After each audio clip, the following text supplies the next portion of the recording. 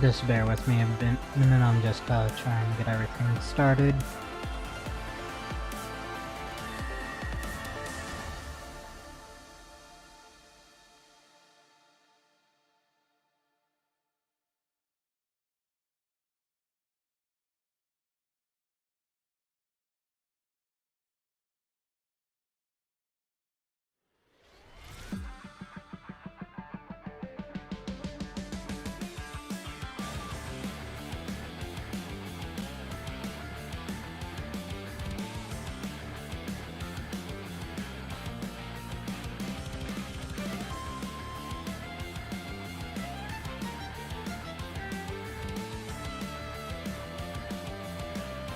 Okay, there we go.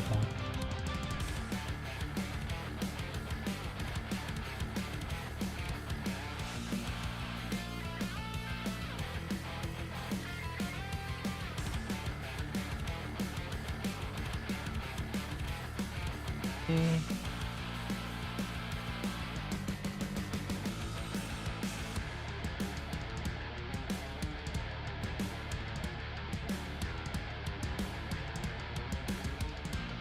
And nope.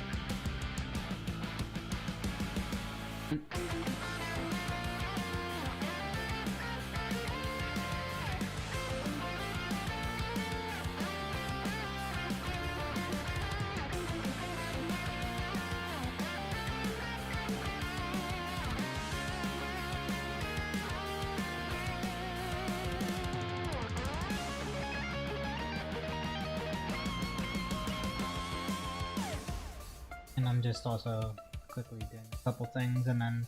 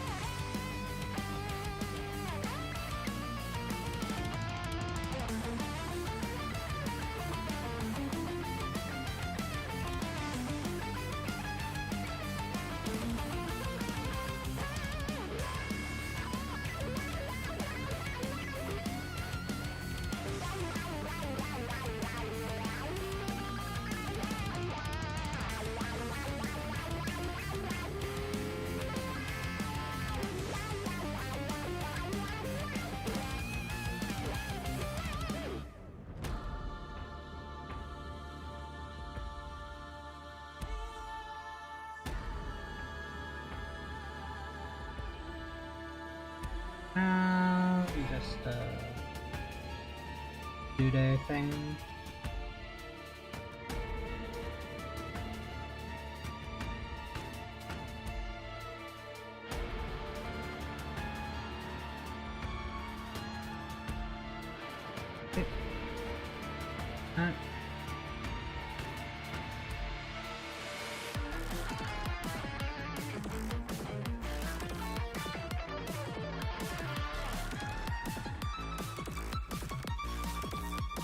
Oh, those are B.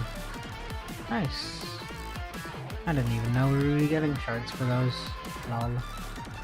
Oh well, now we do, but Look at Cog's doing. I'll gladly take that.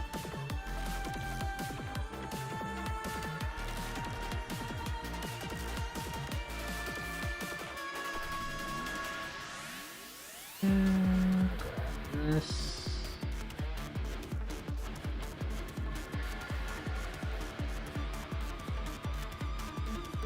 Okay.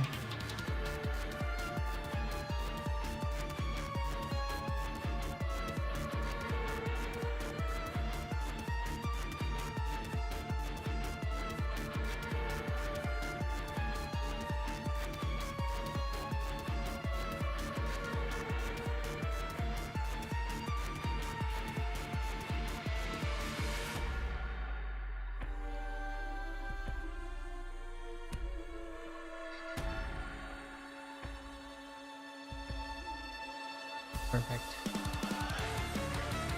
One.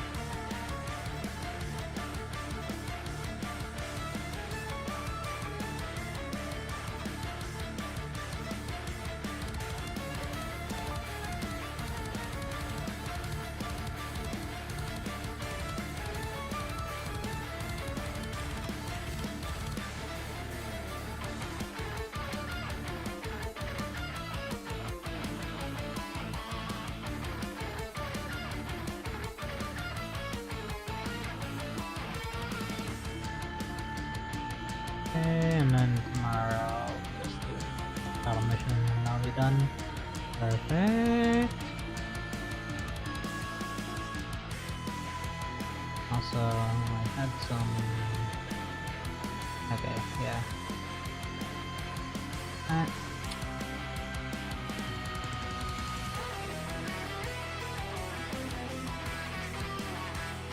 We'll get to that later. Oh, right, this started.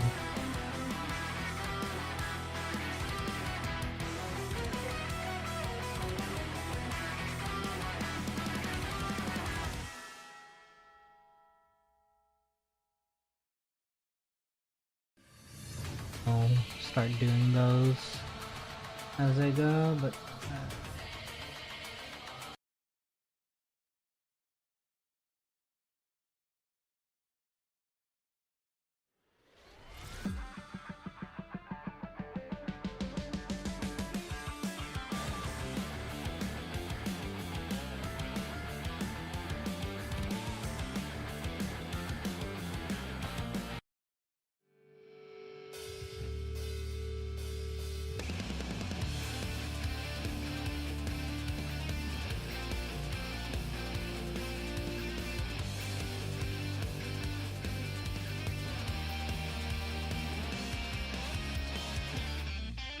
got that in a bit. Okay. Enzo, take that. FLS, FLS, E.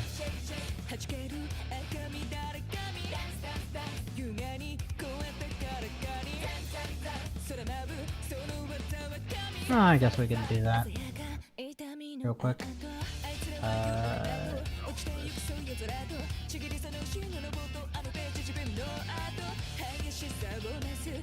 Okay, just an A rank.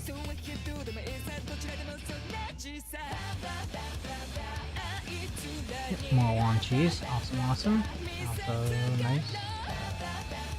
Lux. Yeah, that's Lux.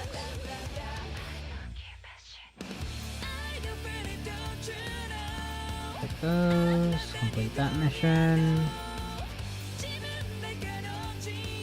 Weapon.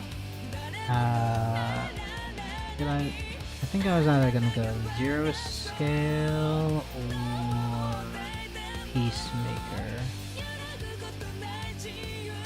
Peacemaker, it should be here.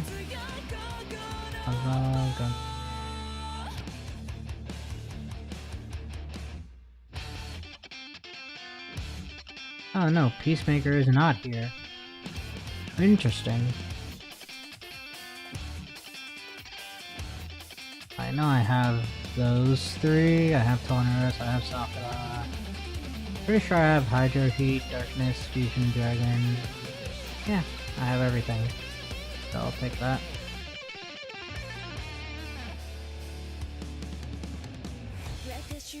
Because I'm literally just missing the A rank ones. You get to take this. Equip. Quick. Axe.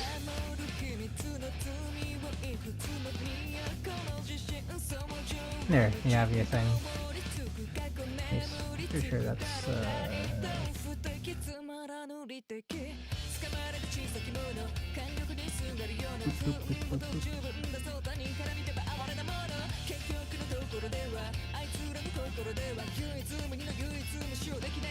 yeah, I was hoping to be able to get not his, but Astrals right here, because he would probably be the better unit since he has a leap. But yeah, I have pretty much everything else that was there.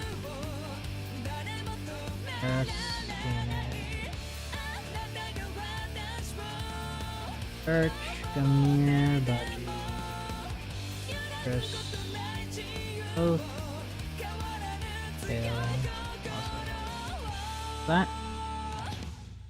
1, 2, 3, 4. 4 left. Awesome.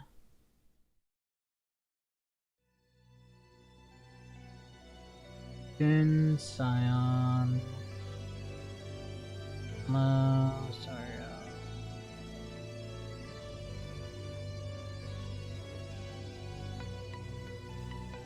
Okay. Yep, that's about everything.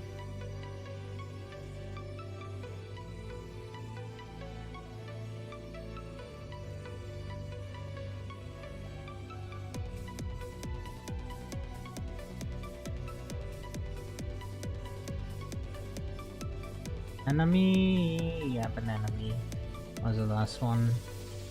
Banana.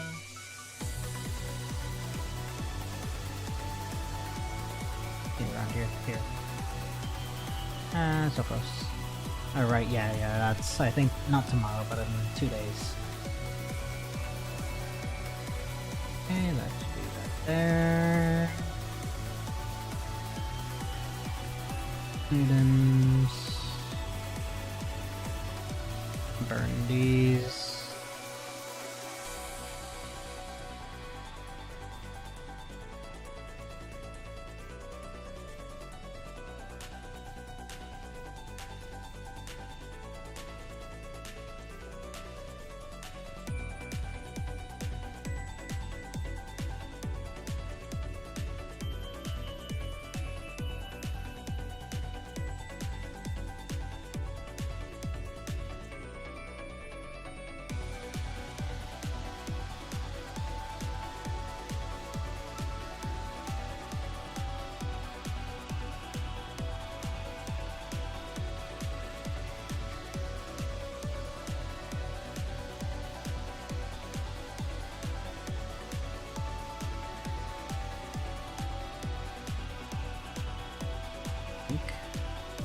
Oink.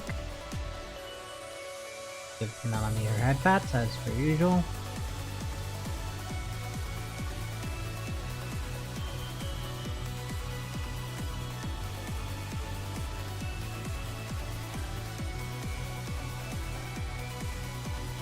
Hello? Viv needs to go there.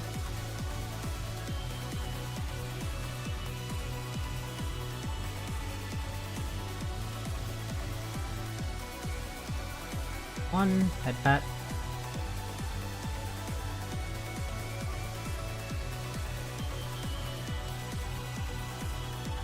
Okay, that's there. Shop. Grab that. Build.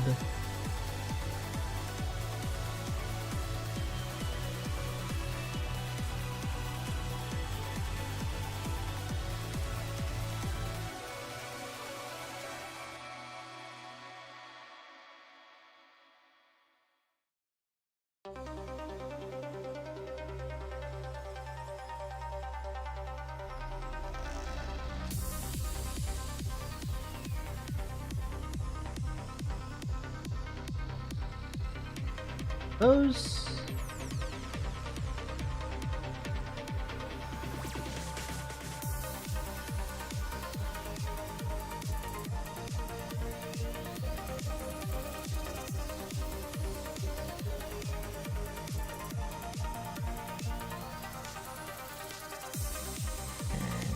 Grab that. Okay, that should be a good amount.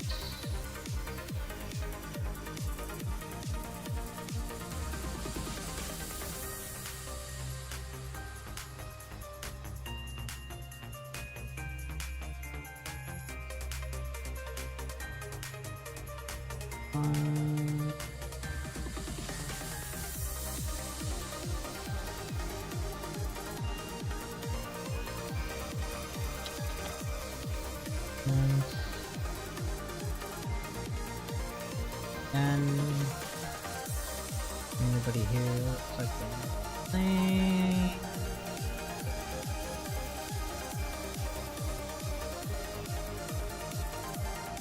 Sure.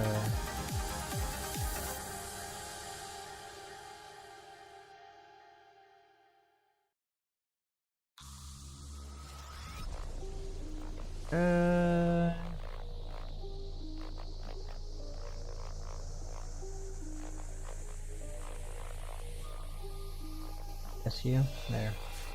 See if any of those join. So, with that up, we can now go.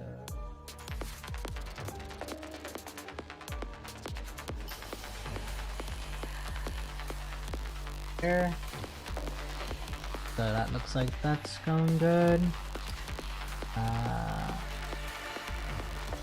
Pop that off real quick though, because we don't really need that running real quick. As we're gonna do a couple rolls. Yay! Everyone's favorite thing, rolling. So I don't have a lot at the moment. As you can see, I didn't really save properly.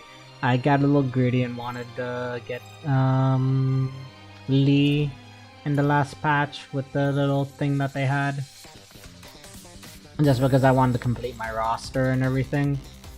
But I'll probably get something down the road. Put a couple packs in together if I don't today. Down the road. If not this month, then next month on next patch. Because we should have a wishing event around Thanksgiving. And that's another 100% guarantee. So, with that, let's start. This is even Bianca's patch theme. Well, patch PV theme. That's A rank.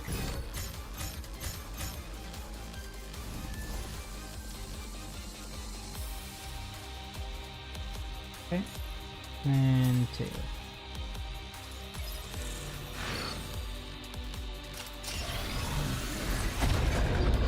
Nope, 2 A ranks.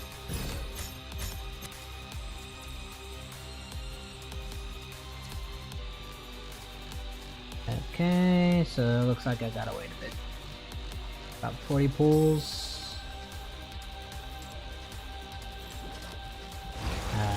In the meanwhile, though, I will also grab her cub. Yeah, I don't have any weapon tickets. That one. I'll hopefully grab her cub.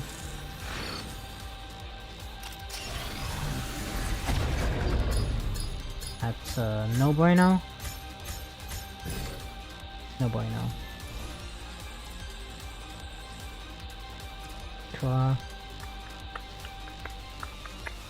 Okay, so yeah, we got bone.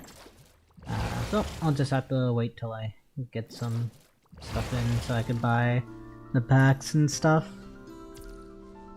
from up here, because I do plan to like try to pick up everything if possible. I couldn't pick up any of the stuff last patch with Nolan, unfortunately, because I didn't really have any income coming in.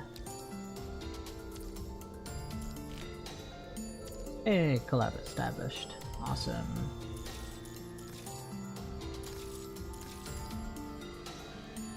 $79, dude.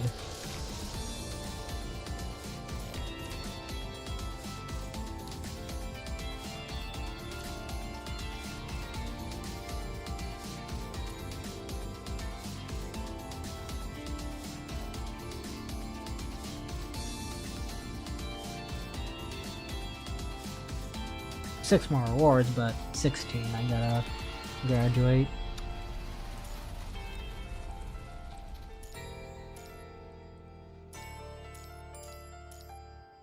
And here, I picked this up the other day, so I'll at least read these just for funsies. So, for Selena's activation, frame activation date, we got a birthday, even though technically it could be different from her birthday. We got the Decoded Whale Song by Isla. Yay! She finally gave us the full deets of the whale song that Selena was singing back when she was Siren, and after being Siren, the signals that we were getting in like the whole Recitativo patch and stuff with the side mode, the Recitativo di Fantasia side mode. So yeah, pretty much this is what it is. And let me take some water real quick and then I'll read it out for you.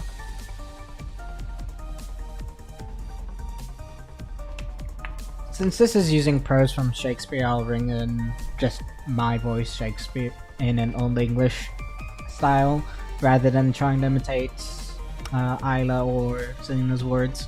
So here we go. I know not where I am or where I will go. The world cannot be measured by journeys taken. The endless view always remains on the horizon. Sometimes this makes me melancholic. I keep going forward, and the verses slumbering within me cannot be contained. Blow, winds, and crack your cheeks. Rage, blow, your cataracts and hurricanes. Spout till you drenched our steeples, drown the cocks. Take away the feelings that haunt me and the passion that fills my heart. Perhaps then I will know where to go. And then here we got the message from Isla. Hi, Commandant. This is Isla, WGA, or there you helped me locate the signals of the whale song. I finally finished decoding it. I wanted to send you results right away, but I ultimately decided to wait until today.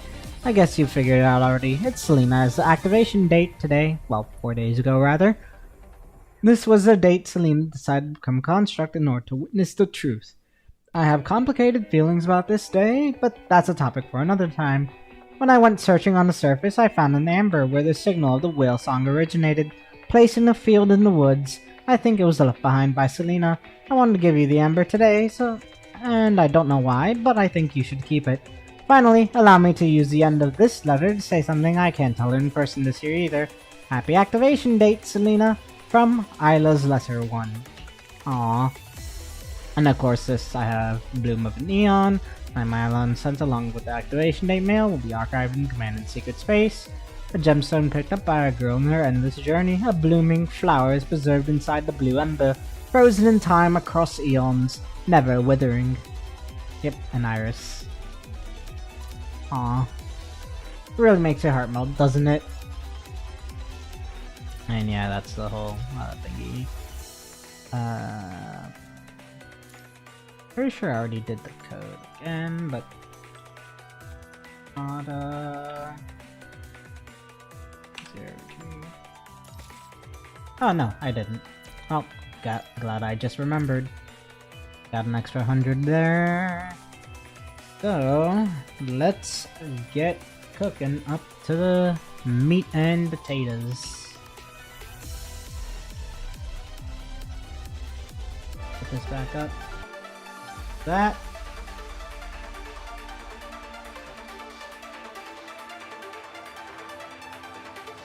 Just so I could keep an eye on that.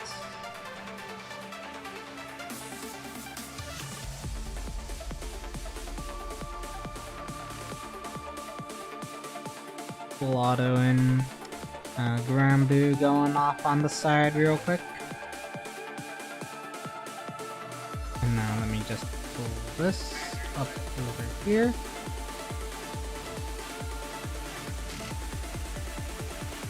Sorry about that echo. Just pulling that up so I can keep track of our other frogs.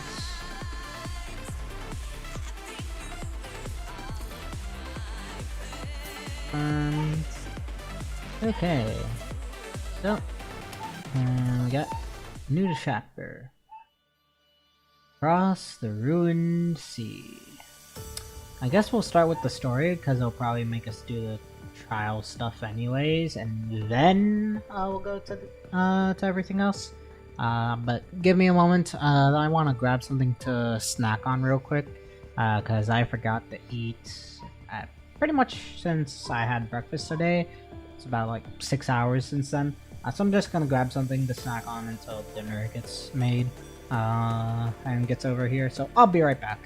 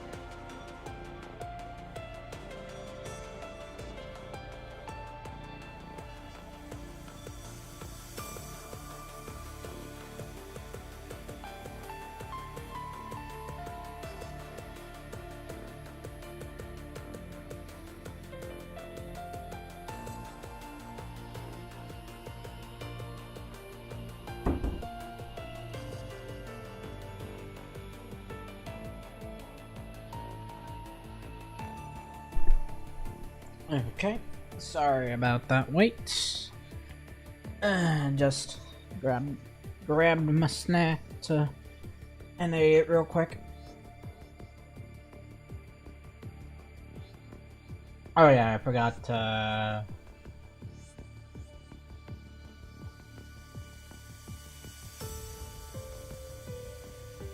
I forgot to change games. Oopsie.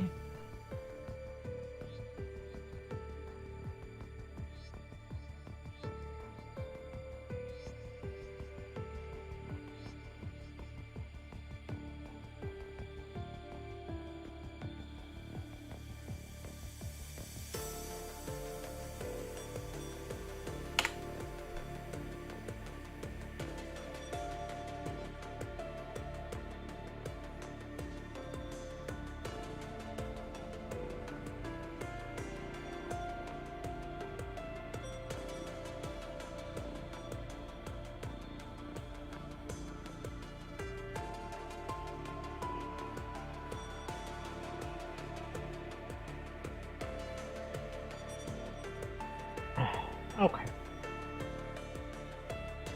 So that's done there. And keep an eye on our other frogs down there.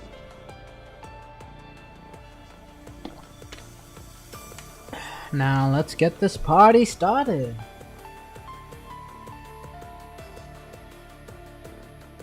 Across the Ruined Sea.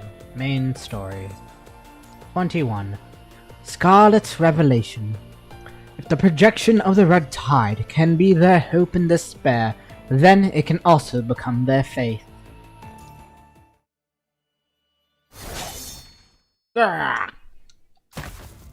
As the last corrupted falls, the blue-hued space falls silent once again. Several tropical fish stare at the uninvited guests through the thick glass that houses them. Threats cleared. No more hostile signals detected. How's the life detector running? It's set to upload scans automatically at set intervals. Look. Chico looks down at her terminal and finds a new imaging document there. However, there are also multiple obstructions interfering with the signals within the detector's range. There is no way to pinpoint the location of a specific target. Excuse me. Chico nods and continues asking, "How's the hacking on the surveillance authorization going?" She hears no answers, just the sound of the Purifying Force members moving around. What's the status on the cameras? Chico raises her voice. "Why are you kicking me, Norris?" She can hear the mumbling from the back of the team. Chico sighs, frustrated by how badly her team is working together. Almost every member of the Purifying Force is used to working alone. There has never been any operation that requires a team of more than 5 ever since the Purifying Force was formed.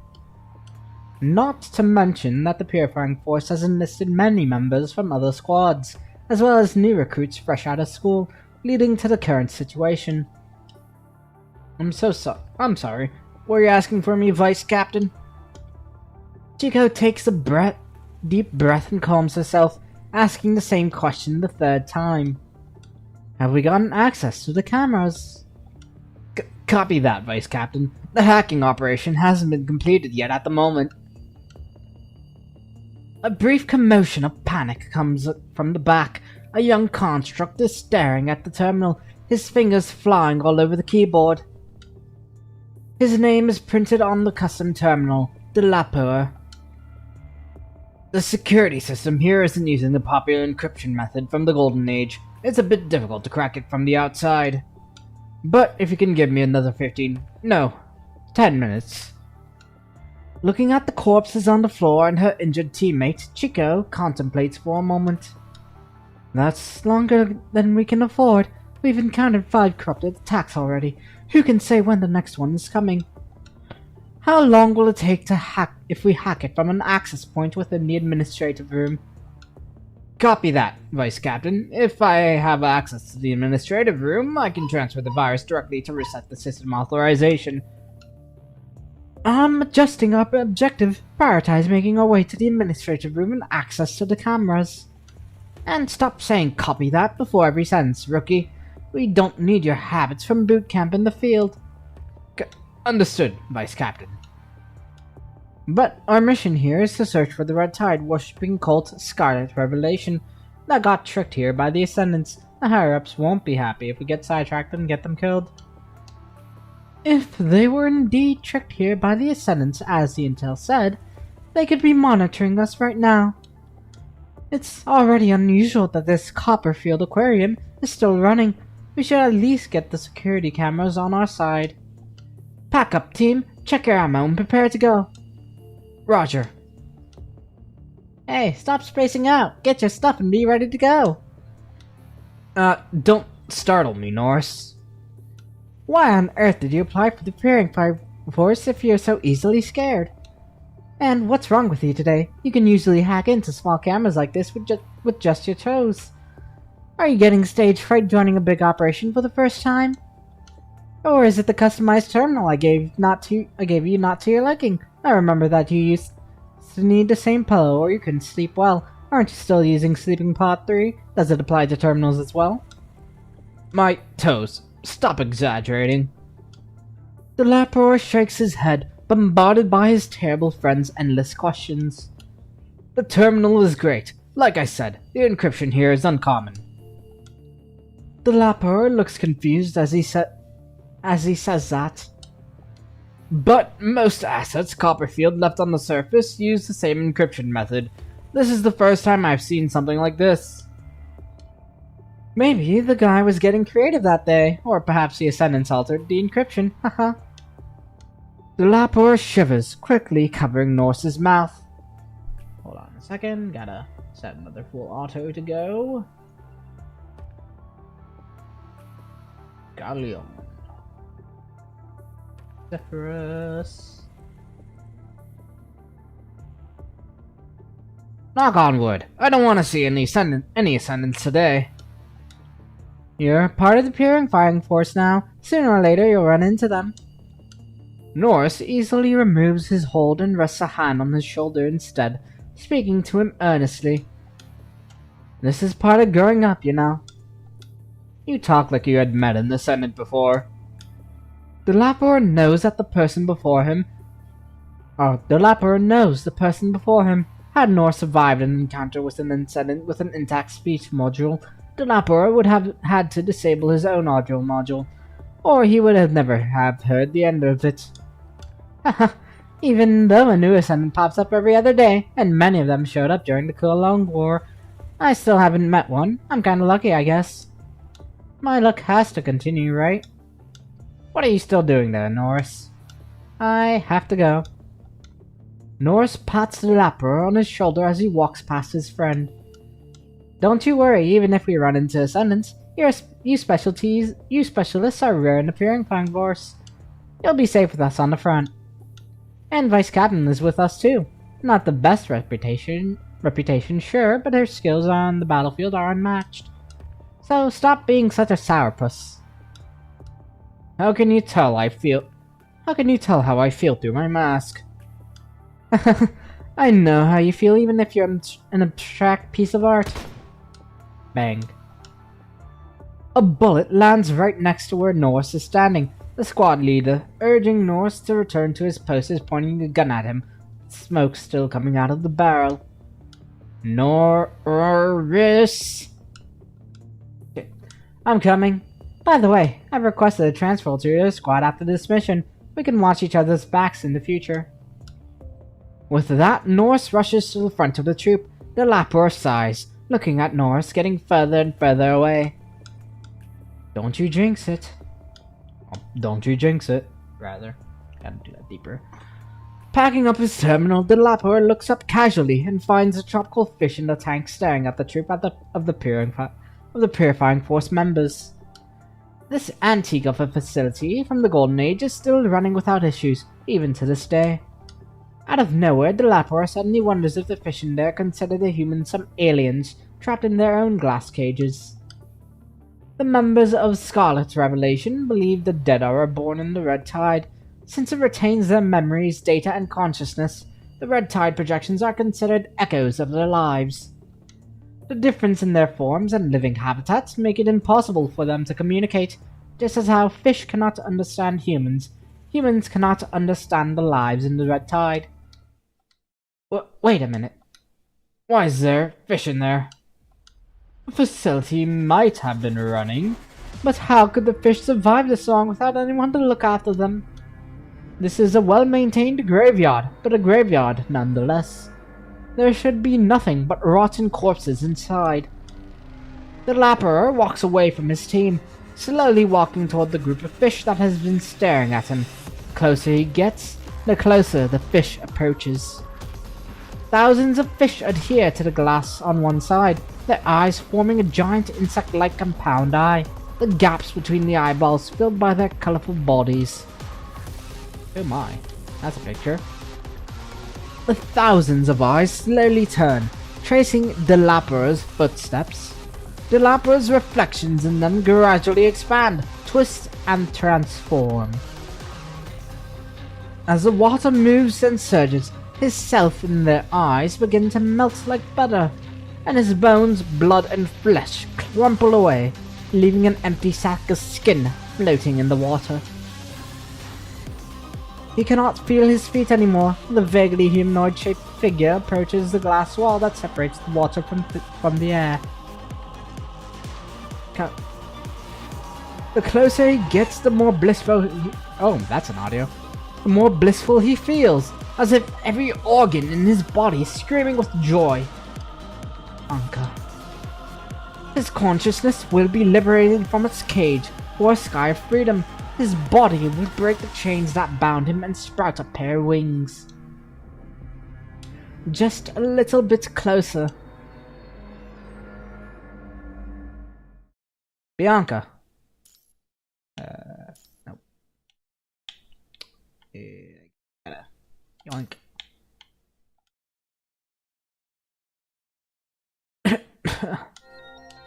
Her buried consciousness slowly rises, her sense of self re-established. Dust-covered corpses lie underneath her feet. A faint light from the lamp in her hand is slowly dying, and the projections in her visual module are dissolving into the air. How are you feeling, Bianca? The projections overlap with the figure before her. For a brief second, she cannot recognize who that is. Calibrating her visual module, Bianca finds Lucia standing before her.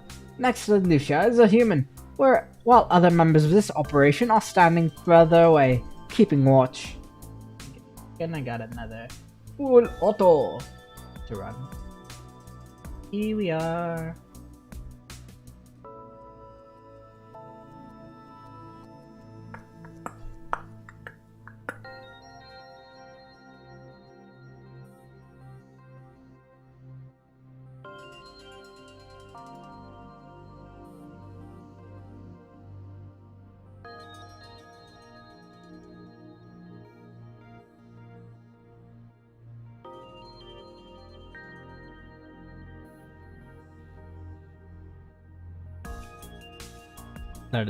Let it do its. Now it's let it do its thing. I'm okay. Were you the one that terminated the Phantom Tracer, Commandant? Yep, that was me. She looks at the now darkened lamp and frowns. Her mind was extremely unstable back then. The deep mind connection might not make it in time, so I authorized to stop the tracer first. That is when Bianca realizes that her mind is currently connected intricately through a special network. Was her mind deviation so severe that she did not even notice this earlier? A timely assessment, Commandant. After viewing some events that took place here through the Phantom Tracer, I began to experience hallucinations. Looking at the mere handful of bionic fish in the giant fish tank, Bianca is certain that the thousands of tropical fish she saw earlier were her hallucinations. My mind has stabilized now. You can stop the deep mind connection, Commandant. Alright. As the link is disconnected, Bianca hooks the lamp-shaped Phantom Tracer back to her belt. Compared to the Spear of Fast, this tracer has a much higher risk of mind deviation. You should rely on it less, Bianca. I agree with Lucia. At least now we know what's the longest we can use a tracer. Asimov and Vesalius have mentioned that if we can stabilize the mind through a deep mind connection in time, there is no fear of a mind deviation. Don't take unnecessary risks. Don't worry, I'll use it responsibly. This is too hasty. We're underprepared for this mission and this new frame. Flashback. Babylonia, 9 AM. Thank you for your hard work on the last mission. You mentioned in your report that Lithos has some unique insights on the Red Tide. He seems to believe that the lives taken by the Red Tide aren't completely gone. They merely live on in another fractured form. This seems to match what no one said. I suspect that the incident at Copperfield Aquarium is the work of the Ascendants. Copperfield Aquarium? You heard me. That's where you're going next. The truth is, the Ascendants aren't just targeting constructs with their rumors. They also have swayed some scavenger groups that hold similar ideals. Projection on the bridge suddenly displays a large amount of intel and images. Scarlet Revelation? This is a new group that believes the Red Tide can resurrect the dead. From the testimonials we gathered, they were a small group of 13 before gradually expanding into a group of thousands. The original 13 that started the group called themselves the 13 Revelationists. Okay. They haven't done anything as fanatical as pushing or luring people into the Red Tide yet. But recently, the 13 Revelationists all received invitations from an Ascendant, one after another. The Ascendant promised them rebirth through the Red Tide if they showed up at a specific location and passed the Ascendant's test and filtering. Even though the 13 only considered rebirth through the Red Tide a tale of solace, any comfort they could find turned into a lifeline in these desperate times. Most of them died on their journey. The Purifying Force only found dead bodies and a handful of survivors when they arrived. Only one of the 13 Revelationists survived. A picture of a woman with dark eyeshadows appears in the projection. Oh boy. She looks interesting. Grace last appeared in Copperfield Aquarium. Where have we heard that before? Maybe not. Maybe I'm just thinking of fucking Grand Blue instead, but oh well. Were the Ascendants trying to turn people into one of them? No one mentioned that it was not humans, but Lithos who turned him into a construct. You do not know how or why, but the Ascendants also seem to possess construct technology. Not really. Their situations were different from no one's. They all tested negative for Gentle Melanine through affinity and conservation areas in the past. There was no way they could become constructs.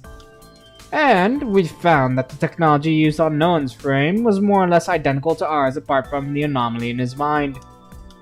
In theory, even the Ascendants couldn't turn them into constructs. Nonetheless, we couldn't just watch as our own were sacrificed for some Ascendant conspiracies. We sent a team of Purifying Force to investigate the aquarium, but they also disappeared. Even Chico? Yes. This is Chico. We're no longer detecting any corrupted signals at the entrance and the surrounding 1 kilometer area, beginning the investigation on the Scarlet Revelation now. That is the last recording we received. We want you to continue Chico's mission and investigate the Scarlet Revelation and what the Ascendants are after at Copperfield Aquarium. And try to rescue as many survivors as possible. Understood. Any questions? I have one, but it's not mission related. What is it? It's about Lee. There are so many questions you want answers to that you have no idea where to begin. However, Hassan seems to know what you want and ask just at the mention of Lee. I understand your worry, but I can't tell you too much yet. But I want you to know that we're doing what we're doing to prevent another Imperia. The real hope is the people who created all of them. Your words at the Parliament didn't just impact the people's opinions on the zero-point engine on the moon. So, trust our people and give them more time. I'll go get ready. The mood in the transport craft is dreary. Most of the members of the Purifying Force are not speaking. Rare, brief interactions quickly revert to silence. You recognize some faces from the previous missions, but some you do not know. They seem to be new recruits who just joined the Purifying Force. But you are perhaps most surprised by their captain. Bianca, your frame. Bianca is here in a completely new form after being severely injured in the previous battle with the agent. You are not surprised to find her as the captain of the squad. You are surprised to find her using a frame you have never seen instead of the Veritas frame, while the Zero frame is under repair. Even her bow has been replaced with a sword staff. Our mission takes place indoors this time. Since a bow isn't the most optimal weapon of choice, I've been provided with alternative equipment. Noticing the confusion in your eyes, she explains the reason why she has changed her weapon. By the way, Vesalius asked me to give this to you. Bianca hands you a familiar-looking connection device. Is this the improved deep mind connection device? Why do we need it? I'll explain later. Please wear your seatbelt first, Commander. Phantom Tracer. That's right. It's the new technology at the core of the Stigmata frame. According to Bianca, the lamp-shaped Phantom Tracer can help her reconstruct the past in a set area. The Spear of FOSS, or FOS rather, that Grey Raven used could do the same as long as there are functional digital devices on the scene, if this is all the Tracer is for. But unlike the Spear of FOS, the Phantom Tracer can read part of the data stored within the punishing virus before deciphering it with an enhanced version of the Spear of FOSS. Well, FOS, bleh. Limited by the construct hardware, we cannot perform the same kind of analysis and simulation as a dedicated machine. A machine like that, however, is easily infected by the punishing virus, which limits its mobility. The Spear of FOS Asimov invented can be used by constructs, but it only works on the data stored inside functional digital devices. The Phantom Tracer fills a gap between them. Given how the surface is filled with the punishing virus, we can use this tracer to figure out what happened to an area in the past. And give me a second, I just gotta pub this raid because the pool auto failed. So the punishing virus is capable of storing data. Now that I think about it, the red tide projections have proven to show similar traits. According to researchers, they have been investigating this property of the punishing virus for a long time, dating back to before even the red tide was first discovered. But it wasn't until Noan's recent appearance that gave them the final piece of the puzzle. Using the Phantom Tracer will lead to mind deviation. Although you do not understand how the Phantom Tracer works, it is clear to you that deciphering information from the punishing virus is not as easy as clicking open a document from a terminal. Yes, if a deep mind connection isn't established after running the tracer for a certain amount of time, it can lead to permanent damage and deviation to the mind. And given that the deciphering process involves the punishing virus, establishing a deep mind connection while the tracer is running exacts a heavier toll on the commandant than usual. And how long do we have? We don't know yet. You don't know? Hold on. Bianca, has the Stigmata been calibrated and tested in simulations? No one only arrived in Babylonia a while ago. If the researchers were only able to complete the Phantom Tracer after Noan's appearance, then Stigmata must not have been made for long. Given how urgent the situation is, this frame has only been briefly tested and calibrated, but we're certain that it won't damage my mind when we're not using the Phantom Tracer. As for the tracer itself, there wasn't a suitable testing venue on Babylonia, and it was too late to test it on the ground.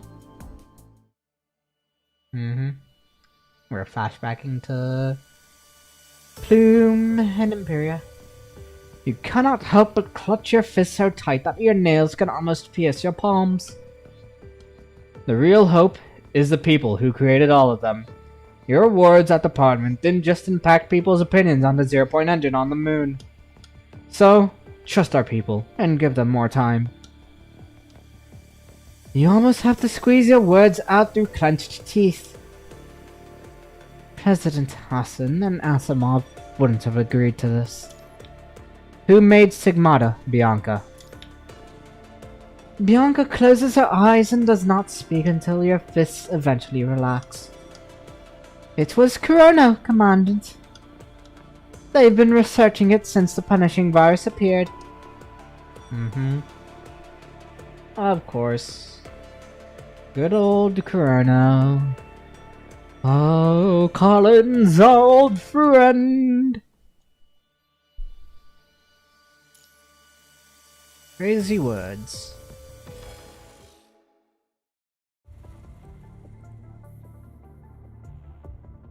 Chico's squad was heading toward the administrative room.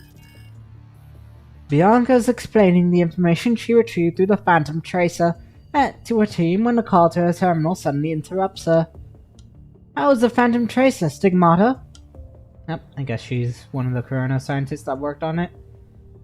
The frame. A pale face appears in the comms interface.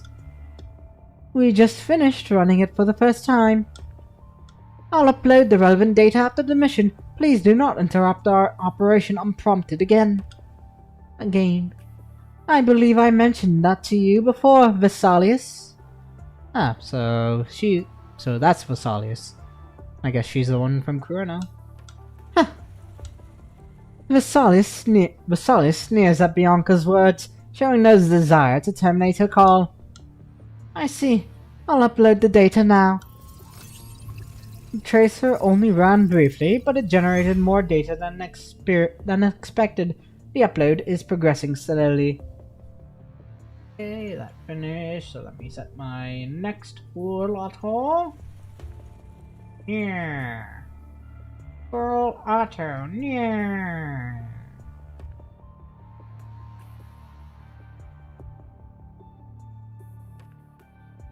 That.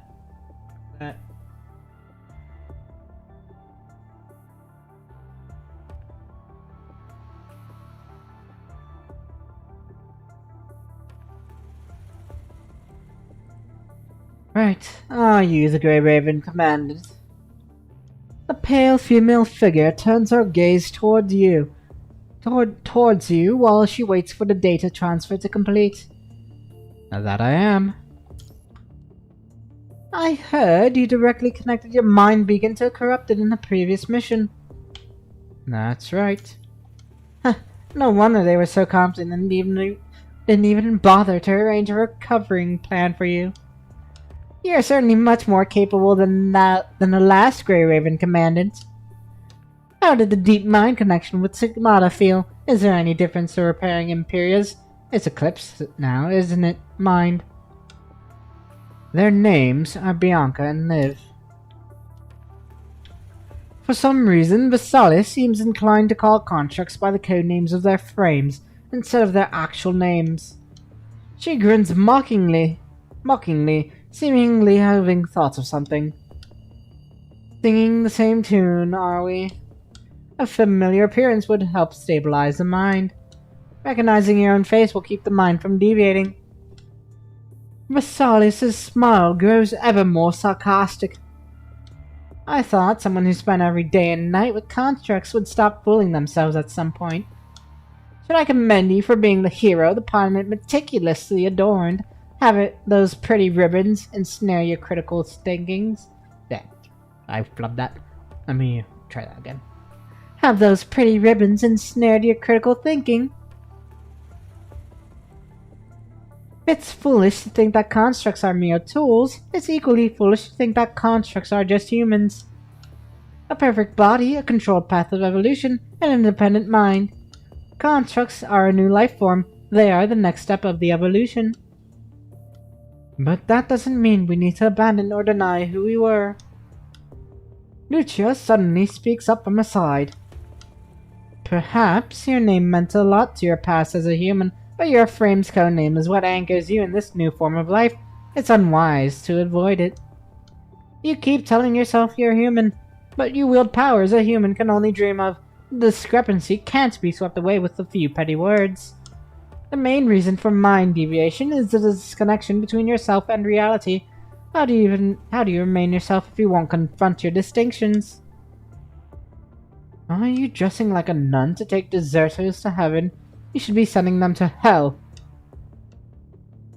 Know you as who you are, and not who you were when you were a human. None of them has been human for a very... Vesalius. Bianca interrupts Vesalius from finishing what she has to say. The data has been uploaded. Please complete your assessment quickly. We still have work to do. Fine. Vesalius' projection goes silent, as if reading something. She soon furrows her brows. A shorter than benchmark runtime wasn't unexpected. You weren't our first choice after all. She reads a few more pages and gets growingly displeased. The hallucinations appeared immediately afterward. The data doesn't seem to be completely useless. It's surprising and fascinating, but it also proves that your mind was deviating before your hallucinations appeared. You should heed my warning, Stigmata. Eliminating the punishing virus isn't the only way forward. The Phantom Tracer was made to decipher the data within the punishing virus. To utilize a weapon of the punishing virus half-heartedly in your half-hearted form will only create a greater disconnection within yourself. I'll think about what you said when needed. You'll still run into these hallucinations later, anyway. I look forward to the data these unanticipated phenomena provide. Remember to stabilize her mind with a deep mind connection in time. I don't want my work to become something one and done. Not that we have more tissues from the heterohive mother to make another phantom tracer. Interesting. Visalis disappears from the projection after she ends the call. Who is she? She's the lead researcher from Corona I mentioned before, Commandant. She was also one of the lead creators of Stigmata. What is that warning she mentioned? This coding wasn't what the Stigmata frame looked like. The original form leans more toward the stereotypes of the purifying force and witches. But considering that a familiar appearance can help stabilize the mind, we made this coding in response to the short production of the time of the frame. Well, to the short production time of the frame. This wasn't part of the plan. Bianca seems to think of something right as she says that. A rare hint of hesitation flashes across her eyes, but it quickly disappears, replaced by her usual determination. We took too long to upload that data, Commandant. We should proceed with our mission. A hastily made frame, a temporary coating, a replacement, a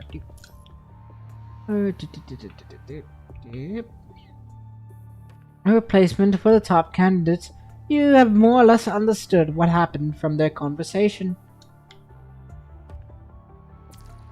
But if Bianca's not willing to talk about it, you should just let it be for now. Alright. You start hearing the echoes of muddled footsteps within the aquarium.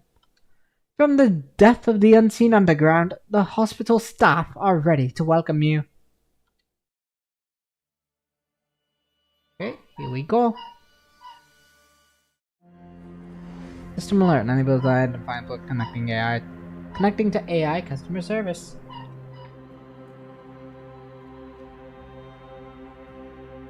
Dear esteemed guest, welcome to the Copperfield Aquarium. Or maybe I should do this as a robot voice.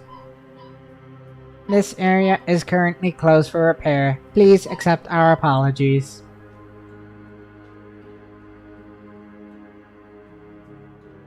Our staff will enter the activation password as soon as the repair is complete. We appreciate your patience. Copperfield Aquarium wishes you a wonderful day.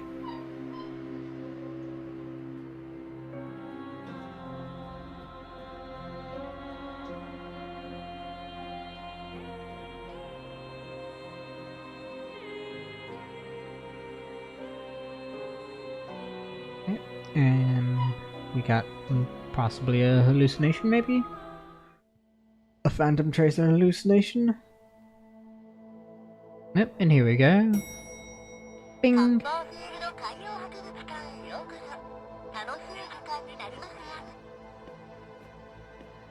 Nice! Voiced robot, so I don't have to voice the robot. Yeah. Lucia? Not just the entrance, every facility in the aquarium is working properly. There we go. There is still a small amount of punishing virus lingering here. We can use a Phantom Tracer to look into it later. Okay. Use the Phantom Tracer and investigate at the right timing. White papers comes along strips of trees, no pythons, or rabbits are yum yum. Okay. Well preserved voice recorder, only gas if you're recorded. Scenes from the past have emerged in front. Oh. And this is... Okay. Interesting.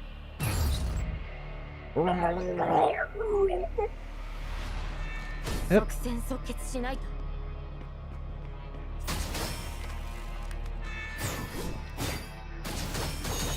Right.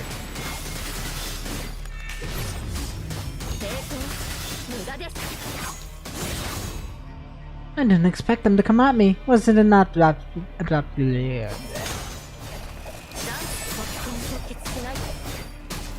Pretty boys.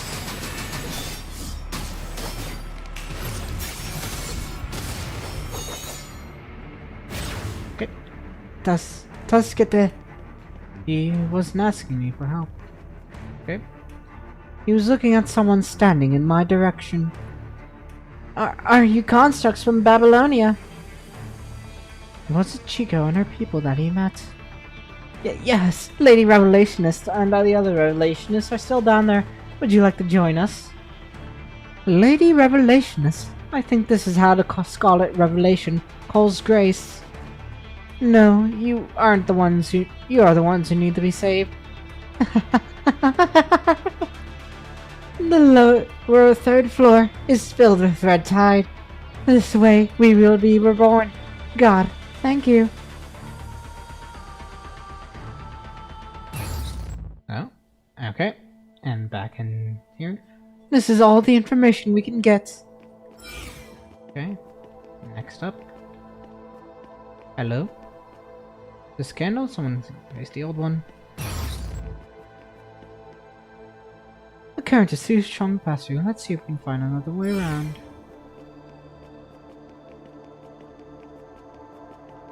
Let's try... Yeah. Okay. It's a whale! Well, hello there! Oh.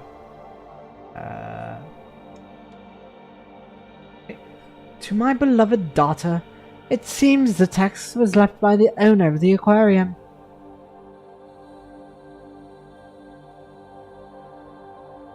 The candles won't last long. So long, someone has been replacing them. Is it the refugees or the ascendants?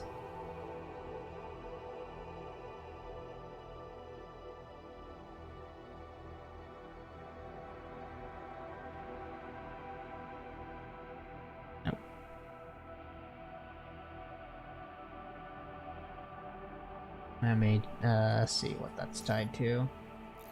Button position.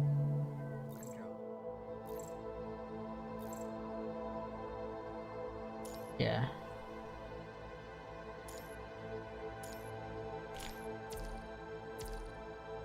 Oh, that's LT, sure.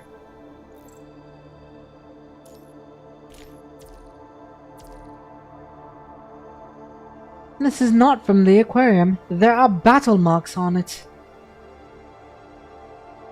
Okay. And now the last one.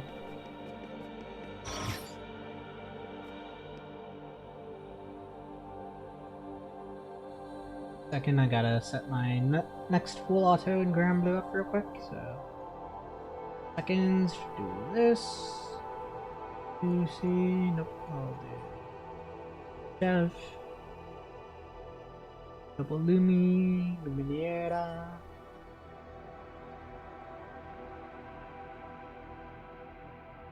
Okay, back to here. Next to the bottom floor is a long line that appears to have been drawn with a metal object, with two small lines of text beside it. Okay.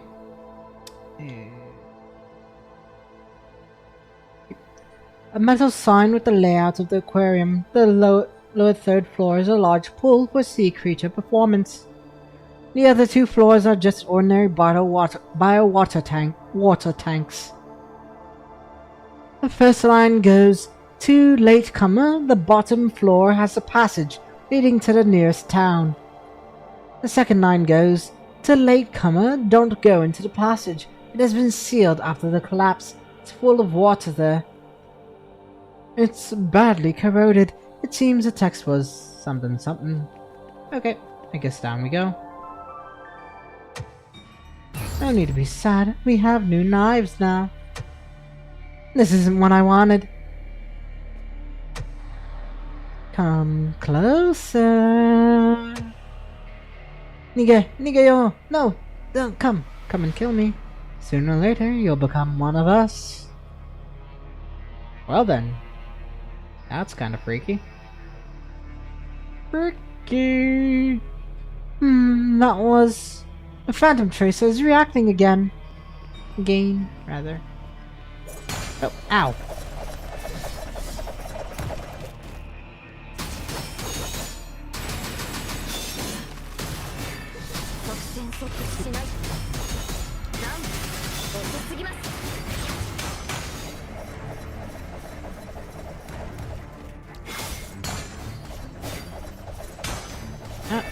They're flashing.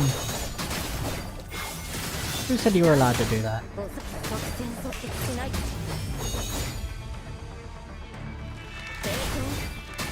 Ow. Ow.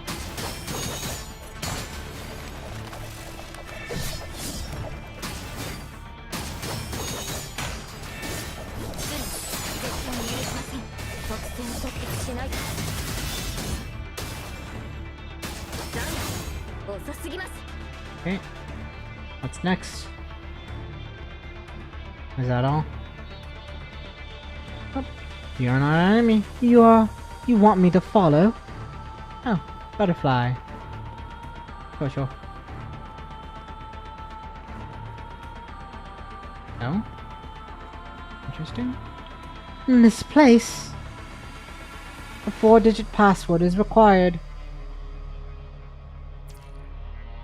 This is a switch of the water gate. What was that thing that gave me the tips?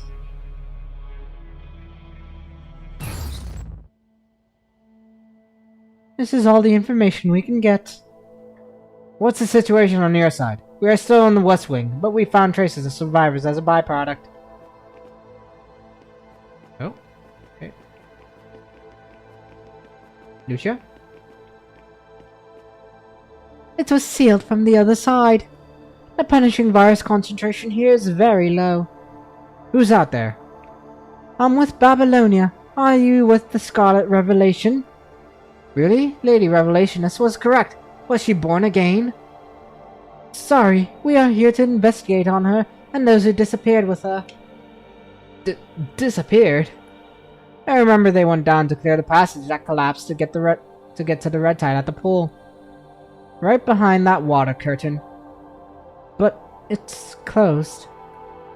We closed it. Lady Revelationist asked us to wait here for her. But she is still not back.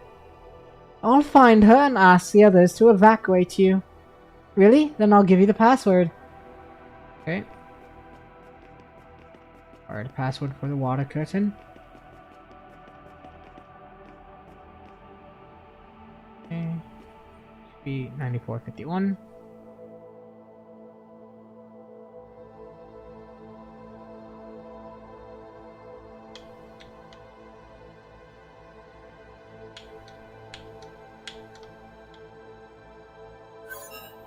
Okay, activated successfully. The water curtain opened. This way we can move downstairs. Oh. Dear esteemed guests, the undersea tunnel to the lower section floor has been repaired. Please enter in an orderly manner. You can find restaurants, entertainment facilities, and 24-hour dolphin performances on the lower second floor. Copperfield Aquarium wishes you a wonderful day. As the water curtain lifts, the tunnel to the lower second floor appears before you. The punishing virus concentration in the air is increasing. Your protective suit warns you at the same time as Lucia. Fortunately, the risen concentration is still within an acceptable level. You can smell a rotten scent different from the red tide throughout the tunnel. All of you cannot help but turn and stare at the fire alarm box covered in children's graffiti at the end of it. Dried red and black masses cover the decorated... Oh, thanks for the follow. Oh, thanks for the raid. Clam Slammer. Appreciate you. How you doing? Was your stream good? Just going through the story, so there might be some spoilers if you haven't already gone through it yet. But yeah, thanks for the raid. Appreciate you. How's it going? Gulch. Yeah. You also hear jumbled, heinous whispers. I gotcha. Yeah. So yeah, spoiler alert, just in case, for the current patch. Well, the current stuff, but it's nice to see new people. It's always great. Punishing Grey Ravens, great game. Lots of stuff. Lots of enjoyable action and music and stuff that you got in this. So it's great to have you here. Great to have you see part of the community. So yeah. But yeah. If you have any questions, feel free to ask. I'm always good to answer stuff. But yeah, it's a pretty fun game overall. And yeah, you get to see what some of the late game stuff is. Stuff for you to look forward to. Black slush. Right now we are dealing with some pretty morbid, I guess, what's the term again? Not Cthulhu, it's, I'm forgetting the word for it. Oh yeah, definitely. Endgame is absolutely amazing. Like, with the character gameplay and stuff, as well as, just the fights that you get to have. It's really, really fun. And the thing inside drips onto the floor in consecutive globs, forming a cake of meat that is about 2 arms wide. This is an ooze-like substance without a concrete form, newly grown muscle, tissues, and lumps joined together by splintered metal and fresh organic matters submerged in slime. Hello, Mikiyuki, as well. Welcome to stream. Yep, thanks for the follow, Clam. Ooh, we actually got a live 2D in the story cutscene. Well, story thing. That's cool, actually cool. We haven't gotten this until, well, I guess now. But Bianca can see countless figures through the Phantom Tracer. Their faces are blurred, their identities unrecognizable. The most she can do is identify if they are male or female presenting. The organic matter rises and falls within its breath, and plump cysts bubble into its surface one after another. They quickly burst, splashing at the foul substance within them onto the surrounding floor. Or splashing the foul substance within onto the surrounding floor. The ooze cries every time a cyst bursts. That is when you can vaguely recognize a few twisted faces on its lump-covered surface. Ooh. Their eyes are squinching as if they are ecstatic, but their mouths are twisted in all kinds of ways, whispering and murmuring painfully. The ooze wriggles its lumps, struggling to crawl toward the spilled filth. The sharp, splintered metal cuts open its pink skin, and blood spills out, leaving a trail on the floor. Okay, no problem. Yep, go enjoy your lunch, or snack, or whatever that you're picking up.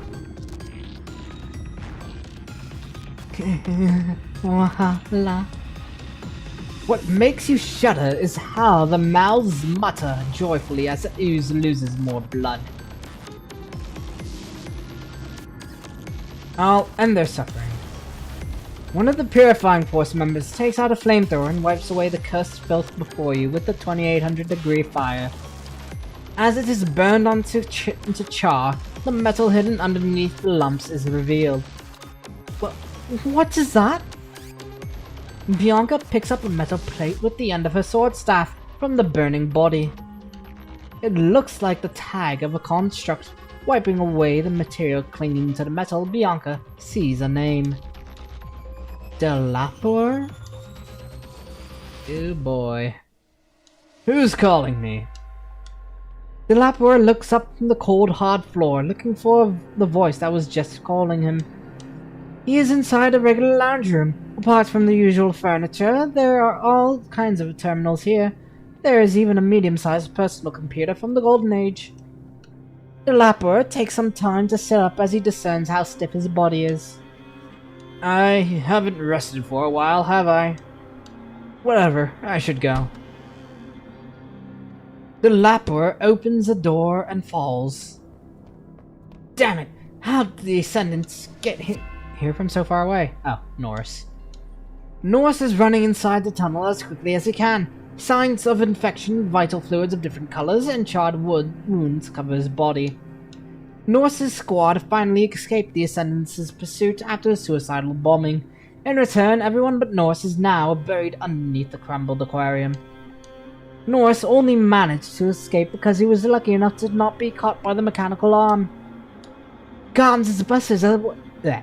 Comms' buses are... God, I fumbled that again. Words, trying to get that out fast. Comms' buses as well. I gotta get out of here to inform the others.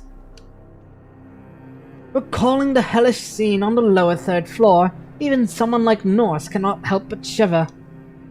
Damn it! I was supposed to be on the front line. Why was a specialist like you rushing in? Norse clutches the broken tag in his hand, his anguish turning into his motivation to move forward. The empty aquarium is filled with the echoes of his curses. His experienced senses detect a faint, grating sound. Bang, bang, bang. Norse empties his clip at a dark corner without hesitation before rushing up and striking with his standard knife. He can feel his blade cutting through a tofu-like texture before smashing into the hard floor. What the hell? Lop. Off target, 0 points. The Lapper fires at the target ahead of him expressionlessly, accompanied by the flat announcements of the AI. The rings on the upper body-shaped target are spotless. The arm outside the rings, however, is adorned with a few bullet holes. 9.5 points. The AI makes another announcement. An intentionally woeful voice comes from beside the Lapper follows. Guess I'm not doing too well today. Although the Lapper cannot immediately remember the person's name, he still responds automatically. That's enough. Wasn't your previous best score 8.7? Hey, don't get mad at me for your poor performance. Come on, sourpuss. Our enemies on the surface might not be humanoid, right? And think of it this way. The enemies can't hold their weapons if you hit their arms, right? It's better than not hitting them at all. That said, I think you actually hit closer to the legs there. Second, I'm just pumping this raid and Grambly real quick. Okay.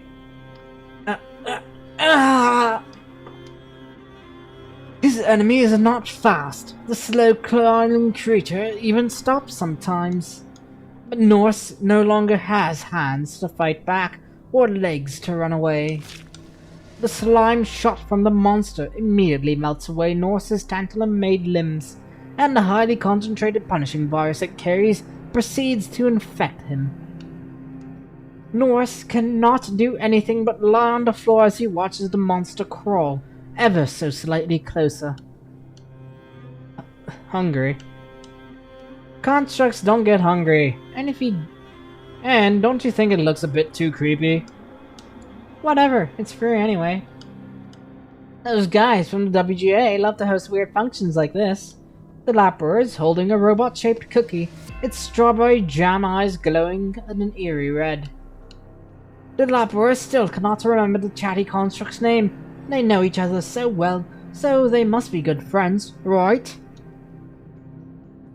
The Lapper feels empty inside, as if something is missing. Give it a taste. Will the hole inside him be filled once he accepts this gift? Oh. The Lapper gently takes a bite. Ew. Clang. Squeak. Yummy. The chatty construct quiets down. Crunch. Crunch, crunch, crunch, crunch. It tastes alright. What do you think, Norris?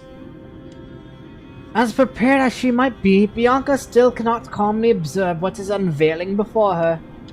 The ooze crawls around on the floor, searching for something and failing before returning to the fire alarm box, as if the little dark space is the only shelter it trusts. What? Squelch? Yeah. Bianca hears sobbing inside there where she cannot see. Come on, get closer. Let me take a good look at you. Bianca walks toward the voice, compelled. That's it. There are so many of us here. Come closer and you'll see them. Oh, Lithos. And Chico. The quickest way to death is wishing you could see the dead again.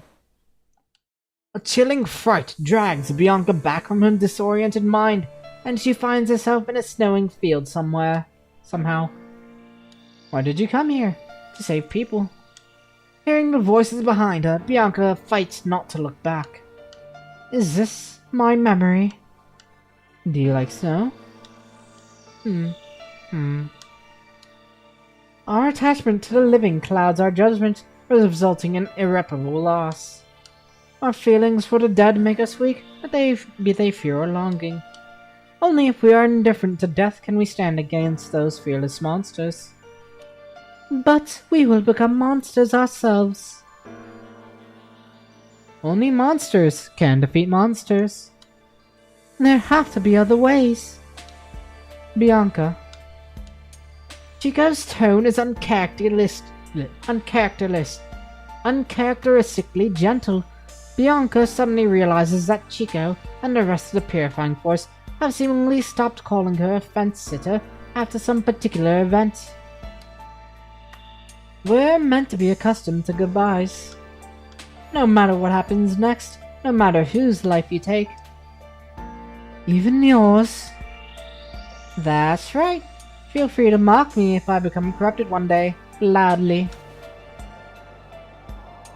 Something pushes Bianca from behind, and she falls into the blizzard, the snow clouding her vision. Please. And the snow muffles Chico's last words. How are you feeling, Bianca? The hallucinated coldness begins to fade as Bianca's consciousness returns to reality. I'm fine now. She turns her gaze toward you.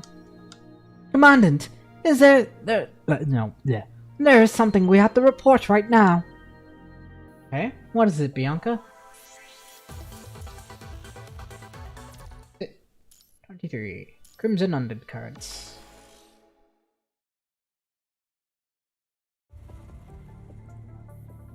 Are you certain?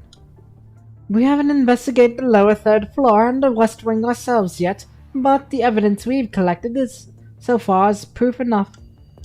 The Ascendants have amassed a large amount of red tide at the reservoir on the lowest level of the aquarium through the underground waterways. So, they never stopped trying to spread the red tide to the ocean. So they've been spreading those rumors to draw our attention away from this. Sending the red tide to the ocean through the waterways otherwise would be ineffective and easily detected by our satellites. But we'd be powerless to stop them if they release the red tide after amassing a large volume, no matter how quickly we detected it afterward. The results of the simulation is in. I'll skip ahead to the conclusion. At maximum capacity, the amount of red tide they release will contaminate the entire ocean in 2 months. Can we hit them with the Longinus arsenal as we did? I'm afraid not. The red tide isn't exposed on the surface this time. There are high-strength structures and a sizable volume of water above it. The Longinus arsenal would lose most of its energy puncturing the structures above. What's left is incapable of vaporizing the water. They didn't transfer this volume of red tide in a day or two. They've been doing a great job of hiding their activity from us. We're only noticing this because they were luring the Scarlet Revelation to the aquarium. Why would they do something that could expose their plan? I think it's for an experiment. An experiment? Yes, they have seemingly discovered a way to expedite the process of evolving the hetero creatures from the red tide. It didn't take long for the disappeared squad to become a part of a hetero creature after the red tide devoured them. What? Sorry for that. Even the usually calm Asimov looked surprised alongside Nicola and Hassan. The Ascendants must be involved. Asimov, factor in this variable and run the simulation again. On it. Done.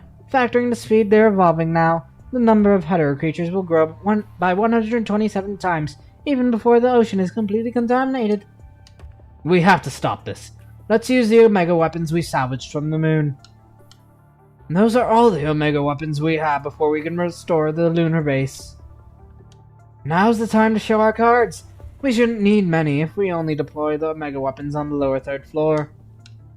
Don't forget that you're not authorized to use those Omega weapons. Many in the Parliament are hoping to use them to clear the remaining punishing virus from the moon and rebuild the lunar base. If we don't have enough evidence to verify the threat, getting them to prove it is a pipe dream. We need comprehensive footage at the very least. The Purifying Force will continue to explore the lower third level after this call. We will be uploading the relevant footage as quickly as possible.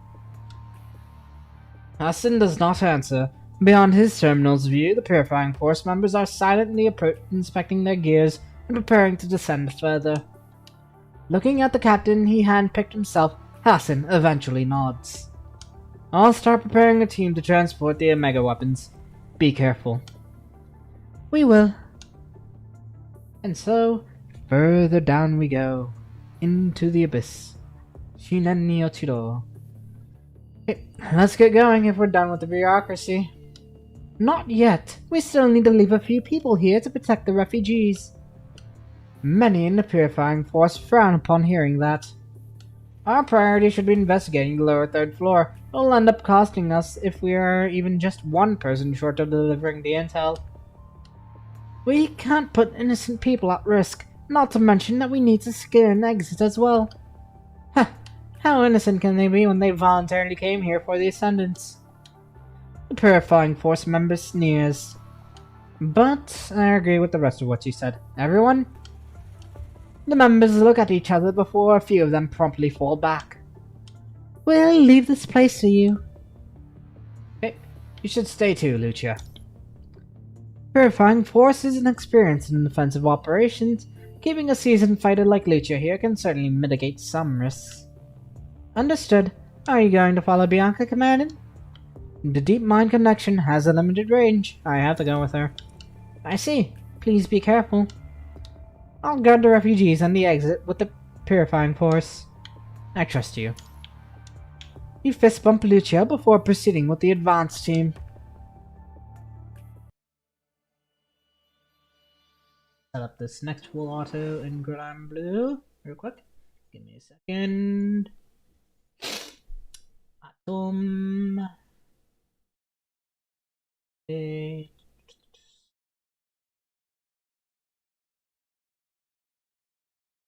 Do not skip the stage. Illusions are not complete lies behind which there is secret information. Anything else you want to say? Reality is not necessarily true. Small traps are concealed from view. Captain.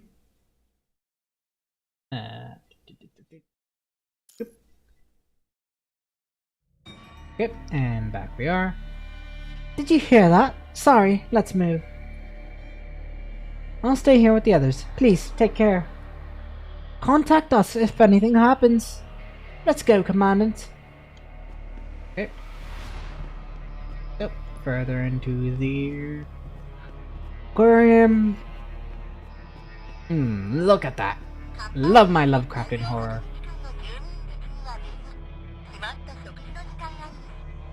Residence indeed.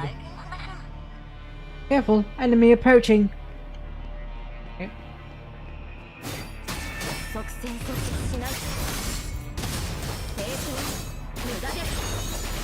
Check with the Phantom Tracer.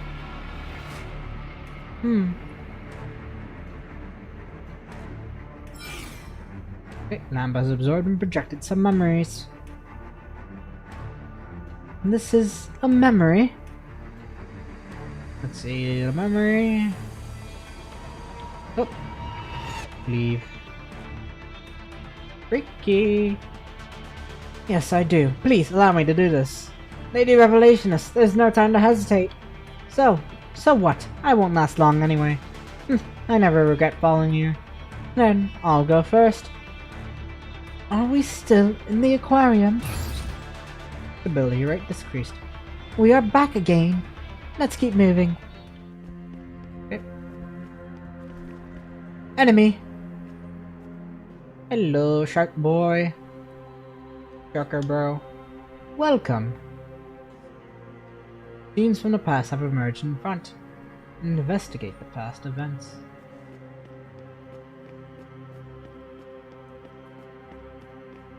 No, this is a reborn. He's still Marvin. He's not attacking us. Look, he's waving to us. Hey, let him go. What about you guys? At least there's no need to worry about food. And over here. It's a monster.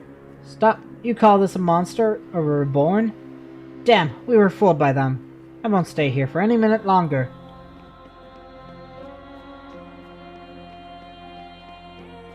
Hey, where are you going? Let's keep going then. It looks like those hetero creatures out there were turned from these scavengers. But it seems this is not where it took place.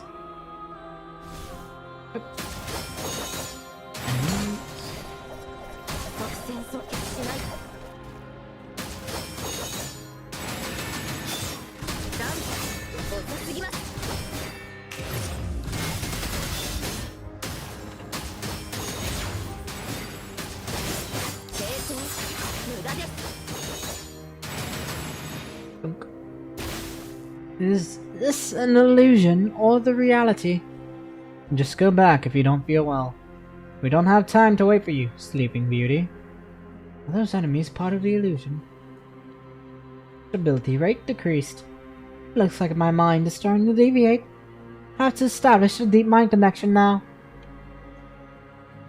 Okay. Must to establish a deep mind connection. Oh. And cute. Mind has been stabilized.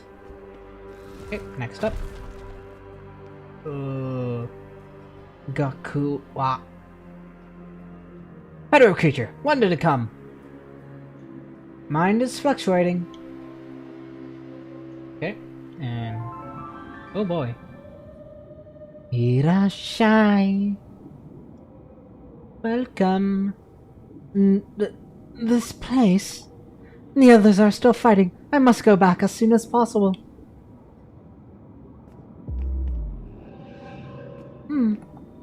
A phantom tracer might help. Okay. The phantom tracer is not responding. It's not working. Oh.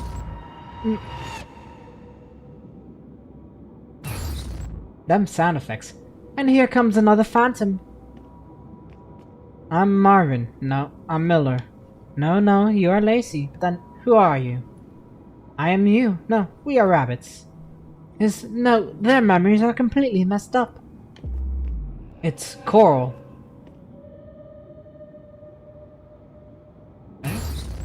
Oh boy. It's a new employee, idiot. Which way is it? Forward? No, right. Overlapping voices. Run! Run! Run! Niganasai! Niganasai! Niganasai! Fucking 21s. Alt. It came before we noticed, but it didn't attack us. The behavioral patterns of the hetero creatures are getting weird. But thanks to this, we can take care of it with just one shot. Looks like what happened in the illusion was real, and it wasn't long ago. We lost contact with Heathrow. Initiate rescue operation. Wait, we have another way to do it. Commandant, I want to use the Phantom Tracer again. Please establish a deep connection for me if my mind deviates again, Commandant. Well, I guess I'll just use again instead the US way for her. Even though I'm trying to do a Brit voice. Oh well. Oh well. Get ready, everyone. Okay.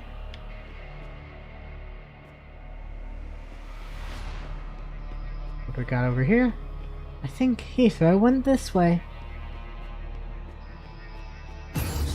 The Phantom Tracer is reacting.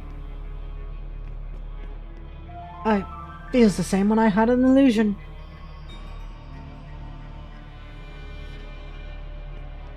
I'm back again. Wait, that is... Okay. Save Mr. Scavenger.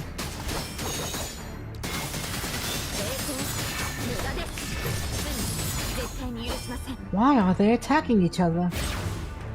Hello? That was close, as I almost got eaten by them. Them? Run? Or it's good to be their food? Bloody hell! Let's go to the Dolphin Show Hall. Let's welcome our new member. Crush his bones.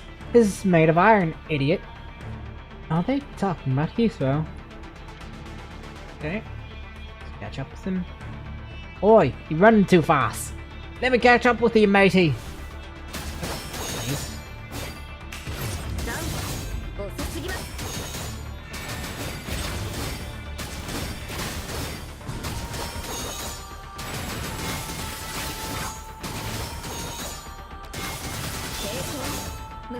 Okay. Catch up with Mr. Scavenger. It's closed. I can't get in. Identification failed. Does this mean I have to use the Phantom Tracer on the body? Okay.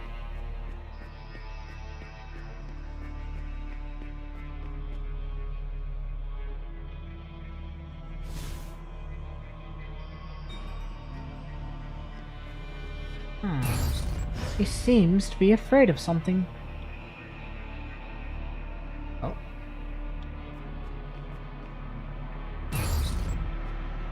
This is Heathrow. Those on duty have left. No, you'll be punished if you don't find someone to do it for you. Goes by a bit fast. Okay. Join us. And I am absolutely eating this up. I love my Lovecraftian horror.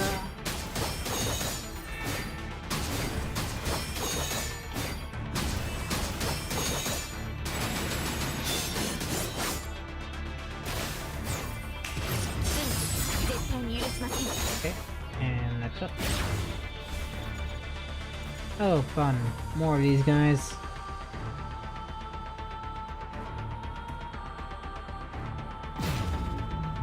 Heathrow stands up again. Eliminate. Execute. Anomaly should be eliminated. Should be corrected. Bloody hell. Let's go to the Dolphin Show Hall.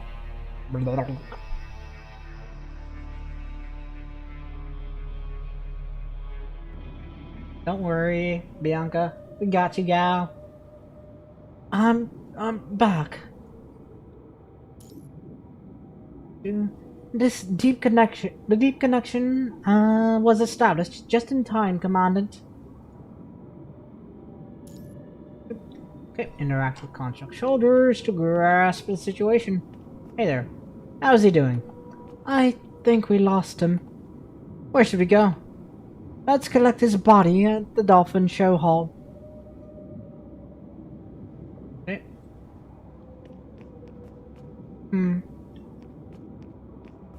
The construct is on the missing members list. I think there should be others based on what I saw on the backtrack. There are bite marks. Who exactly are you? Yep, fairy again. Well, not fairy, but butterfly. Why is it red? Someone is approaching. Stay alert. Wait, one of us is missing. Oh, another new hetero creature.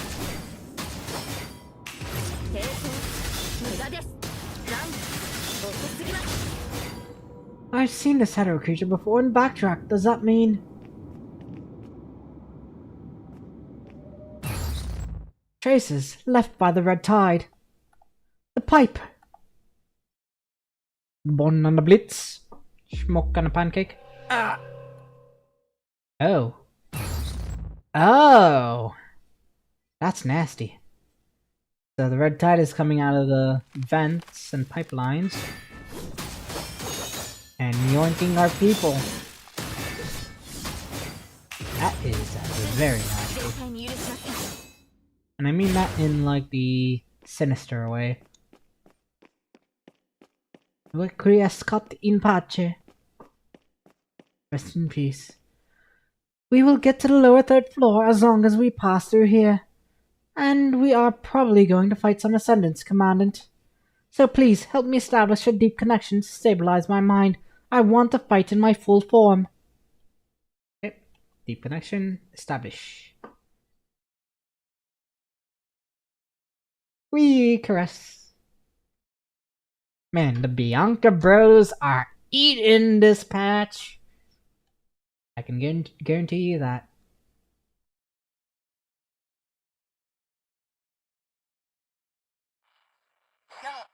バイオリンクイルカスマイル。まもなく開演です。総ホールにお急ぎください。楽しい時間になりますように。Well then. Let's see, what's next? Ooh, ominous. Song of Faith.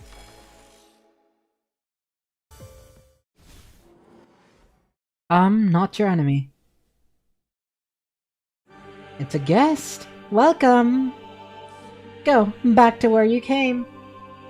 I'm hungry. Mama ate me. Papa ate Mama. Mama didn't digest. Help, help, let me out. Plushy, plushy, don't be sad. Well then. This is kinda fucked.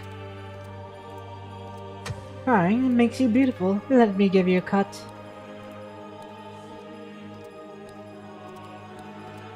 A half for me, a half for her. Upper half or lower half? Upper or lower, left or right, which half do you want to keep?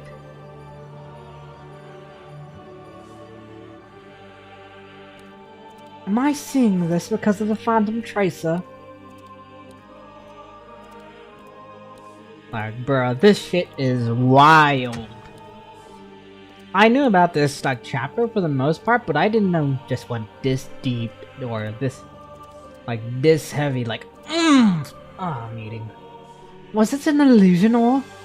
No, they were calling someone who was not here. Come and join us. Toss away all weaknesses and shortcomings. No one will hurt you. You'll be where you belong. Come, join us and be one. Come and join us. I don't know how that person answered you, but I refuse. You refuse to become a real revelationist, Grace. Then be one of us. Oh, that's an enemy type I've never seen before. Hetero consciousness host. Ooh.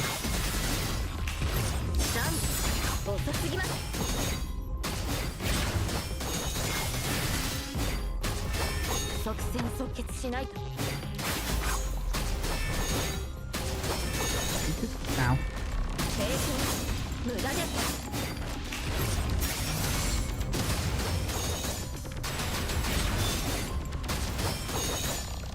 Ow. So disappointing I don't have full access to her core passive yet.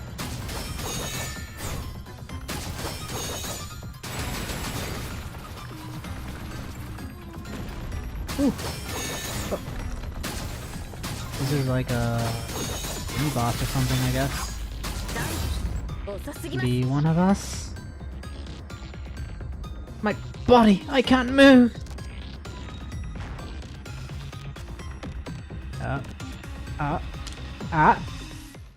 Join us. Hello, Silibden Sabide.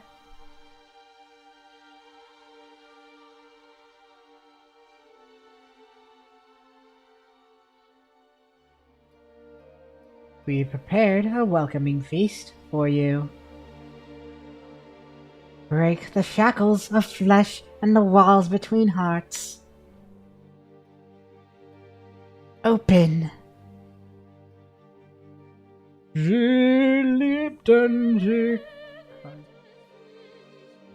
Eyes. Open eyes.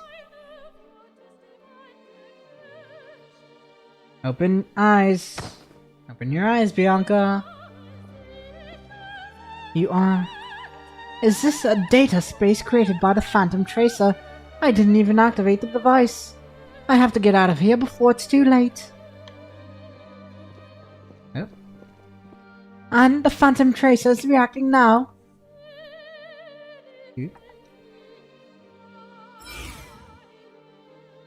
Okay, more 3 signals to go to. 3 phantoms have appeared. Oh, 3 phantoms have appeared, rather. Let's take a look at this one. Help! Help! Let me out! Oh. Okay. Go! Back to where you came. We're assembling the Triforce. The Triforce of Memories. I'm starved. Are they talking about the same place? The Phantom Tracer seems to be absorbed in something. There's still something missing. Butterfly boy. Stopped. Seems I can restart it again. Oh, right over here. You've broken your word. Okay. And now we got another enemy type. This guy. The Chella or Chella House. Your struggle is a waste of time.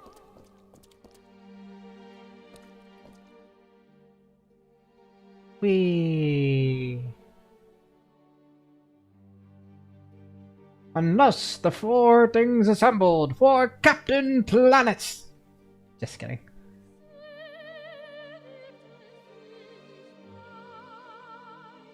Okay. Oh, we're over here. Need to go deeper. Go.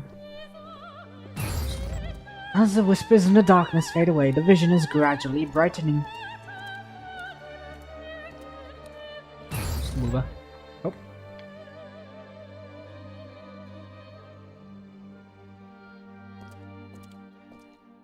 I guess that uses the special action command. Food. The food has been stolen. Hey, more so they've done. Let me pause that real quick. I just need to quickly do a set up another full auto bubble.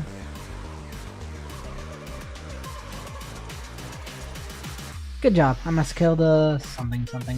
Yep, looks like we missed that too much. And here we go. Round 2. I really do not like this guy. In a way. I mean, I like it, but I also don't like it because it's like creepy and gross and creepy, but I like it because it's creepy. Rush you, skill you, save you, mourn you. Oh. Exorcism. Oh boy. He getting big. He getting big.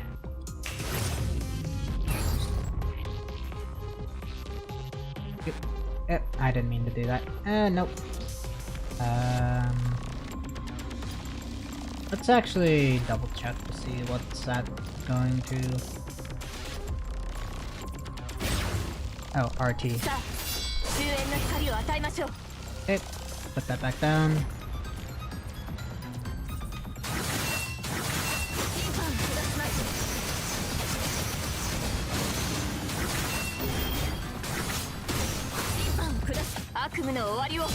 And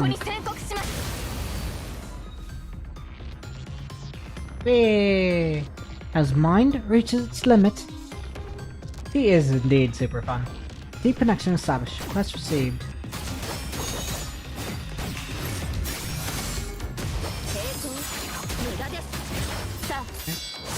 Okay. Oh, I forgot to finish.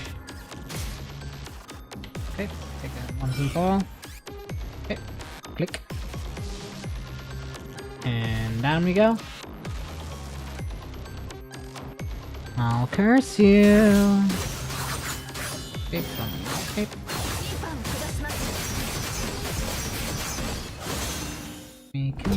Oh, here we go. Cutscene. Pew pew.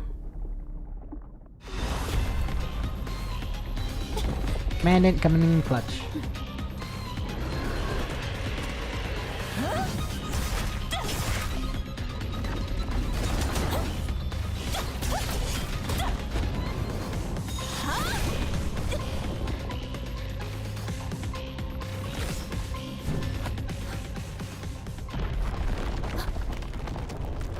Oh, and yay, now everything's falling apart. Fun!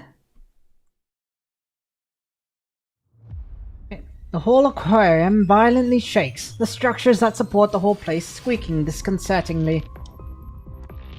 Even more worrying are the numerous cracks on the tempered glass that separates the water. This place is collapsing. We're retreating. Now. We still haven't completed our objectives on the lower third floor and in the west wing. This is too dangerous for you. You can head for the west wing first. It's disconnected from here, so it shouldn't be affected. We constructs don't need to worry about drowning, and our comms will still work underwater. We can carry on our mission. No. Why? You quickly explain before more of them object. If you haven't equipped the enhanced modules for underwater combat, fighting water will put you at a great disadvantage. It's too risky to fight Armstrong if we don't know exactly who and what we are fighting. The Purifying Force members do not agree or disagree with you. Instead, they turn to look at Bianca.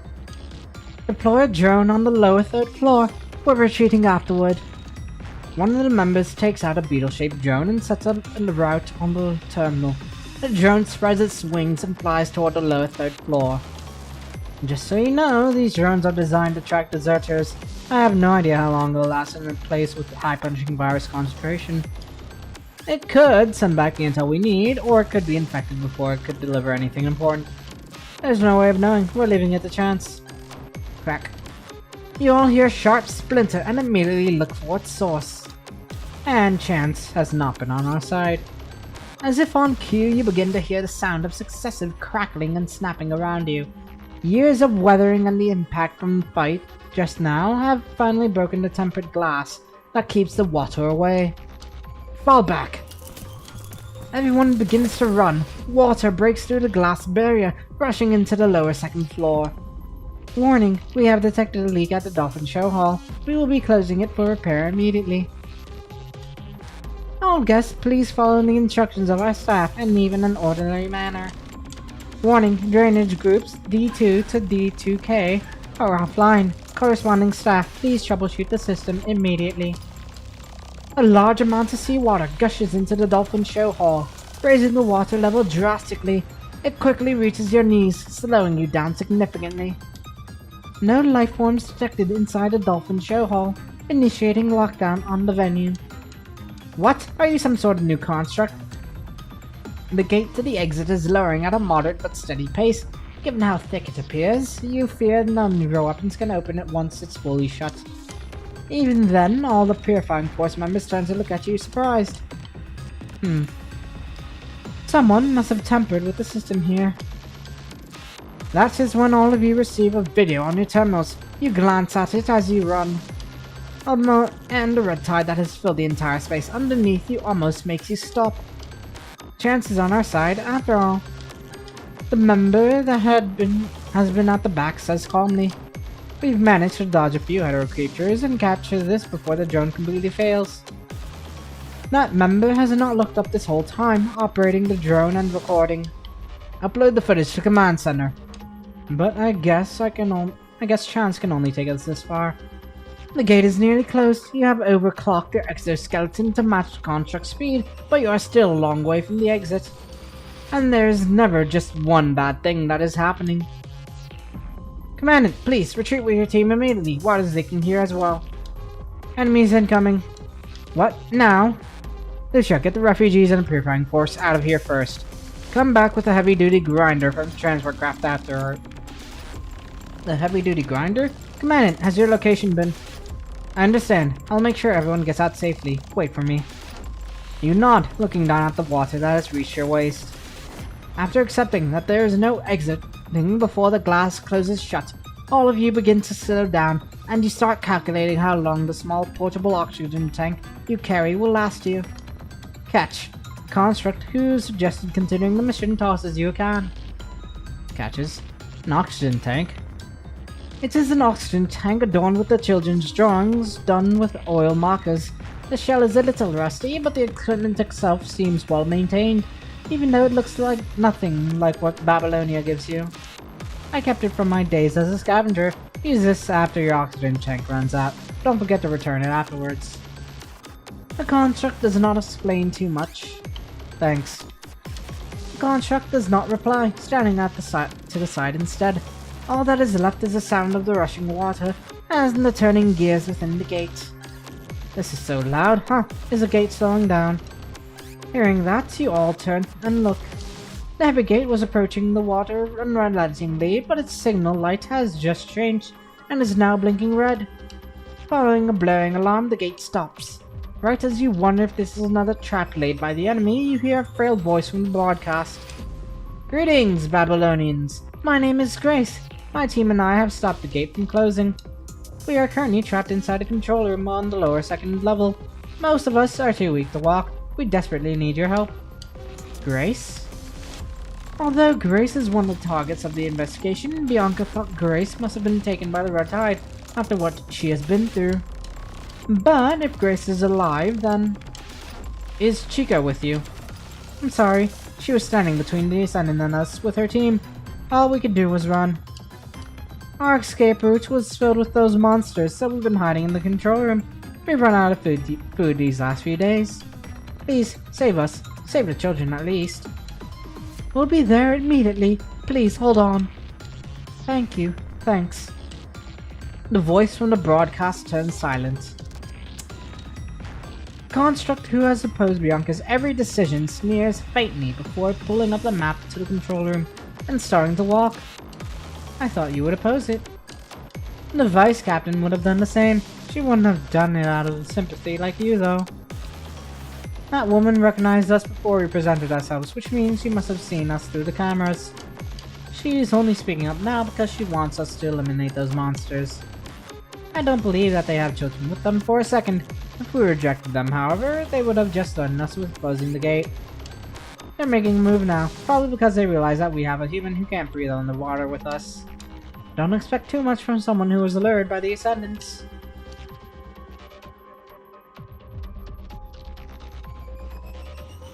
You explained the change in the situation to Lucia on your way out of the control room. I see. We will guard the exit until you have returned. The refugees here are going to take a while to retreat.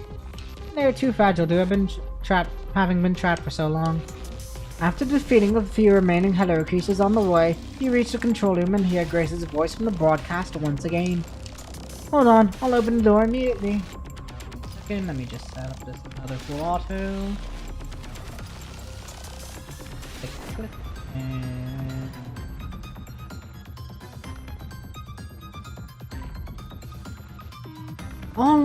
I'll let you do the talking, Commandant. Nod. You hear the sound of loading guns behind you. Turning around, you find all the Purifying Force members prepared for battle. Just in case. The construct shrugs. Following the sound of its spinning steel axes, the door before you slides open. A face identical to the one you saw during the briefing appears in the front of you. Compared to her photo, she looks more exhausted, her lips dry, her eyes sunken. Behind her are a few similarly ailing elders, some of whom are cautious. However, where are the children you mentioned? I'm sorry, You can drop your act now. The construct interrupts her rudely. Who are we moving? Them. Purifying Force members begin to carry the elderly on their backs. Right then, the aquarium begins to shake violently again, and you hear the muffled voices coming from the hallway outside the door. They're back. Hurry, Commandant, the aquarium appears to be collapsing soon. Get out of here, everyone. I'll stop the hetero creatures. You too, Commandant. Alright, don't stay too far behind. You carry the last person and begin treading through the water that has reached your chest, running toward the exit. Okay. And next scene. And 25.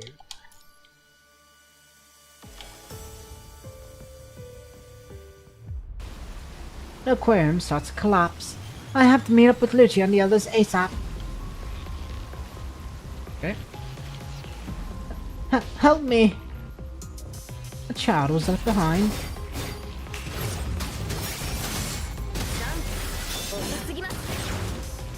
Okay. You okay? Why is it collapsing? Please take me out of here. Don't be afraid, I'll save you. Okay. Follow me. Oh, and we're on a timer now. The Phantom Tracer is starting back up. Have I been using it for too long? More enemies.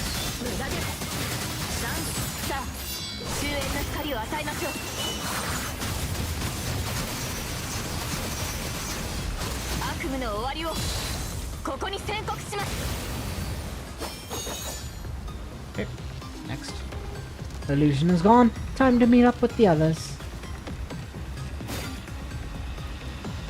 The Phantom Tracer is going backward. I have to finish this fast.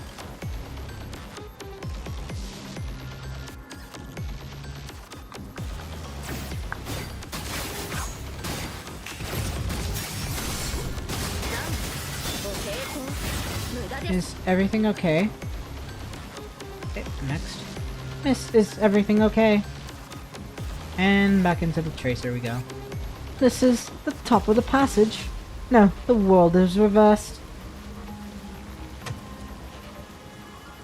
Weird noise comes from somewhere. Why? Why? I have to do this myself. Come inside, come inside, come inside. It's not my fault, don't come back to me. Okay, what they got going on here? Back again.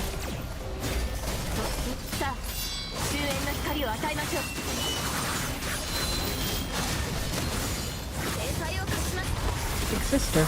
There are Hero creatures in other passages we have to eliminate. Let's protect this place together. Okay. I'll help you. Enemies here again. Let's protect this place together. Same line once more. Gunk.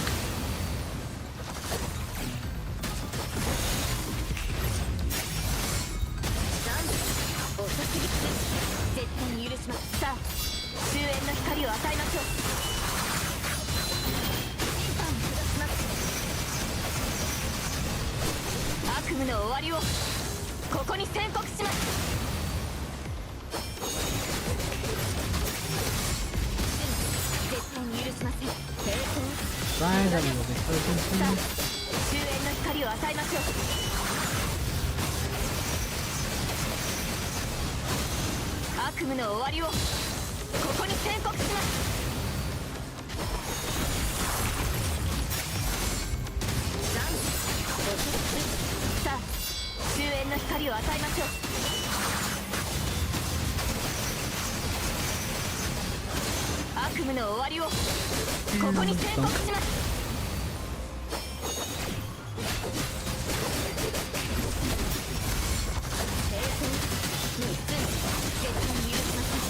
Okay, it's over. Let's get out of here, kid.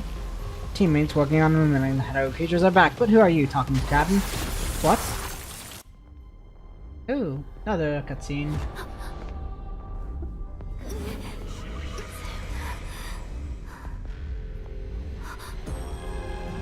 Ooh. Dunk. Dunk. Up, time to get jumping.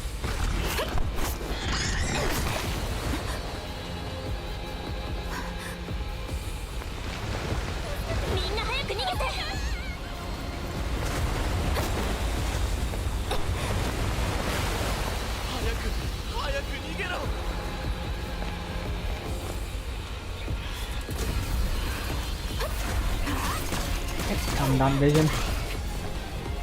Yeah.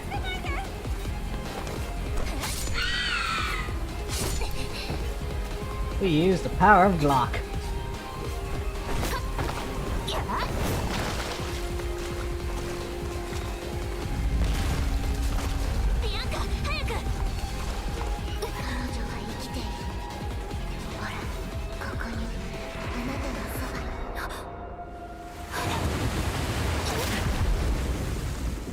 Oh then. Oh. Those.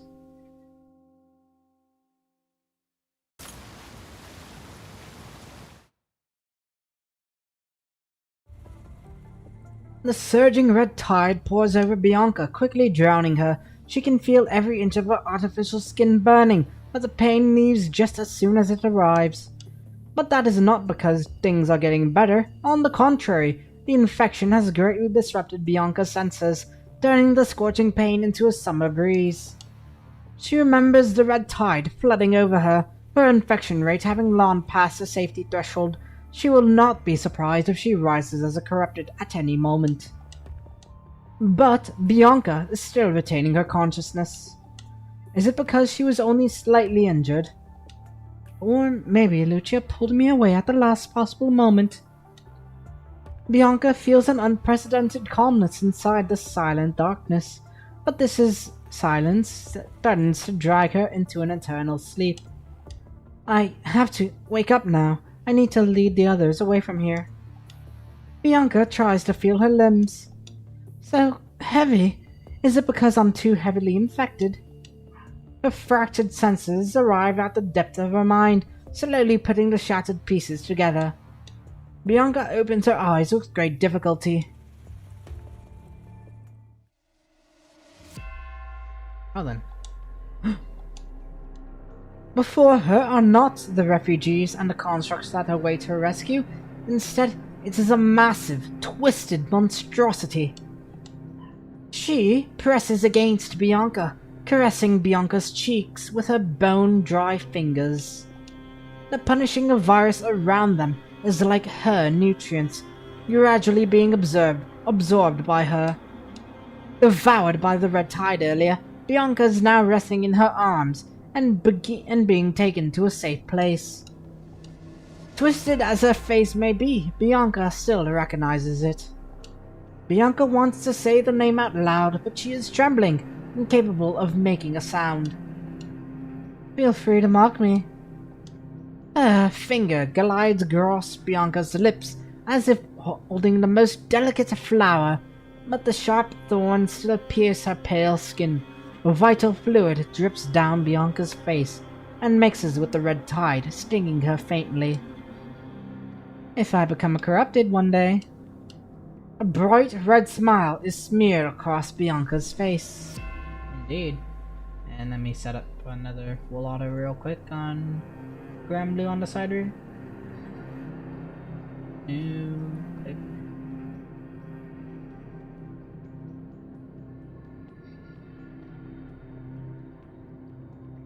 Feel free to mock me. Feel free. Did you save me? Bianca's tears drop at the same time as the glass dome above that can no longer hold the weight. Chico. Sea water pours in from the shattered ceiling, drowning her and her. Yep. And here we go. Let's see, what's next? 26. Before the daybreak. Disaster in Pulia Force Park. Calculate expected loss. Calculation complete. Given an 87.1% casualty, the success rate of the mission is 28.4%. As expected, General Wells' proposal is the one with the highest chance of success. Are you kidding me? A councilman slams his fist on the desk, and the loud discussions in the hall immediately quiet down as everyone turns to look at him. The minimum casualty rate of the task force is 87.1%. What's even the point of the plan, General Wells? This is the best I can do, given that you are not willing to deploy all of the Omega weapons. If you have better suggestions, I'm all ears. You have to lower the casualty rate to at most 20%. Babylonia does not have that many soldiers to waste. Then deploy all the Omega weapons. I can guarantee you that the casualty rate will be even lower than that. We've already discussed that. To prioritize securing the lunar base, we must reserve half of the Omega weapons before we are certain what the infection rate of the moon is. But no reconnaissance report has shown any sign of the punishing virus on the moon. For now, the reconnaissance reports also show that less than 50% of the moon has been explored. There is a sizable concentration of punishing virus in the remaining areas and we don't have enough Omega weapons. Humanity can wave goodbye to the lunar base. That is just a guess. We can't afford even a 1% chance. That is the lunar base. It is where we produce Omega weapons. How are you going to gamble with humanity's future, General Wells? With that, the Parliament turns silent. No one dares to answer that question recklessly. Even the centrists have to phrase their words carefully.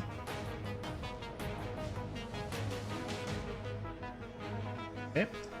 Thank you, General. You too, President. It's up to you now. General Wells salutes Hassan before leaving.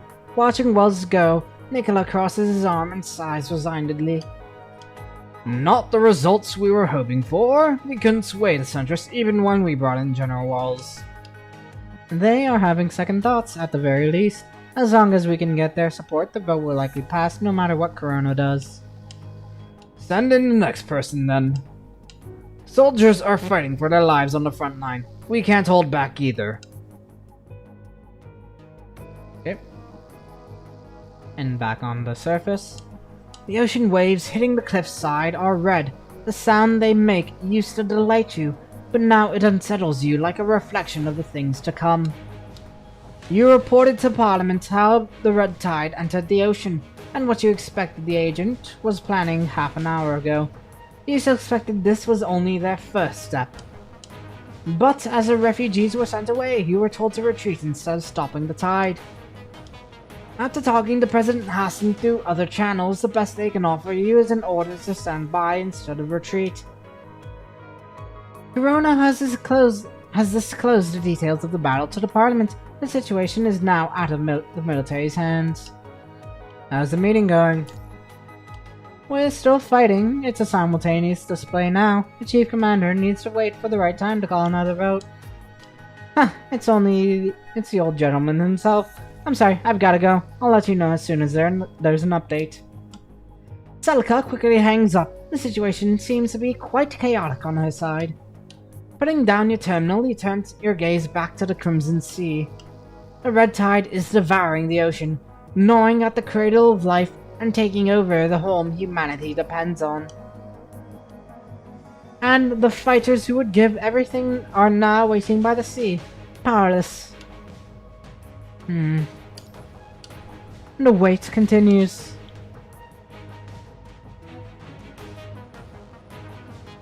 Excuse me. Celica is running down the hallway. Suddenly, someone stands in her way. Are you going to Parliament, Celica? Obviously, I don't have time to talk now. What's this? He passes her a folded note and says nothing, only raising his index finger before his lips. Celica unfolds it and finds a data chip inside. When she looks up, Murray is already gone. Desperate for any help now, Celica inserts the chip into her terminal. As she scrolls through the information, her eyes widen.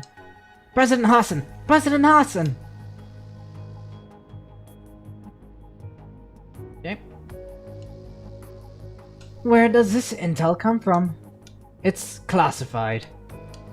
This life form that will be born out of the red tide and devours all until nothing's left. What do you mean by nothing's left exactly? Is this the time to discuss that? All you need to know is that it is extremely dangerous for the red tide to enter the ocean. The quieter voices in Parliament start to get louder. In that case, we need to deploy all the mega weapons immediately to eliminate this threat. Hassan and Nicola exchange a look as more council members voice their support, but before they can even smile. Calm down. The councilman stands up again, his arms stretched, trying to sway the others. As immediate as this threat may be, It's just another product of the punishing virus. Once we secure the lunar base, we can produce an endless supply of Omega weapons. Certainly that will happen before this creature can destroy the world. Is there something wrong with your terminal? President Hassan's intel has clearly shown how pressing the situation is. And let me set up another auto and grubble real quick.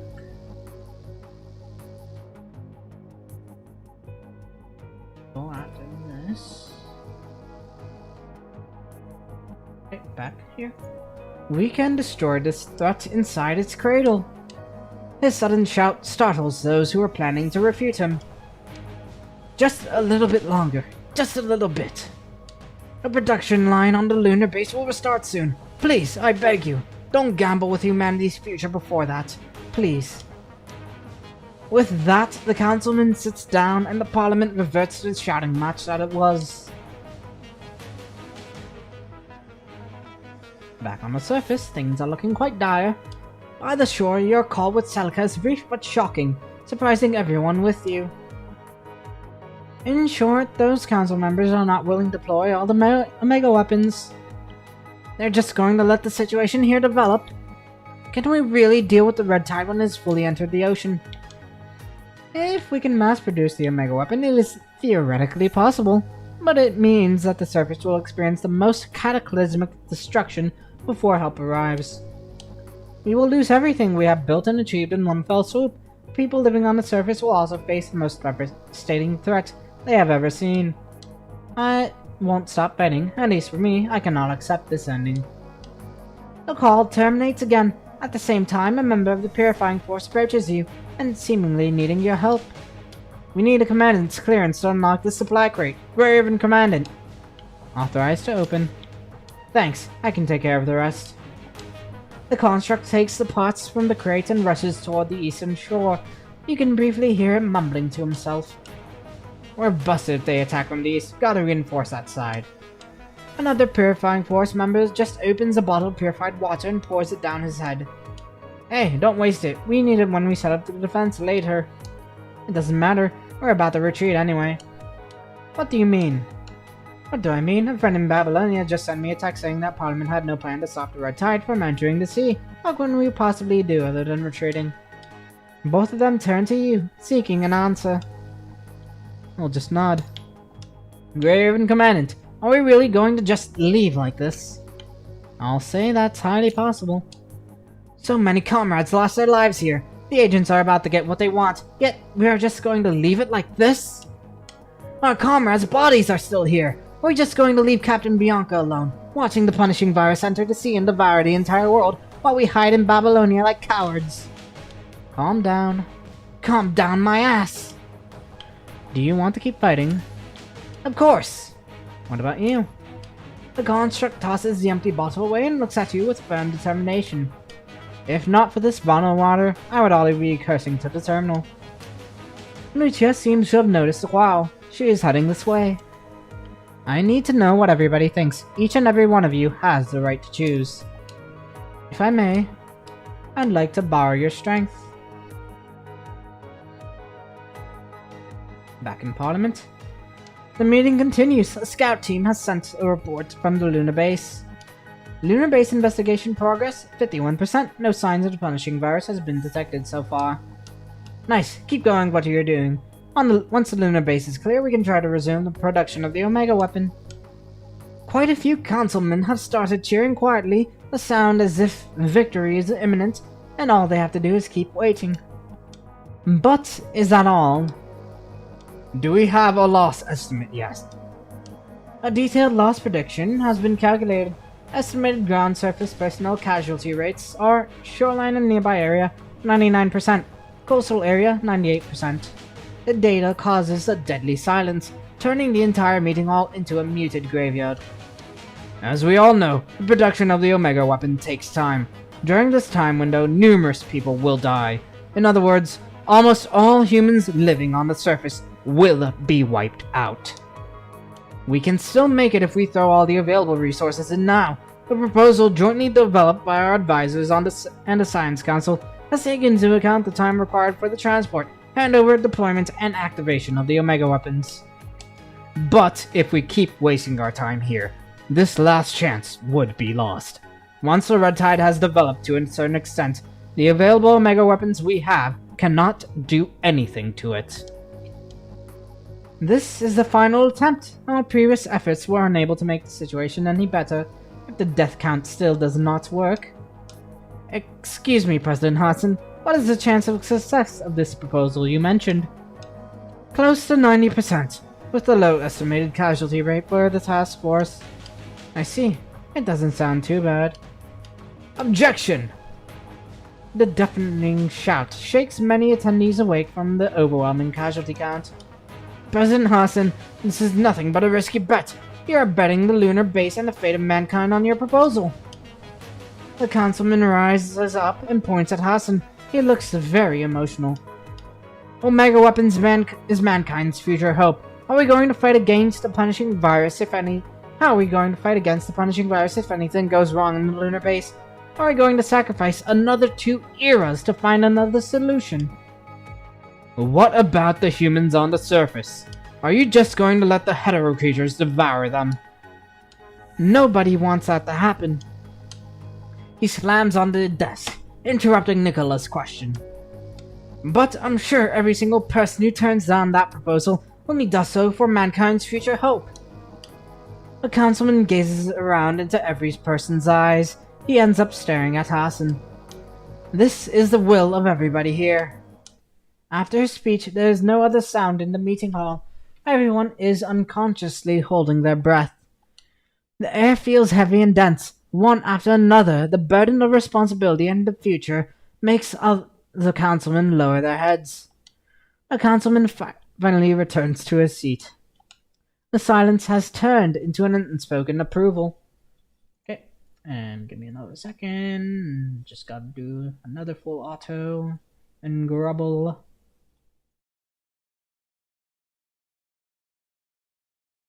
And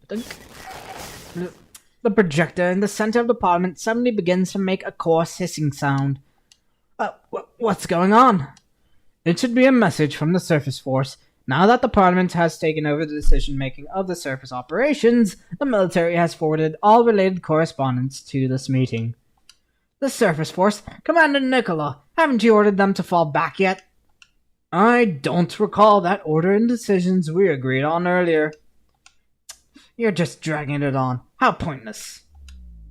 This is the Grey Raven Commandant, sending a timed communication to Babylonia. The projected video becomes less blurry. A face appears on the screen, followed by many constructs standing behind. As the red tide starts to enter the sea, we anticipate the hetero creatures converted from contaminated sea animals will land here soon. We will therefore set up defense here to buy more time. We hoped HQ can support our operation and find a solution during this time. There is no solution! Just fall back and wait for the production of the Omega weapons! Mr. Councilman, this is just a recording. They probably can't hear you from over there. Then tell them what I just said. We cannot abandon the innocent survivors on the surface. Many are yet to be evacuated. The video continues to play as if the recorders has already seen this coming. Following a path opened by those who had fallen, we were able to reclaim our homeland. That is why I cannot easily tell others to retreat. We allowed the red tide to continue entering the sea, the damage will be irreversible. Even Omega weapons cannot hope. Do I need to go through the Science Council's report again? To his surprise, the human just clenches the right fist and knocks it a few times on the chest, where the heart is beating.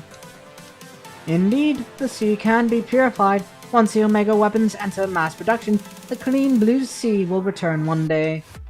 Buildings can be repaired. When the disaster is over, new buildings will rise again. People will build one after another along the ruins. But something can never be brought back again once they are damaged. The pride of mankind, the faith that people once believed in. If we give up all of them for a false dawn, what can mankind possibly remember years later under the shelter of new buildings? HQ, it's okay if there are no reinforcements. We just need ammunition and energy. With the equipment and manpower available, we can hold the tide for approximately 5 days. Hey, you there! Help me ask the Chief Commander. Do they want us to run away like cowards and abandon everyone else? Shit!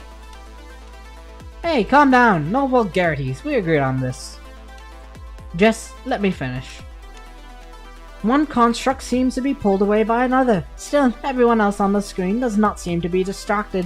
They are still standing tall and firm, like an indestructible wall. We are not forcing Babylonia to make a decision. This is just a declaration. Whatever the final decision is, someone needs to sacrifice here for the sake of something more important.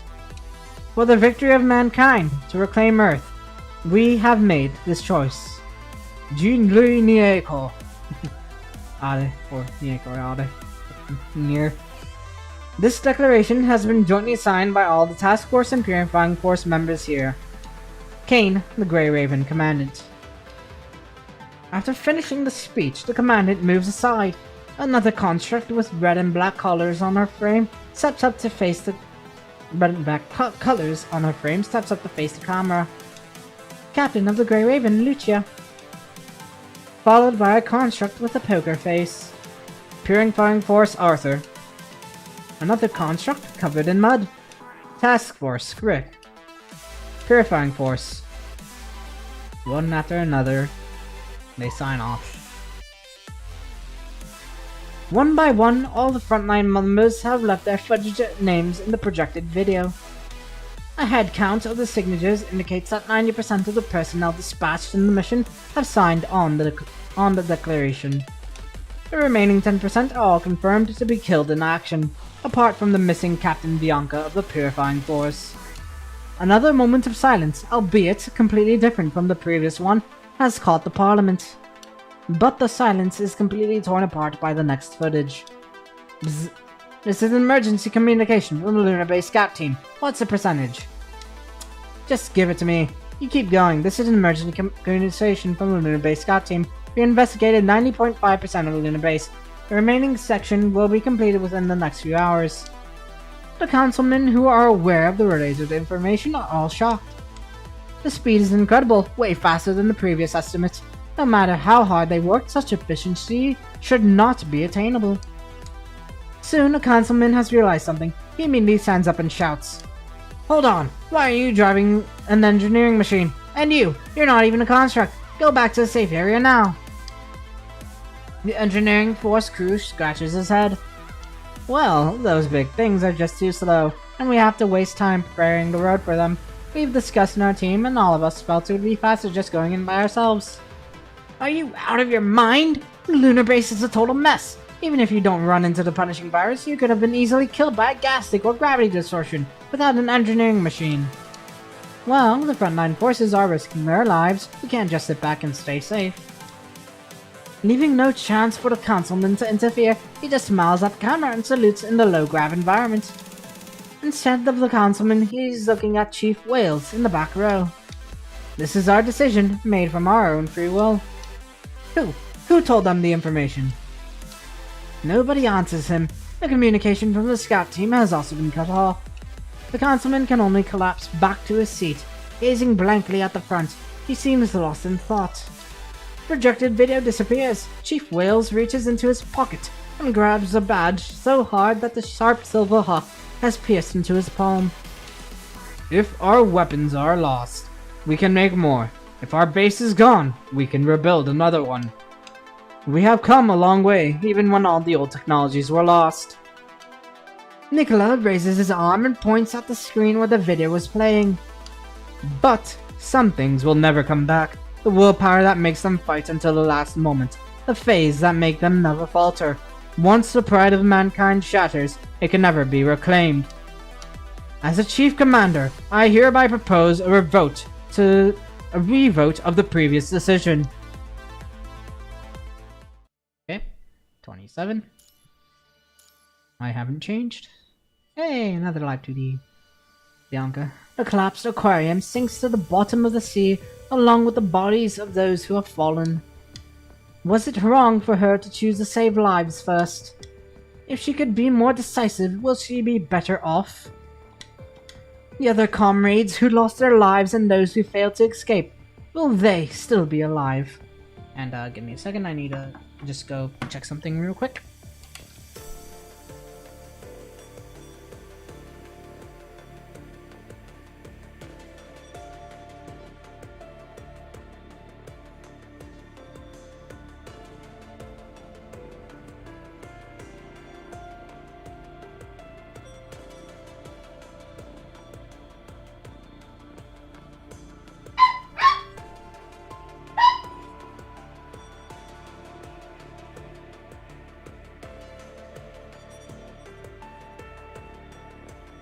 Okay, sorry about that. I'm back.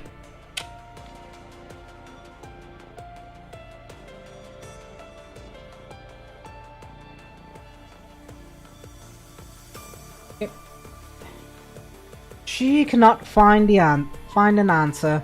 Only the flow of water can be heard at the bottom of the sea. Numerous corrupted are moving in the surging red tide. They are about to break out from the water and turn into merciless slayers. It is only a matter of time before Bianca dissolves into the crimson color and becomes a part of the billions of corrupted hosts and red tide projections. Before that happens, should she kill herself with her weapon first? Just hold on a little longer. Reinforcements are on their way. They're already gone. The reinforcements can't do more than this dirty work that I'm already doing. Is this the chaos caused by the infection, or is she seeing flashbacks at her final moment? Random chaotic noises enter her mind with the punishing virus. This is the duty of the Purifying Force. To raise our weapons against the once comrades. To protect those still alive. And to protect our bonds, though there isn't much left. Not everybody can take the lives of their closest friends. People in the task force always respect and help one another. It's easy for them to build deep bonds. And give me a moment. I'm just setting up another full auto. Auto.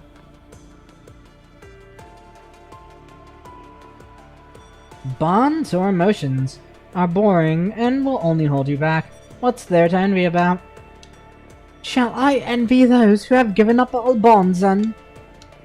How useless. He couldn't even finish off a corrupted. What a coward. They aren't just corrupted. They are our comrades. Look at the attitude of others. Do you think they would call us comrades? Of course not. But nobody ever stays in the Purifying Force. Who wants to get along with them anyway? Maybe tomorrow one of them will be corrupted. Those with unstable mind always burst into tears when they had to kill.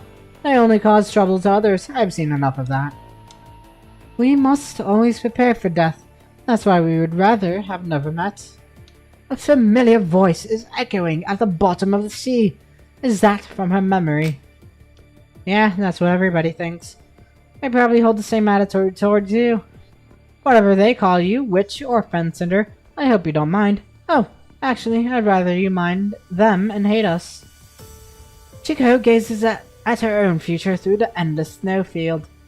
Because when I die, I don't want to see your tears, Captain. Feel free to mock me if I become corrupted one day, loudly. Chico. Chico should be the captain of the Purifying Force, not you. Unlike you, she never hesitates to make a decision. I did receive complaints. They wanted Chico to be the new captain, but I turned them down. The Purifying Force needs a leader who can control their aggression and keep their sanity. You are the most suitable candidate. Even if they despise your balance and call you a fence-sitter.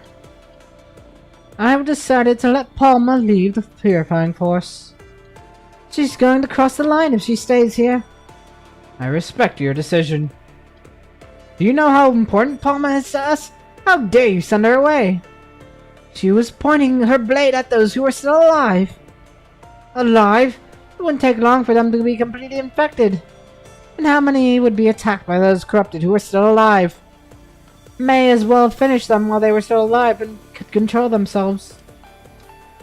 That bloody fence-sitter! Fence-sitter? Huh, you but a hypocritical nun. Go back to your church and pray to your God, who does nothing but condemn us. When I learned they called you witch, I was hoping you'd be a merciless leader who never hesitates. How laughable. Chico would never be like you.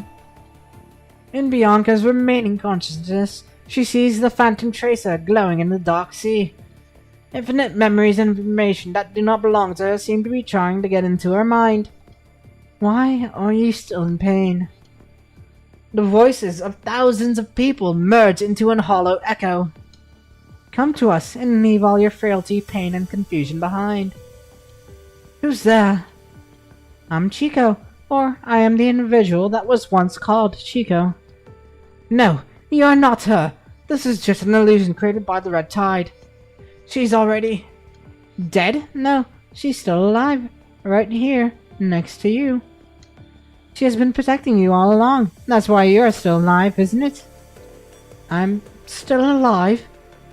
Because Chico is absorbing the punishing virus in the sea. This sea was supposed to be her nutritional fluid. In the Phantom Tracer's light, Bianca has seen the silhouette of Chico in the water. She is rapidly expanding. It will not take long for her to become a colossal giant that destroys everything. If only Grace or Stella is inside, everything will be a lot easier. Okay, so that's Lithos speaking. The voices gradually fade out, replaced by a young girl's sigh. But it's okay. Mr. said this was only an experiment. He'd like to see more potential and deplete mankind's reserve. Why would you do this? She wouldn't be afraid of becoming a monster if that could take her to the future. Right. I had the task force call me that. One will turn into a real monster as long as they keep staying in the purifying force. So what? Monster and witch, they're a good match, aren't they? Am I really a witch? Is it because they call you a fence-sitter? I was going to say you didn't look like someone who would care about such words. Still, I understand your concern. No matter how strong you are, you're going to be shaken if they keep talking about it. Some guys may look the same, but they have actually just shut themselves off. Inside, they are never the same people again. What matters most is what you think. What is the purpose of your mercy? To protect those who are still alive, to solve problems. Why did you kill the father? To protect those who are still alive, to solve problems. What is the purpose of your ruthlessness? To solve more problems. Are the problems solved then? Maybe. Are they solved? They are, but only partially. Do you like this? Killing your comrades? No. Then run away. No. If I run, they have to kill their comrades with their own hands, and suffer the pain, just like when I killed father. Information rejected. Retrying. The Soul Tracer is hacking back. I cannot control it.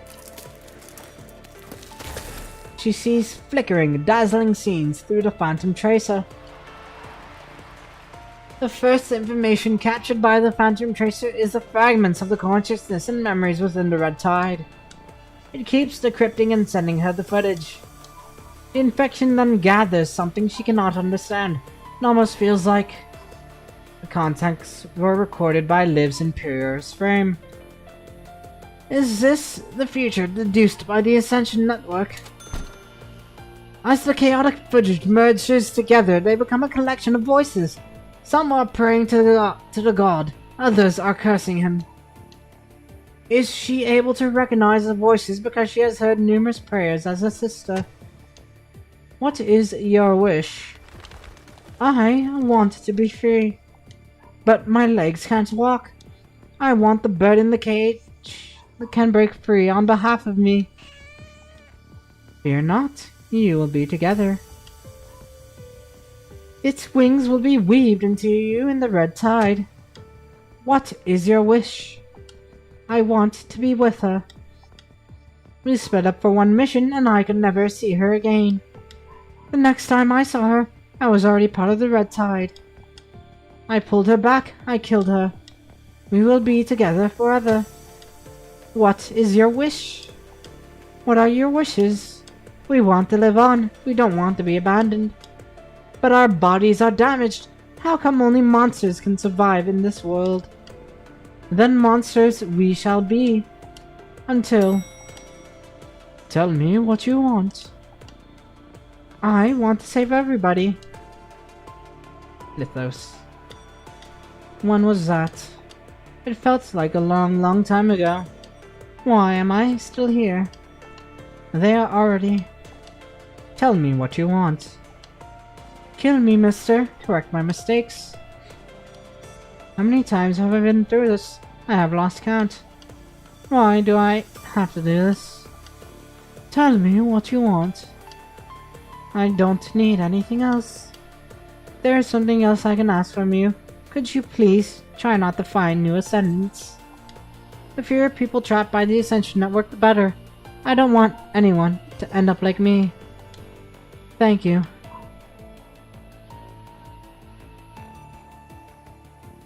Okay. A snowstorm is howling. Why did you come here? She lowers her head, repairing her hand with the gel that Bianca brought. 10 minutes ago, Bianca's arrow shot her hand and knocked off the dagger that she was going to kill herself with. To save people. There's no way our squad will survive. Going out of the way to come here would only put yourself in danger. But you survived. What about the others? I killed them. They had all turned into corrupted. I heard about your habit of protecting those around you. Never expected you to cross the snowfield alone, though. There are too many corrupted around. Your action is not smart at all. I know, but I also know this snowfield very well. This used to be my hometown. Now that we are trapped here, let's talk. I've been in the purifying force for a long time, but I've never really known you well. Alright. Do you like snow? Yeah. Do you think your hometown is a nice warm place? Glory be to the Father and Son, and to the Holy Ghost, as it was in the beginning, is now, and ever shall be, world without end. Amen. Bianca, my child. I was adopted by a kind father in the church. It was just over there, not far away. What happened to him? Got some more thingies to doies. Some more rubble stuff to full auto. I killed him. Do you want to meet him again? What? Do you want to meet him again? Meet him? In the red tide, everything will be. No. Wake up, Bianca! The Phantom Tracer and you are our only hope to the future. Future? The future in the red tide. The real future. Why is she seeing this? That kid also died. This is the nameplate of the Grey Raven Commandant. The snow has melted. Commandant, pear flowers are blooming on the surface. Is this the future? The inevitable destruction that no one can avoid. All that tremendous loss only yielded hallucinations. The footage in the Phantom Tracer leads her to arrive at a painful conclusion. I only want to leave something behind. Instead of getting destroyed completely, I will revive them in the red tide. I don't agree with that path. Stitching up the consciousness to hurt others who are still alive, that's definitely not what they would have wanted. A disaster brought by ascendants. Can you kill Chico? She's still alive. The people in the red tide are still alive, just like everyone else you know and cherish. They are living happily right here in a world weaved by the red tide. In the memories left by your team members, you were a kind person who was willing to take risks to save anyone who still had a chance to live. Yet, you are going to cruelly wipe out the consciousnesses that are still alive? They are hardly alive! You people always do this. As long as you tell yourself that they are already dead, you can kill them without hard feelings. I'm looking for you. Bianca, I'm looking for you. Chico? Help me. Kill me, my friend. The only one who understands me. The only one who knows my weaknesses. Together we will destroy this despairing world. Restore this devastated world. Conflicting words and broken thoughts are echoing in the red tide. Which is the real Chico? They all are. Even the strongest person may have a weak side. There are times when they want to cry, to give up, or to ask for help. What about you, a sister or witch? Which one is the real you? Your pain, your regrets, your happiness, the things you want to protect. Balance, fancy to kindness, frailty, perseverance, resolution, witch. Numerous fragments and characteristics are joined together through me. They all are. The things we want and the things we hate are often just the same. We are full of contradictions, greedy and easily get bored. Why? Because we aren't perfect. Nobody's perfect. Nothing's perfect. We will never be perfect. But when we all come together, perfect we can be. But why must we be perfect anyway? If they are all part of me, I don't want to lose to the red tide. I don't want to lose them to the red tide to stitch and weave. I have always been looking up to you, Bianca. You still have the courage to approach others, even when you know one day you have to say farewell to them. It takes courage to do so. Are you also envying me? Yeah. Task Force has always felt my apathy, yet they always respect you. Give me a second, I just need to drink some water. I just really need to get some food real soon.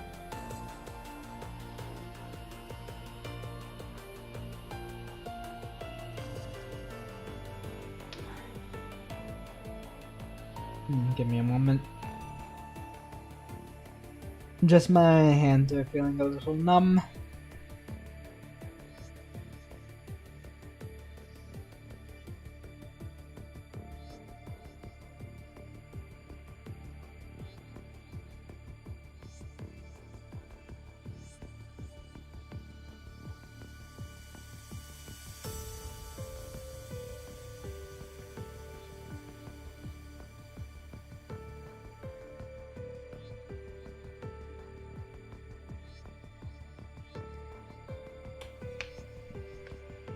Okay, that helped out a little bit. More the water. The water. Nobody can be perfect. Light and shadow have nothing alike, but they always come together. We don't need to be perfect. It takes strength to walk in the darkness. Being a fence sitter isn't too bad either. It means you have what it takes to become either a nun or a witch. Good and bad, sister and witch, light and shadow, they all come in pairs. This is an imperfection.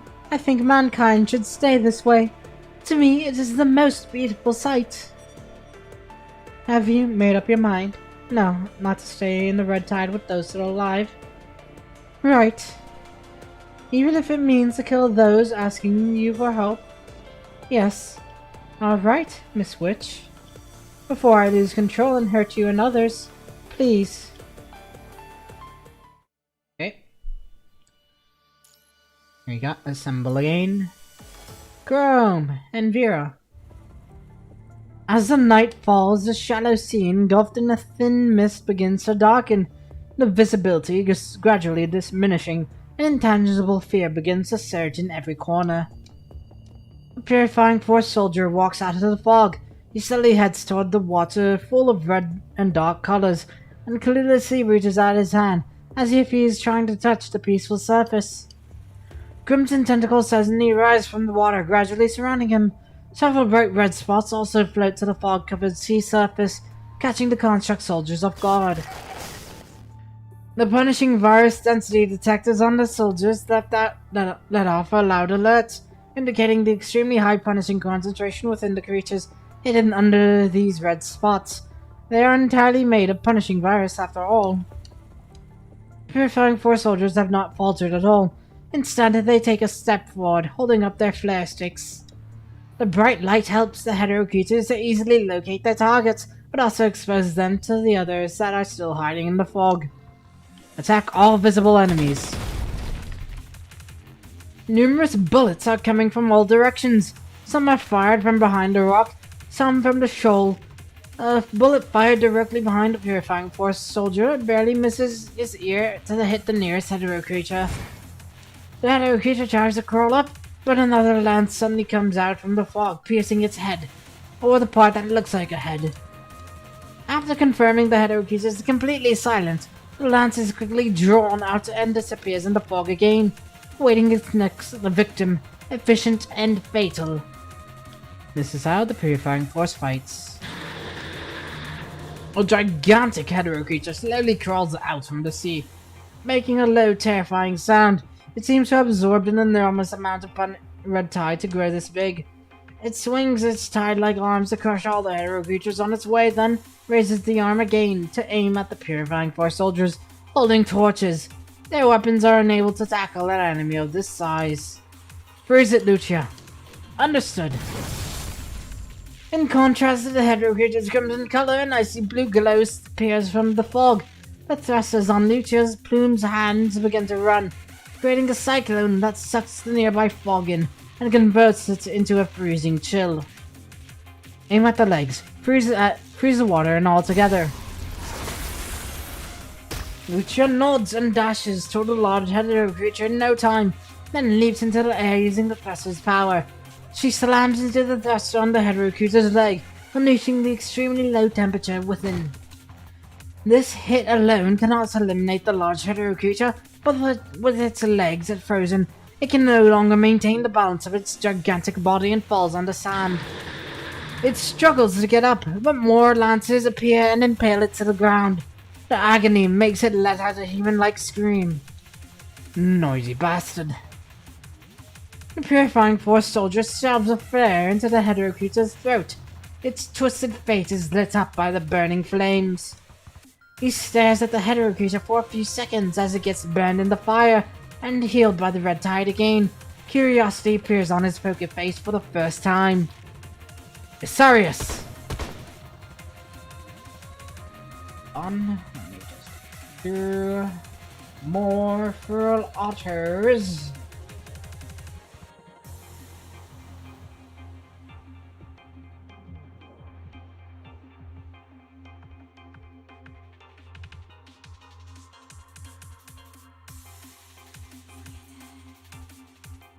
Okay.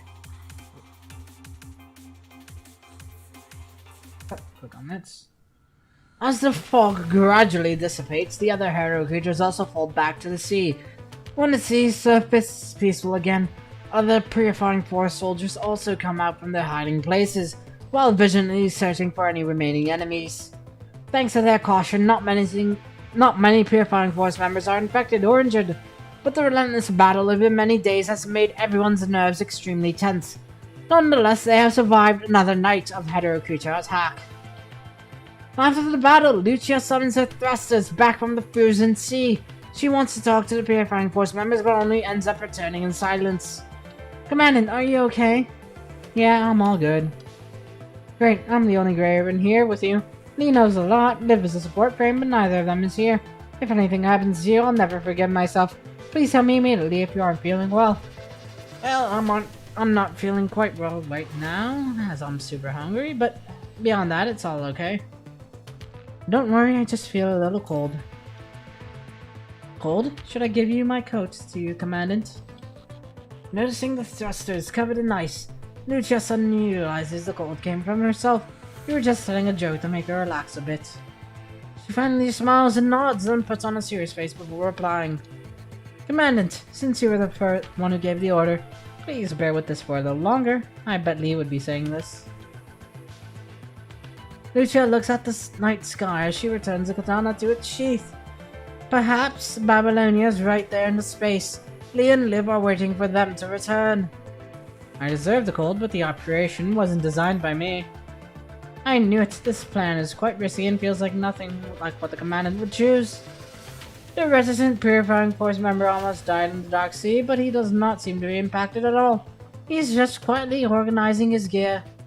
Each night over the past few days, many hero creatures would infiltrate the shoreline along the shoal, entering the land. The Purifying Force and we did our best to eliminate them. Still, a large number of hero creatures have broken through our defense and moved inland. If they ever find out occupied shelters or conservation areas, many innocent people will die. Instead of fighting alongside the Purifying Force, they had been fighting individually for most of the time. Members of the Purifying Force are never good at the coordinated operations, let alone large-scale defense battle.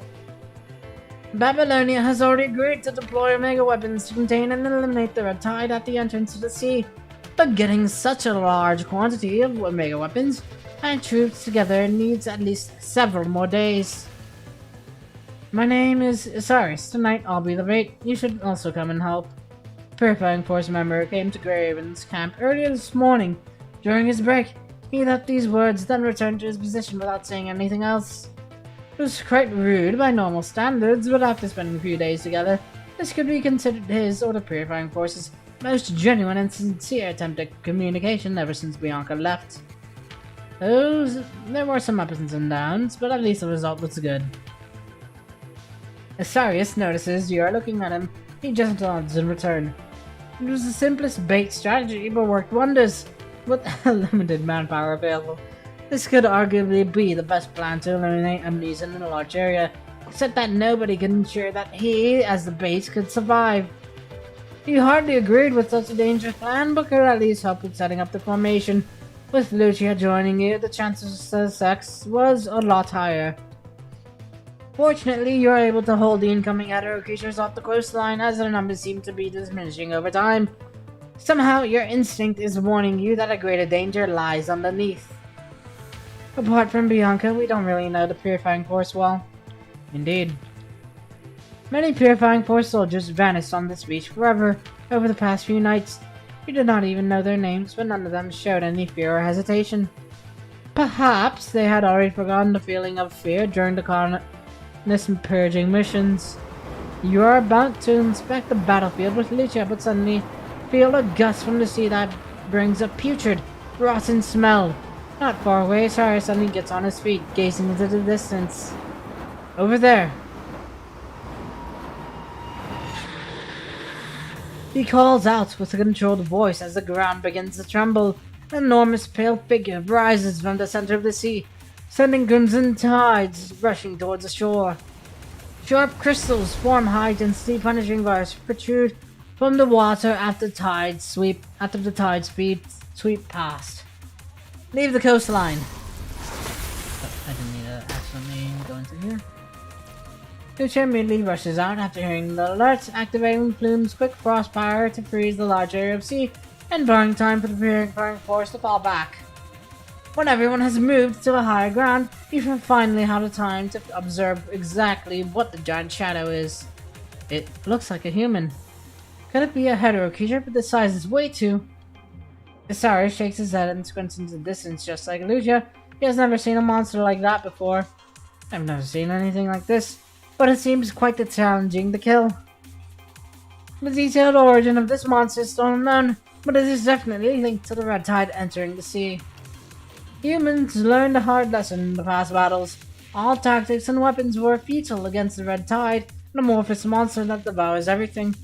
But there is still one hope right now, which gives everyone a reason to keep fighting. Lucia, contact Babylonia right now. Roger that, on it! Lucia nods and attempts to use her terminal to connect to Babylonia. The process only takes a couple of seconds, but it feels like centuries. Hello? This is Lucia from Greyraven. As per the battle plan submitted to the area, commandant, myself, as well as approximately 30 Purifying Force members are holding our position on the shore where Copperfield Aquarium was located. Lucia looks back at the giant humanoid in the distance. It seems slowly approaching the coastline. We suspect an unknown mutation has occurred as the red tide gathers. A possible new hetero creature of extremely large size has emerged. Potential damage could be devastating if it ever gets on land. We need reinforcements immediately. Huh, what if I say no? What? Suddenly rings a bell. It's the red-haired captain of Cerberus. Vera? Right, this is Vera of Cerberus. You still remember I voice after so long. Ouch. The communication is interrupted abruptly. You worry that they could be attacked by the enemy. Hey Vera, you okay? Next moment you hear Vera's furious shouts from the terminal. Noctis, can't you even drive a boat now? What? Blame the creepy waves, not me.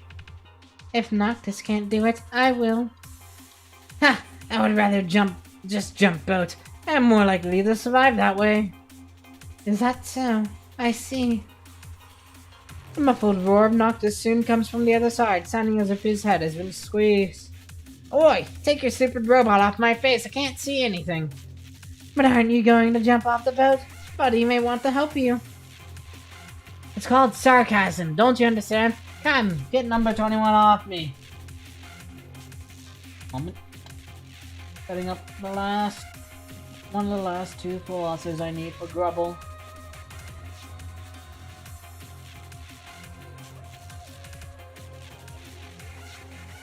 It's your job to take care of her, not mine. Figure it out yourself. It isn't my fucking job either. Well, it is from now. Captain's order. What are they doing here?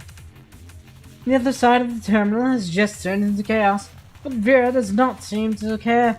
She just casually tidies her hair and talks again, as if nothing happened. This is Vera, Captain of Cerberus. We have been requested by the HQ to assist Grave in the siege of Copperfield Aquarium. How are your Omega weapons, Vera? They are sort of ready, but according to Asimov's estimate, for the Omega weapons to contain and eliminate the red tide of this scale, they must be spread out and deployed in appropriate locations. Thanks to Karanina and the Engineering Force's efforts, Omega weapons have entered mass production in the lunar base. But now that the lunar base is severely damaged, we must put them to the best use. The Engineering Force worked overnight to install auto-drifting engines on some Omega weapons. Once we put them in the sea, they will automatically head to the right position and activate. Unfortunately, we can't do so on the coastline and need to naturally deploy them. Manually, that's the most challenging part. We don't have manpower. At least, we'll be there when we finish setting up the Omega weapons in the sea. That's all. Bye-bye. Although the Purifying Force has not suffered a great loss, most of the members have been wounded over the past few days of fighting. As not many support constructs are assigned to the Purifying Force, some members are unable to function due to lack of repair. We can have at least one more squad. Oh, Commandant seems in trouble. Time for our grand entrance, yo. The tall figure is rapidly sliding down the sand dune not far away. Under his feet is a great sword that is almost as long as a person, which he's been using as a sandboard. No one else could have done this in Babylonia. It's your boy, Kamui! Despite his awesome stance, Kamui does not seem to know how to break well. After spinning a few rounds on the sand, he finally comes to help by driving a great sword into the sand. Kamui's here too. Now we have one more to help us, Commandant. Actually, I'm not the only one. Captain and the others are also here. I was the first to arrive. Kamui sounds easy, but the battle marks on his body indicate that Strikeoff was also engaged in a long fight with the hetero creatures that broke through the defense. Thanks, Kamui. Kamui just wipes his nose, smiles and nods. He then jumps up, waving at the dune. Captain, we're here. Kamui, I did ask you to go to Gravehaven first, but you shouldn't have ignored the terminal. Chrome sighs as he walks down the dune. He pats on Kamui's shoulder, then salutes to Commandant, 4 members of Strikehawk have arrived. You can give us any task. 4? Is Kamui also here? Correct. He is heading toward the outer defense point. Speaking of which, where's Wanchi? Over there. You find another figure on the dune. He just yawns and waves at you. I'm not going down. This is a good sniping spot. I'll cover you from here. Will he be alright? Don't worry, he's the most awake at this time of night. You then hear the last member strike Hawk from Chrome's terminal. I have arrived at the defense point on the outer coastline. Understood. Please protect the deployed Omega weapons from the enemy attack. Alright, I'll just kill everything coming this way. An easy task isn't too bad sometimes. I'll leave the rest to you. A Babylonian light vessel is rapidly approaching shore. It must be Vera and Cerberus. Alright then, let's roll.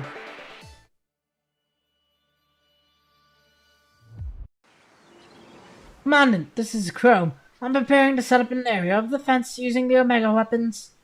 But we need to stop the attack from the hetero creatures first, before they can cause any trouble. The hetero creatures could land any minute. Let's get prepared. Considering the number of enemies, I think we should get the auxiliary weapons ready. I have several defense. Okay. You decide where to place them, strike Hawk at them. Then place them on the east coast to kill the hetero creatures landing from there.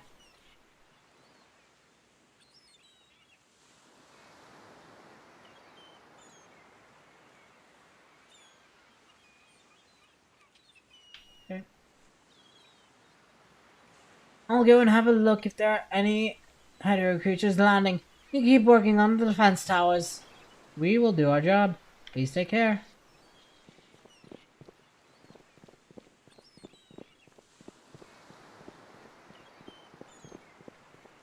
coast, I guess.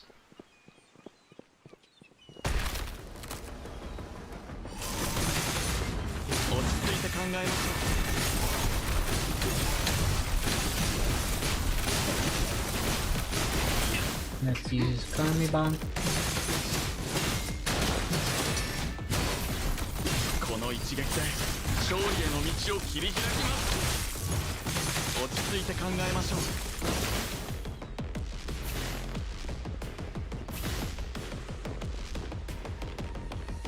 What's up over here? 3 times of defense.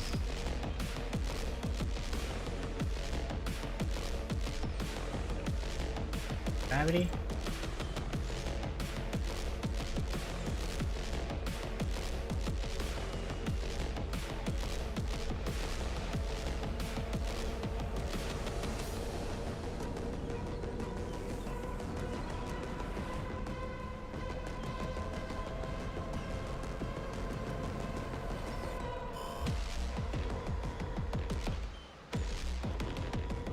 Okay, another wave.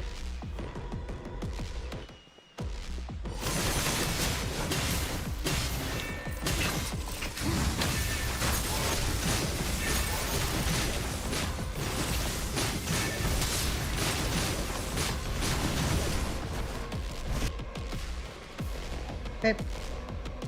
We got going on. I guess that's sad. Using Omega weapons to form an area of defense. This way we should be able to hold off the Hydro creatures for a while.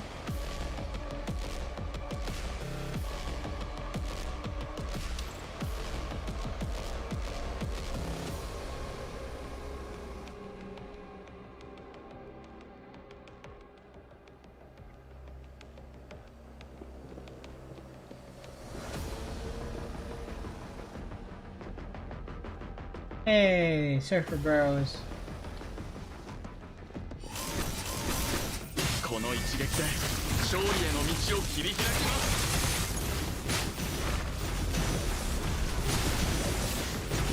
す。 Finally made it. Killing enemies is a better activity than sailing on the sea.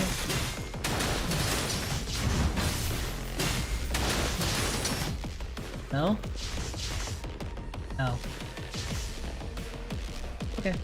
Vera, I thought you were out there on the sea. We just got the Omega weapons ready and we are back, just like that.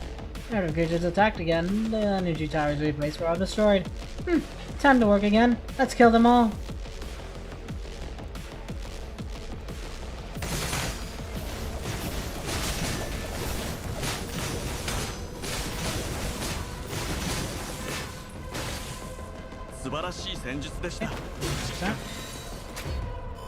Where's Vera? And I don't know. I mean, she was setting up the weapons, but still. Hey, give me a moment. I just need to grab some more water and another thing to bite until the food gets ready, until my dinner gets ready.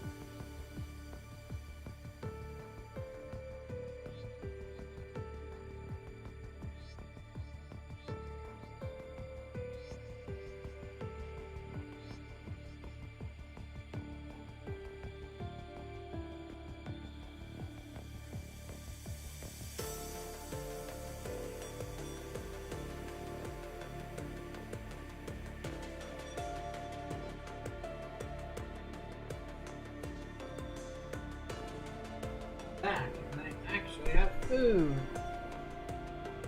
So I don't have to worry about snacking on something because I got my dinner here. I got mushroom soup and a couple burgers on the way.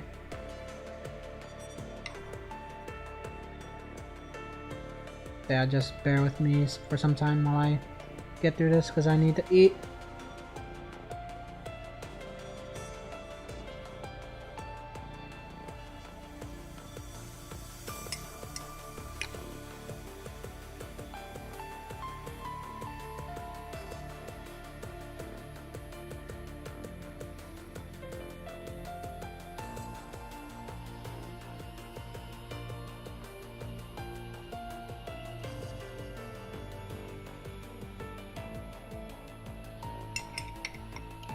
Alrighty, immediately I'm doing much better now.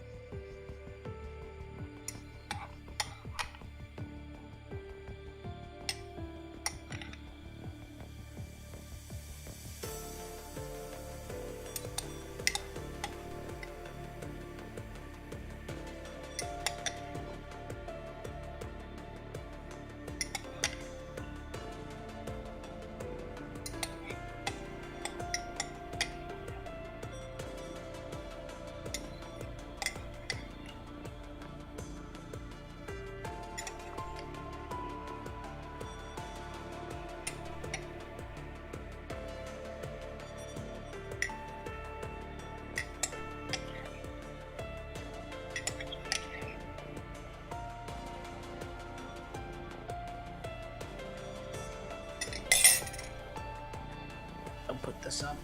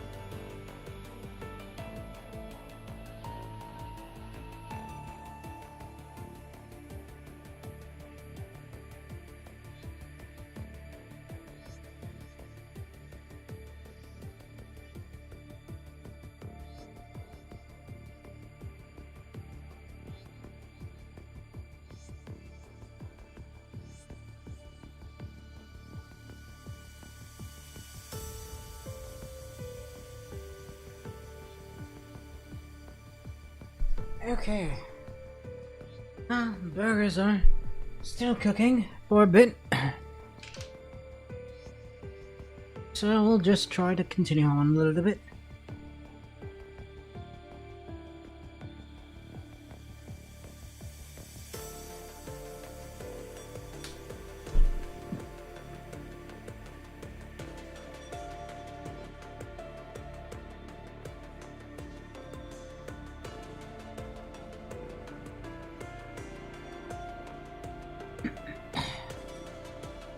Trouble.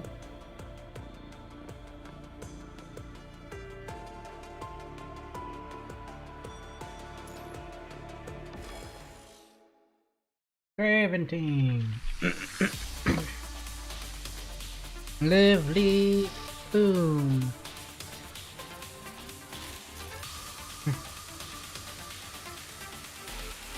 Okay, give me a bit. Trying to situate myself.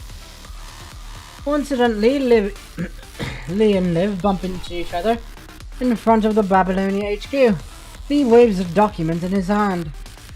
Liv, are you here to submit the application too? Liv is slightly surprised. She chuckles and takes out an application exactly the same as Lee's. I guess it would be more convincing if both of us do it together. Let's try. Any extra help will be good. Over the past few days, I have been closely watching the battles on the surface. According to the information sent back by the Commandant and Lucia, the Hetero creatures' attacks weren't as fierce as they expected, and could still be held off. However, the more manageable the situation is, the more likely a great catastrophe is approaching. Having experienced and survived countless battles, both Lee and Liv have to acknowledge this ominous presentiment of theirs. They nod to each other, press the doorbell of HQ, and walk forward, only to find another guest already inside. Karenina is standing boldly in front of Nicola's office, hands on her waist. The Omega weapons have all been assembled and modified. The engineering force can join the fight too. Nobody knows the Omega weapons better than us. If such a large quantity of Omega weapons is required, like that Commandant said, we can monitor the process and significantly increase the chances of success. Daddy! Bianca was lost for so long. We can't rescue her if the red tide isn't cleared up. Commander, let's go. Nicola lets out a sigh. He looks at the application that skipped multiple levels of authority to be directly delivered to him, and stares at Celica. I tried to stop them, but it didn't work. I really tried. Feeling Nicola's anger, Celica sensibly steps aside, but still gives Karenina and others an encouraging look. No. How many times do I have to say this? Remain on standby until HQ has finalized the strategy. Besides, what can the two of you possibly do? Unable to think of something to rebut, Karenina just barely stares at Nicola. Count us both in then. Lee and Liv walk in and stand next to Karenina. We'd also like to go to the surface to help with this operation. I kept the two of you out of this battle to protect you. We can't let the users of new specialized frames take such a risk. You need to understand your importance. The decision was also based on the opinion of the Grey Raven Commandant. Lee and Liv want to say something, but Liv speaks first. But Commandant is also a vital part to new specialized frames. We would have died long ago without that person. No, our ending might have been even worse than death. Liv knows the significance of new specialized frames more than anyone. It was a risky bet, and she was the only one step away from destruction. If everything goes all over again, she could have lost everything. Maybe one day, not just Lee and myself, other constructs are also able to use the new specialized frame. I'm sure Commandant will become their most important assistants. Lee looks into Liv's eyes and nods. He understands what she was trying to say. Liv and he might not be able to successfully change into specialized frames, and failure often leads to death. Commandant will have to bear the future of mankind in that case. How can we talk about the future if we lose the present? Nicola closes his eyes. The rest of the people cannot tell what he's thinking. Celica. Celica did not expect her name to be called. She quickly runs to Nicola. Yes, Commander? Get me Scarab. Celica quickly looks up her mission record table. She has no idea why Nicola suddenly mentions the Scarab Squad. But the only Scarab member in Babylonia is Yata. She is currently in an event with Hardy Joe, her temporary commandant. That will do. I remember she has shuttle piloting experience, and she's a good fighter too. Hardy Joe's experienced in ground surface battles. Put him in as well. Nicola pauses for a moment, then continues to speak. Send another order to Cerberus, but their commandant, Murray, isn't fit for surface operations, and let me use the remote link. Murray? He has almost forgotten that his little brother is already commandant, before he realizes Murray has become a crucial part of Babylonia. Commander, did you just agree with the operation? Nicola laughs sarcastically. He looks at Karnina and shakes his head. It's not about whether I agree or not. The HQ's original plan has already considered utilizing all available resources. Still, there is one last problem. May I know what the problem is? Alright, let me explain it to you. We don't have much time, so I'll just be brief. Nicola turns on the tactical projector. It displays all sorts of information near Copperfield Aquarium. The vast amount of crimson dots represent enemies. A high number of hetero creatures have gathered around the red tide that has entered the bottom of the sea. They aren't as widespread as the last time, but have a higher concentration. Karnina rests her chin on her hand, thinking about the distribution map on the screen. If that's the case, we can easily break through even if we have the latest shuttle engine.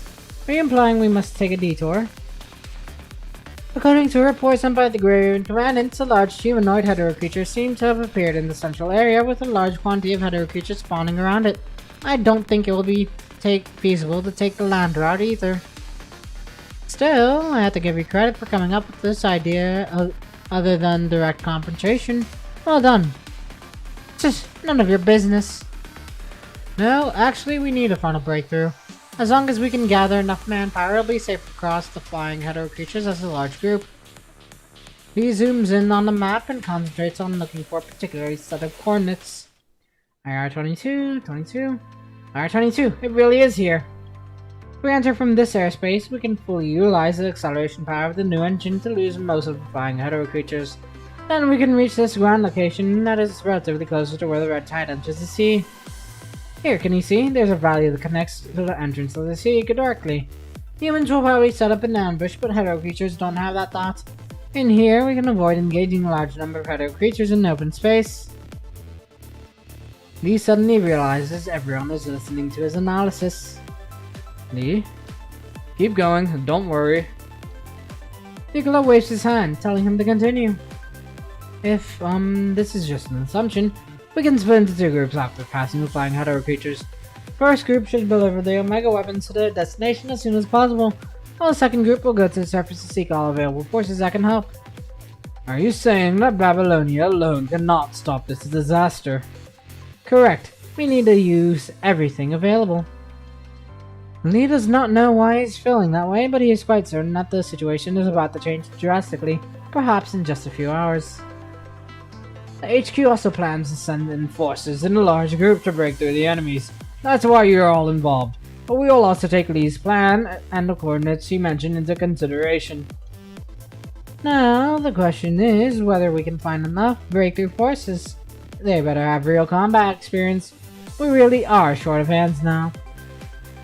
Rosetta in the engineering force is in the engineering force at the moment. She also wants to be part of the operation. Count her in. Good. Now the engineering force has a standard squad, but we need at least one more squad of constructs. Nicola's fingers knock on the desk as he thinks of possible candidates. Dark Ares is still in maintenance. That squad has a lot of unstable factors, but I have no time to worry about Hassan. He will take care of the Parliament. Finally made up his mind, Nicola nods and stands up, facing everyone else. We have faced numerous sudden disasters. This time we have done everything we can. I want a perfect mission. Save everybody you can save and stop any disaster that you can stop. Nicola nods and looks at the center of the tactical map where the red dots are. Get ready. Assemble on the shuttle hangar into 120 minutes.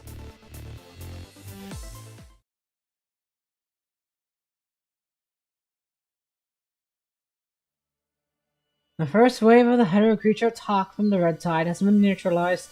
The Omega weapons are also deployed, however, the number of hetero creatures keeps rising.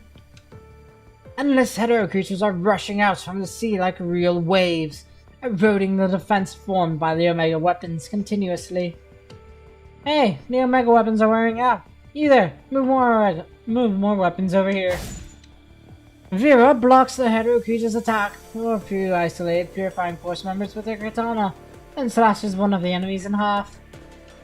Purifying Force members don't seem to be following Vera's order. Just listen to what she said. Do you think you're better than her? Purifying Force members look at one another and put their weapons away and start doing something that they aren't necessarily good at. Ah, good judgment there. Without good judgment, I will die. Then you should go help them. I'm all good by myself here. Vera pokes a katana into a thick armored hetero creature, but isn't able to pull it out as the blade is stuck inside the armor. Behind the rocks, Vera. Another hetero creature was hiding behind the rocks and got washed into the shore. Seeing Vera is in trouble, it quickly charges at her. Vera lets go of the katana and blocks its attack with the folded off hand blade, but the creature quickly wraps around her body. This one, Vera's infection level keeps rising. Someone hurls a katana over her, impaling the hetero creature to the rock. It was a Purifying Force soldier named Isarius. I'm not going to move the weapons because I'm a little stronger than them. Besides, fighting is the only thing I'm good at. Isarius steps on the struggling hetero creature and cuts it in half with Vera's katana before returning it to her. Huh, we shall see. The coastline defense should be fine for some time. Commandant, according to Wanchi's observation, the giant humanoid seems to be walking toward here slowly. Right, it's probably attempting to get on the land. The humanoid's purpose and origin are still unknown.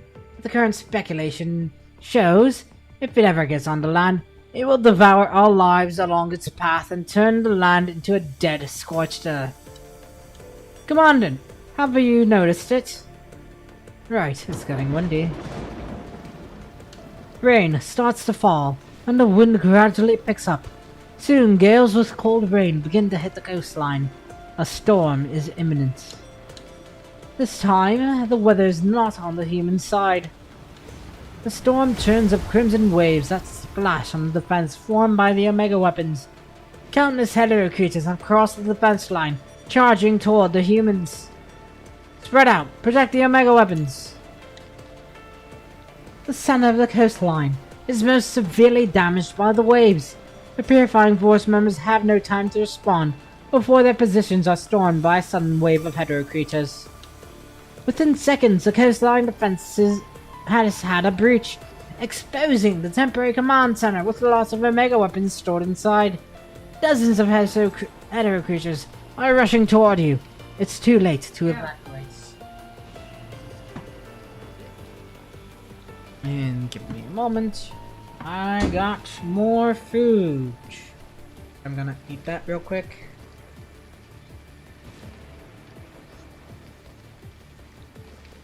I'm gonna leave that like that.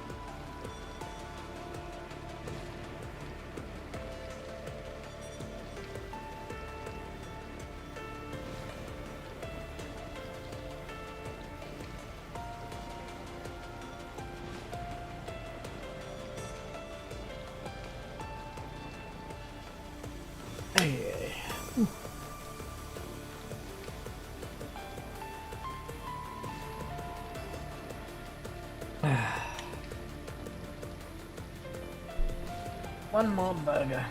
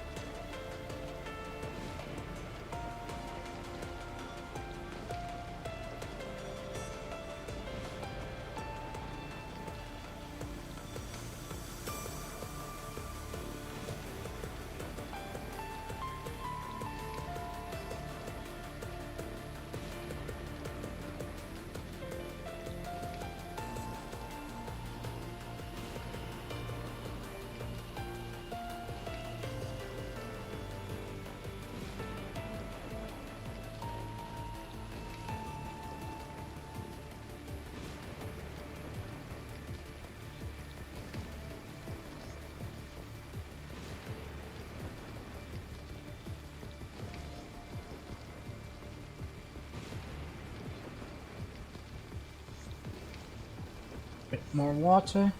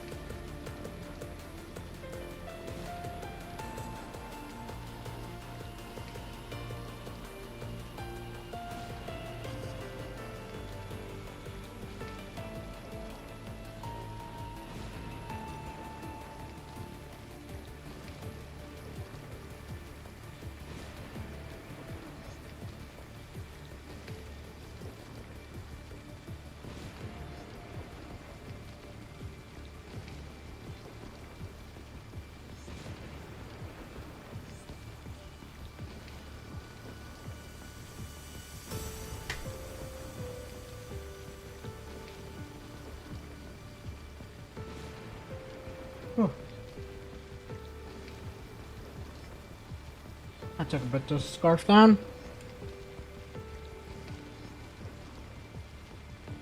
There you go. Play it up real quick.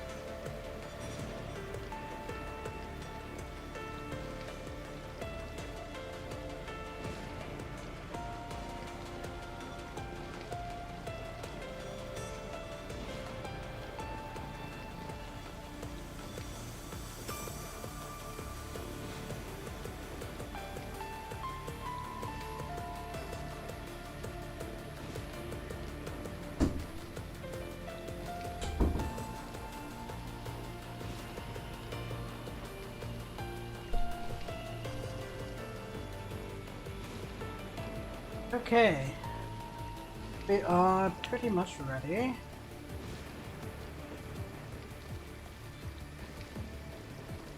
To continue.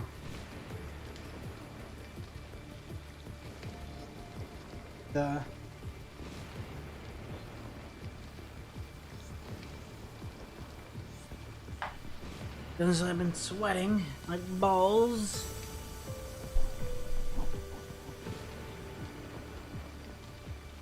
Anyhow, back we go.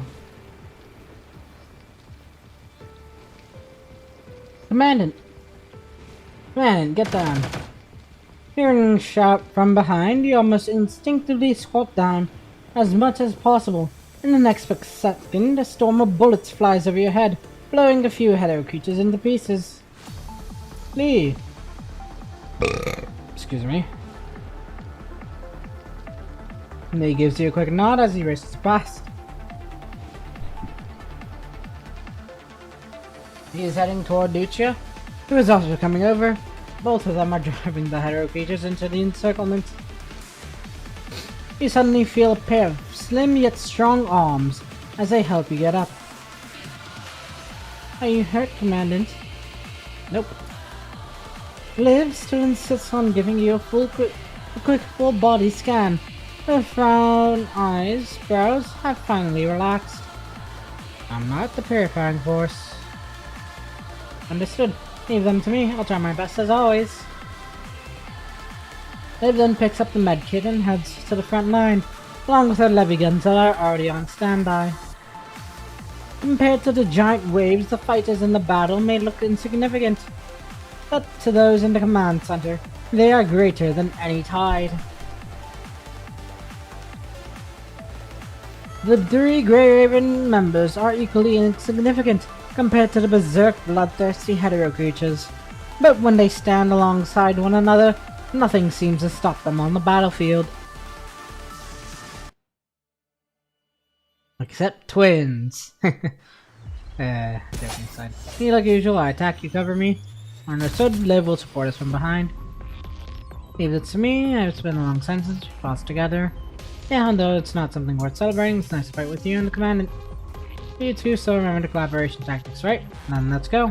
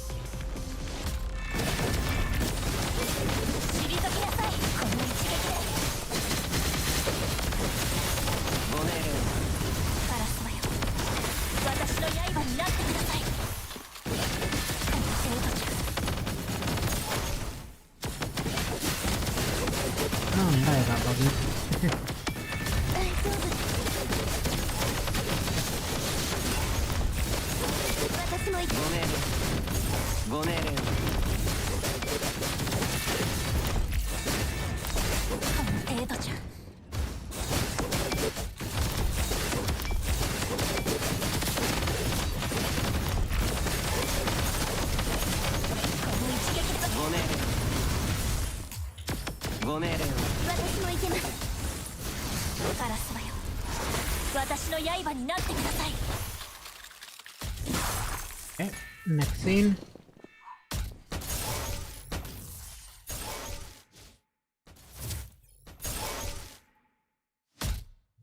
Yep. Yep.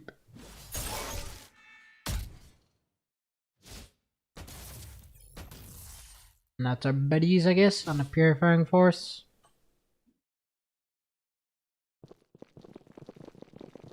Hey yo, what's up? What up, dog? What's up, dog? Graven, no wonder you are the elite squad. Ja. You purifying force don't even know how to say thank you. Lee. Never mind, let's fight together.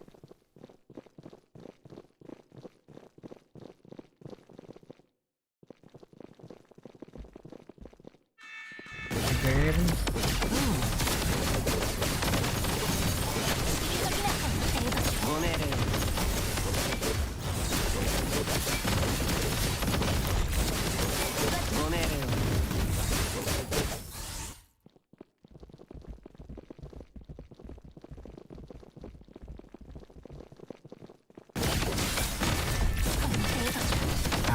Ow.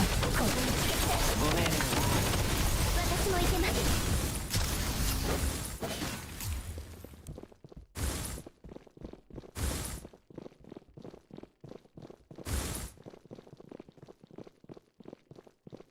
So this is our boss. Typically disgusting. Watch out. Don't worry, it's just a scratch. Feeling we can take out the other enemies. 私の刃になってください。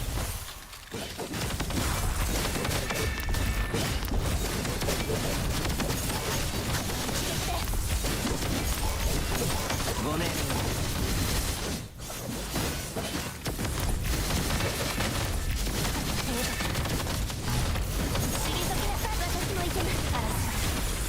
私の刃になってください。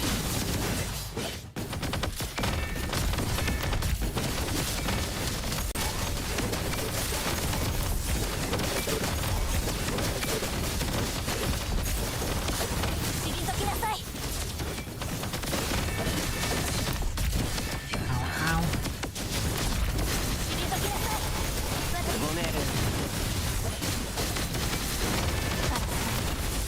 私の刃になってください。 Boop. ごめん。 この程度じゃ。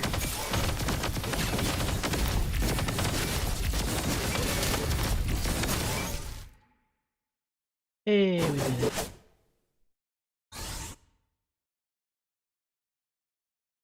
it.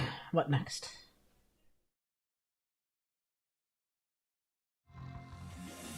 Cover melee. Already on it.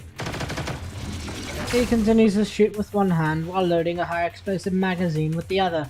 He fires a high temperature flames that can evaporate the seawater toward the area with dense hetero creatures.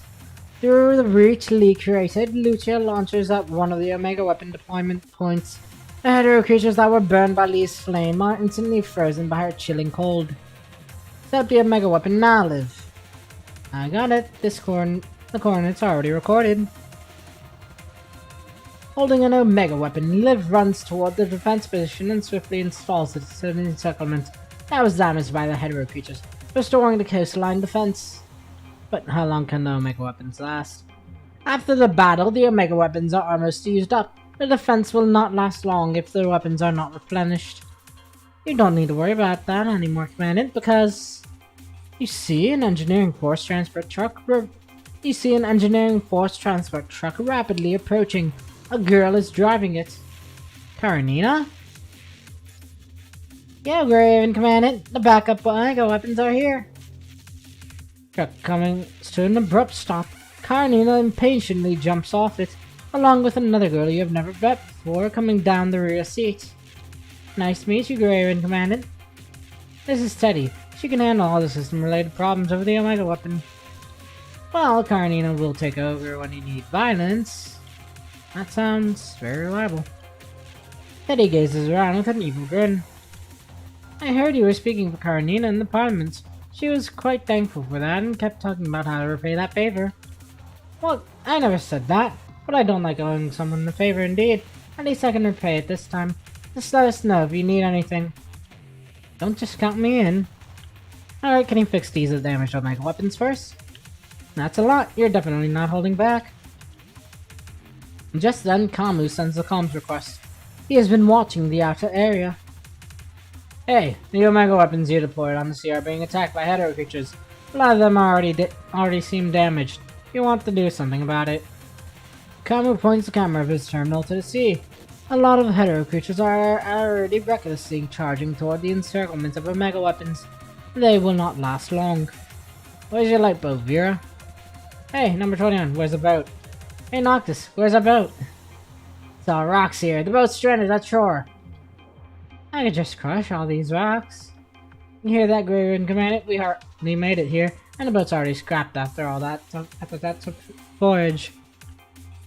Hearing your conversation, Karenina suddenly remembers something and smiles.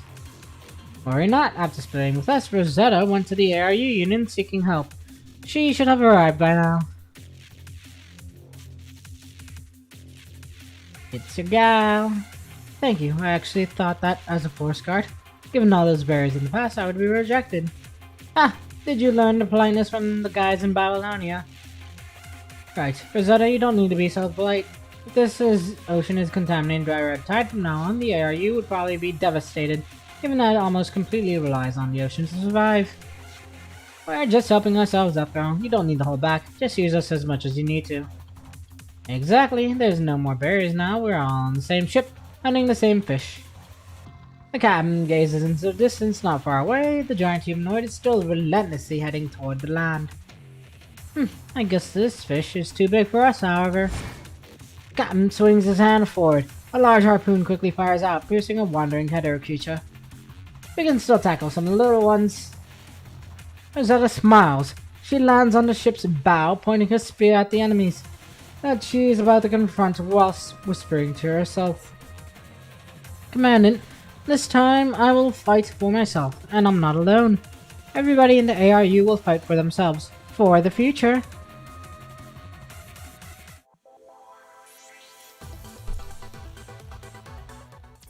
Next up, we are together. The storm continues. Endless rainfall has reduced visibility to a minimum.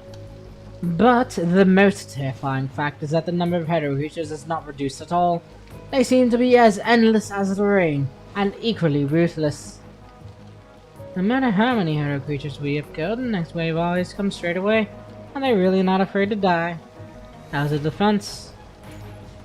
Not much different. We can forget about taking back the defense positions.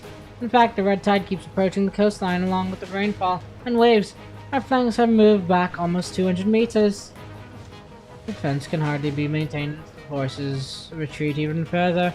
It was only established in a rush and will not take long to be breached. What about you, Chrome?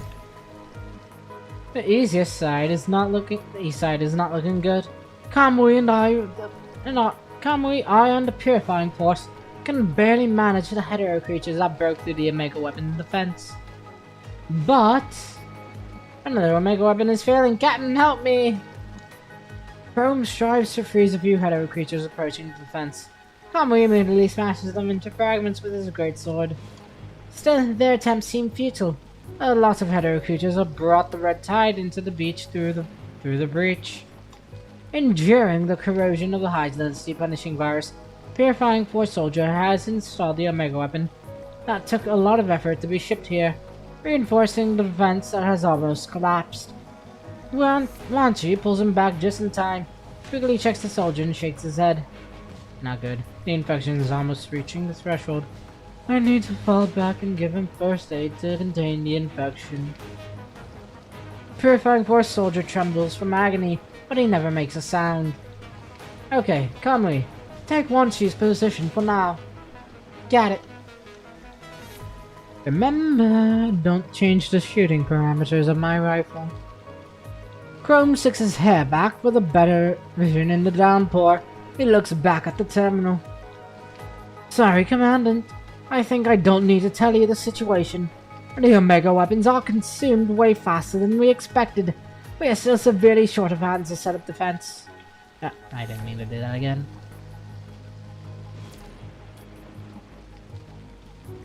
Understood. Letty takes off her headphones. Watching the changing numbers, she connects to Karenina's terminal. Oi, Karenina! We still got a lot of mega weapons to reserve, right? Can we send them here in time? Not know why I decided to make her Scottish, but now she's Scottish. No bloody way, thanks to this stupid weather, the truck can't drive through a lot of sand. We have to manually send Omega weapons to the front line. We're severely short of hands. Controlling the gravity nearby, Karenina carries the container with more than 10 Omega weapons inside all by herself and runs to the front line. Still, the Omega weapons are being consumed way faster than they are supplied. As the red tide continues to invade, the line of defense will only extend. The available forces are also being compromised by the red tide and hydro creatures. The lack of manpower will only worsen over time. Just a little longer, Commandant. Another squad is on its way. One squad is nowhere near enough, but at least it could buy the wounded soldiers some time to recover. Good news. Which squad is that? Commandant Simon's Dark Ares. They just finished restructuring, though. They can be relied on indeed. Never thought Commander Nicola would agree to send them in. Are you talking about Dark Ares? It's supposed to still be in maintenance, or no one's abnormality. Both. He had his plans. Another watchdog? They are helping us, as long as they have come down to the surface. Commandant, another wave of hetero creatures is coming. We need your order. This time I'm afraid the attack skill is greater than ever. Everyone, protecting your mega weapons. Impact in 30. Lucia stands in the center alongside her comrades. Facing an endless enemy, she draws her katana. The red tide of despair is swarming over. Behind them is the battle-worn earth. Nobody wants to take one more step back, but there is still hope in this land.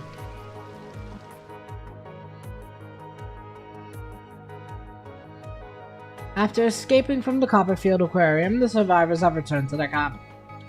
Barely over 10 people in this organization called Scarlet Revelation have survived.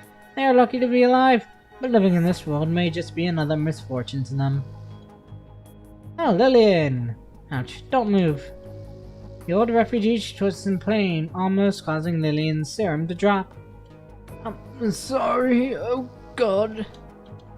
The agony has taken away the refugee's sanity.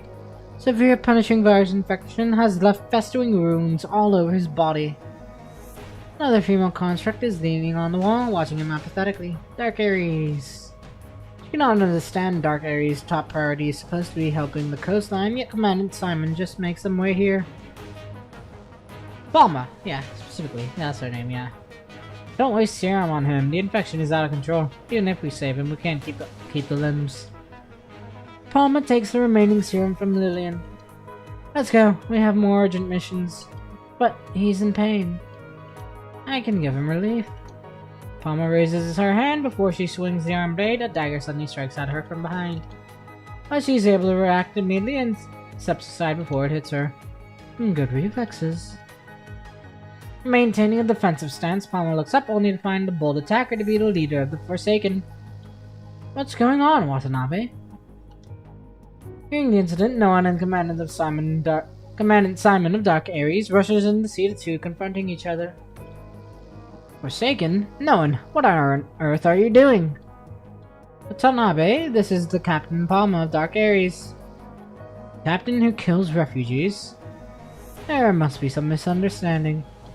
How about you explain first why you with the Forsaken? Will you believe me if I say it was just a coincidence? Oh, so you made us wait at the door for you to bump into him coincidentally. It was actually Lee's advice. Of course, Commander Nicola also gave his tacit consent. Graven Commandant knew the Forsaken would be coming to help, and wanted us to meet him here. What? Lee? He asked you to meet the Forsaken? Yep, I knew Watanabe before I became a construct. Graven just happened to know him too. With the Forsaken? Right. Now, I think more help is always appreciated. We may have different beliefs, but our goals are the same. Captain Palma, can you pass that serum to me? Palma reluctantly tosses the serum to Noan. He and Watanabe hold the trembling old refugee together and give him the injection. Seeing this, the Scarlet Revelation's leader, Grace, walks over and bows to thank them. No matter what, I must thank you for doing this for him. May God's blessing guide your way. God? Watanabe looks at the Gurkha knife in his hand. He can never forget his friend Bruce, who died in a church on the snowfield. God created humans, but also the punishing virus. It twisted the will of the devout, trampled the resolve of the brave, and ultimately destroyed the faith of the kind-hearted, leaving only endless suffering to mankind. Instead of believing in the words of a god, I would rather believe in the will of humans. Of course, it's just my personal habit. Do you really believe in that god? I believe in everything we can rely and hope on, be it God, divination, or the red tide. Or the person that can become our hope. So you're so miserable. Scarlet Revelation. You're not even fanatic believers. You may as well call yourself Church of Anybody Help Me. Why didn't you fight for it earlier? Fight? Of course we want to fight. Look at our powerless hands, and these bodies of flesh that cannot be turned into constructs. We were not chosen. All we could do was to be crushed into the pieces by those monsters. All we could do was to keep running away. We were sick of being drenched in fear and hated our incapability. All those emotions had turned into a hatred that could not be let out. This faith is the only thing we can rely on. But the contamination of the ocean will reduce our living space even further. I'd rather bet this life that can be lost at any time on this opportunity to unleash our fury that originated from fear. Do your believers also think that way? No, some are unable to understand, but I told them it was a test that God gave us. Besides, we have his promise. If this battle is a success, we can have our new future. Who is he? Oh, must be no one. He always likes to use his hope to persuade others. No, not me. It was Watanabe. I'm but a construct in Babylonia with no right to make decisions. How can I make a promise about someone else's future? Fine, whatever, but... Commandant Simon, no one. You all don't need to avoid me go the long way to the next time you seek the external help. Well, you don't need to avoid me and go the long way to the next time if you want to seek external help. I may have worked in the punishing force, but I won't attack Forsaken at this point in time. She puts away the weapon and leaves. No one. What's the matter? Nothing. I'm just not used to this name of yours. When you were introduced to me, I never thought Shrek could be a fake name. He frowns at the young male construct. When I bid farewell to you on the train, I thought it was the end. I thought I had just lost another Forsaken comrade. Well, at least you're still alive. You can always come to the Forsaken if Babylonia doesn't want you. I can't unhear that, Watanabe. It's okay, Commandant Simon. I won't go back to the Forsaken. Given the connection between me and the Ascendants, I would only bring danger to Watanabe. It's your future. You decide it.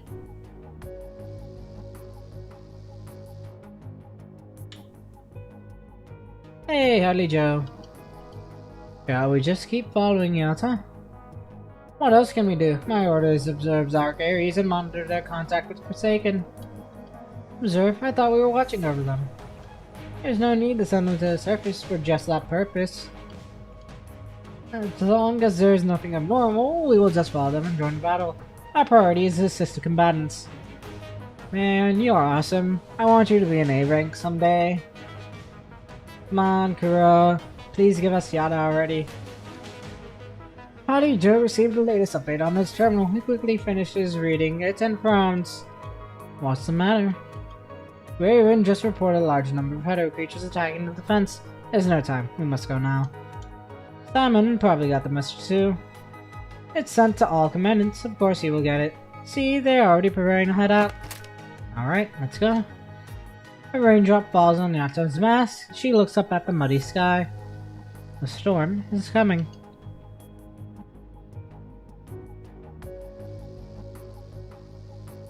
Lady Revelationist, are we really going to follow their truck and fight so many monsters?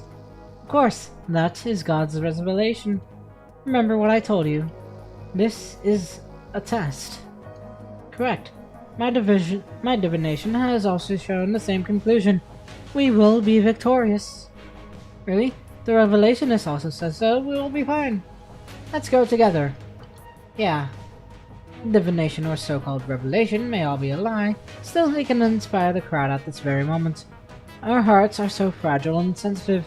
There is nothing perfect about them. But that's why we need each other and a faith. We need someone to tell us that tomorrow will be better.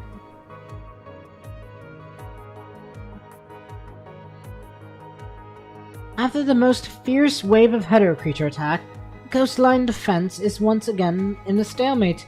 The only difference is that each move of the Hetero creature is slowly but surely eroding the humans' battle line. Thanks to the support of the Purifying Force, the Omega weapon defense on the west side can be barely maintained, but the east side, with relatively weaker strength, is on the brink of total collapse. The battle was meant to be a small defensive operation, but before anyone realized it had turned into a large-scale trench warfare. The beach is totally exposed and lacks cover.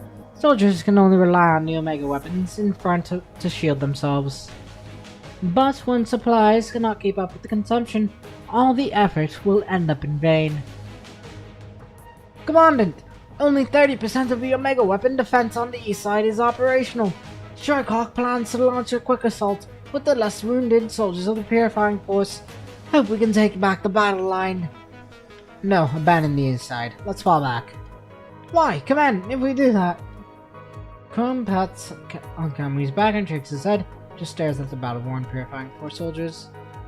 Even if we take the line back, we may not make it out of here. Besides, we don't have enough hands to redeploy the Omega weapons. Correct. Maybe the only option we have left is to spread on the land. Holding the battle line may result in a great loss. It is more sensible to keep the strength and wait for an opportunity to strike back. If only there's one more squad. You can attack the Hero creatures' flanks when they enter the valley on the coastline. Your terminal suddenly receives some noise. The signal comes from the east side, near Strikehawk. Alright, the interference is gone. All comms back to normal. Harley Joe? Hey, I would love to chat with you, Chief, but I will leave it to Dark Aries to do the talking. They were the first to depart and should not be too far away from you.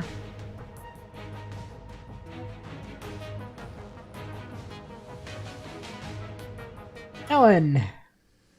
Greetings, Commandant. We decided to come first. Commandant Simon was supposed to do the briefing, but he was a little carsick. Lillian's taking care of him. Hope he gets better. Simon being Simon as usual. Apart from the 4 members of Dark Aries, there's Yata from Scarab, and Commandant Harley Joe from Woodcock, as well as 37 from the Forsaken, including Watanabe. Total of 43 combatants are moving to help with the coastline defense where the red tide is. Okay, the Forsaken, Watanabe is here too. Great, just in time. You nod to Teddy. She opens the tactical map and locates the coordinates of the east side's breach. Please move to the area between MM6 and MM8 and intercept the flank of the Hetero creatures. Alright. Also help Strikehawk to organize a counterattack if possible. No problem. I need to remind you, based on the calculation of my program, even with the extra dozens of combatants, the Omega weapon defense won't sustain prolonged operation. We have more than that.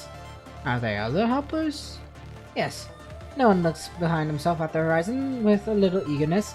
The sky is full of dark clouds, but he knows that is also where the sun rises. They are here too. Following no one's vision, you also look back toward the end of the valley that leads to the coastline. Under the sunlight bordering the dark clouds, you see many moving figures. Hey! It's the Revelationist people. Leader holds her twisted steel staff high. Following her, many more charging toward the coastline defense. God has always been guiding us. In the past, he gave us many trials, but also redemption. He kept us alive. We have transcended the trials to prove that we are the chosen ones. Grace points her staff at the endless Hetero creatures on the coastline. His enemies now stand before us. This is a fight we must take on, and we shall end it once and for all. Now, take your weapons and follow me. The crowd makes a thundering cheer. More refugees have shown up at the end of the vision, rushing toward the coastline, wielding all sorts of weapons that they got from the Forsaken. Such is the fury of all the cowards that originated from their fear, and the courage that unites them all together. They may be insignificant, but right now, they have the strength to shake sky and the sea. Individually, the refugees aren't that strong, but their number can really help the shipment of the Omega weapons. It's time to strike back!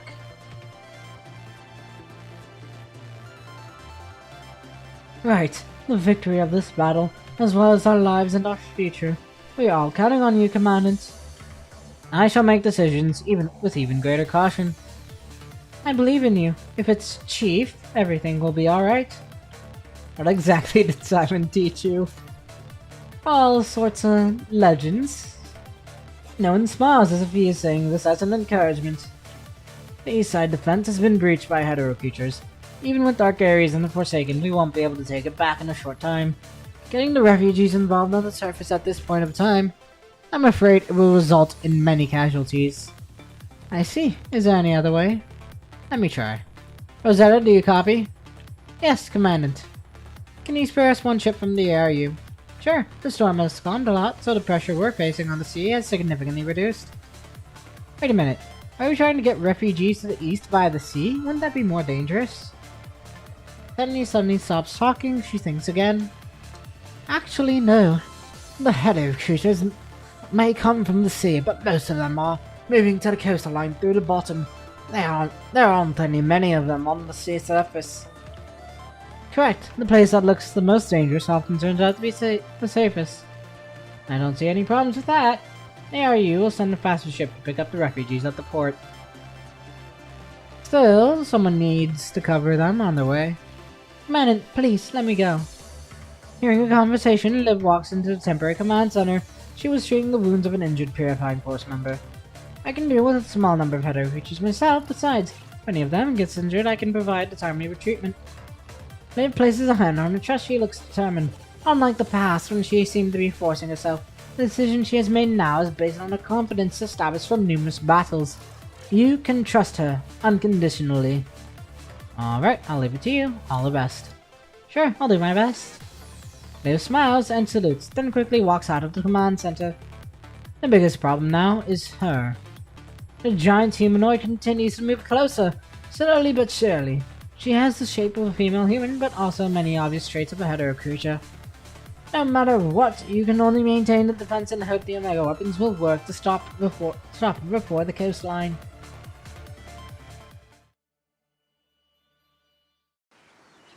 Yep. Here we go. We got the gang again. Quickly, Liv. Don't worry, I'm Liv from Graven. I'll escort you to the eastern positions. Thank you, girl. We'll make ourselves useful. There may be battles on the way, but I'll protect you. Don't worry, our belief is that everyone should protect themselves. I can fight as well. Okay, but don't force yourself. Make sure to let me know if you get hurt.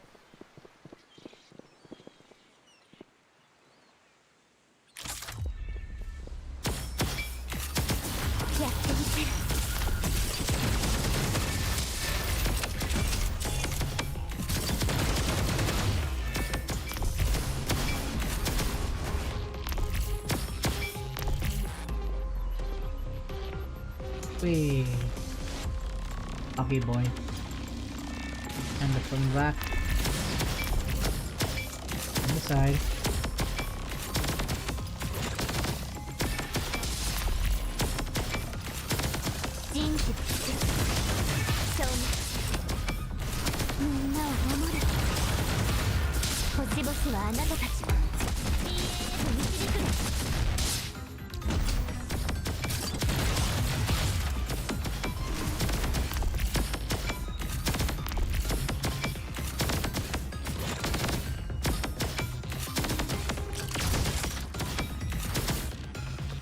Okay, moving forward.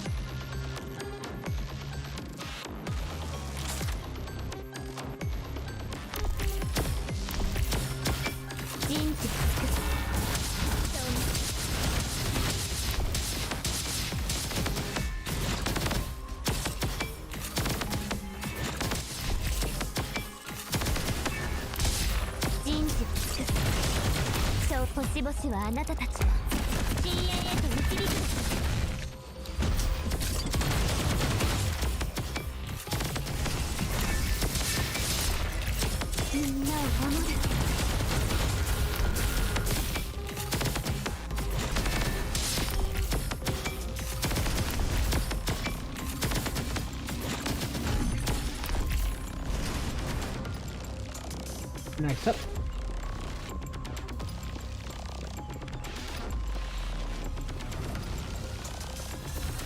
Getting foggy. This way, everyone. Where's everyone gone? Solutions. Other hetero creatures using punishing virus to affect my frame sense modules. But all the problems should be solved if I can defeat all the hetero creatures.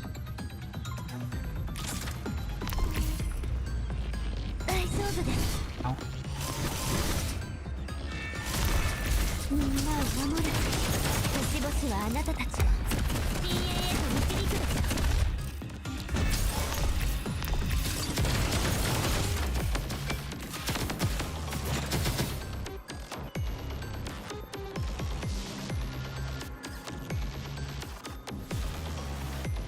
Okay.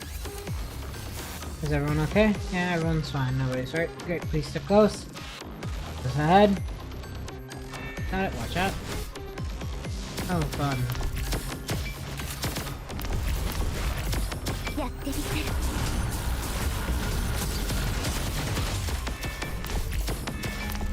Boy, buddy. みんなを守る星々はあなたたちを深淵へと導く人と尽くす消滅大丈夫です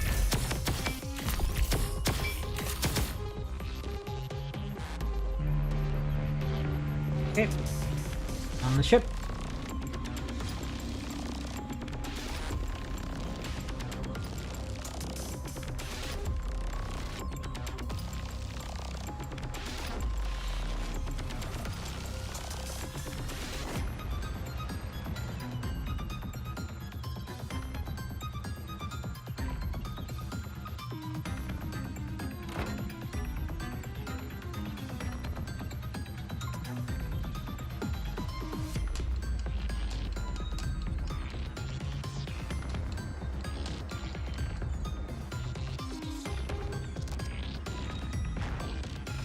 Okay, keep going.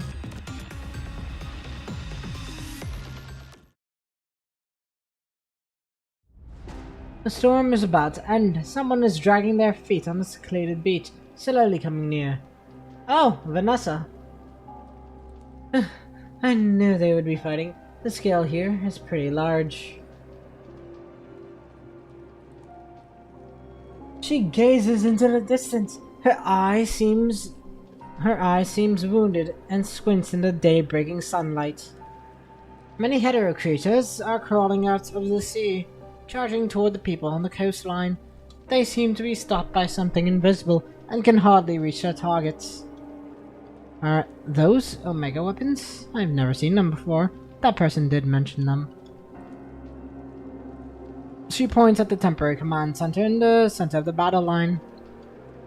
That symbol must be Grey Ravens. Not just them. Strikehawk, Cerberus Engineering Force, even Dark Ares is here. Can't believe Babylonia's thrown in so many forces. That chief is definitely not holding back, just as always. She knows very well that the forces weren't recruited by the Grey Raven Commandant. They just naturally gathered around that person to fight together. Let's go meet them, Bambinata. Bambinata quickly comes to her, supporting Vanessa's disabled body with her own. Just then, Bambinata sees a crimson figure who looks completely out of place. Mistress. Bambinata quickly pulls Vanessa behind herself, blocking the hetero creature's attack. Do you really have to block that with your own body? Hearing the young male's voice, the petite Bambinata kicks the hetero creature away and dodges its attack. She returns to Vanessa while remaining alert. Before the hetero creature can growl again, an arrow pierces its throat, and pinning it on a tree trunk, it immediately turns into a pond of crimson liquid. Thank you. Bambinata nods at the young male, and then looks back at the female behind her. She's obviously thanking him for saving her mistress, but not for helping herself. Teasel. Teasel glances at Vanessa from the corner of his eyes. He tells himself that the terrible scars on her face were only a result of her own wrongdoing. Sending you here is the last mercy I have for you, Vanessa. I know, you've said it many times. Vanessa smiles, but this time there is no sarcasm in her words, only slight grief. Alright, I've got to go. Wait, there's one last thing.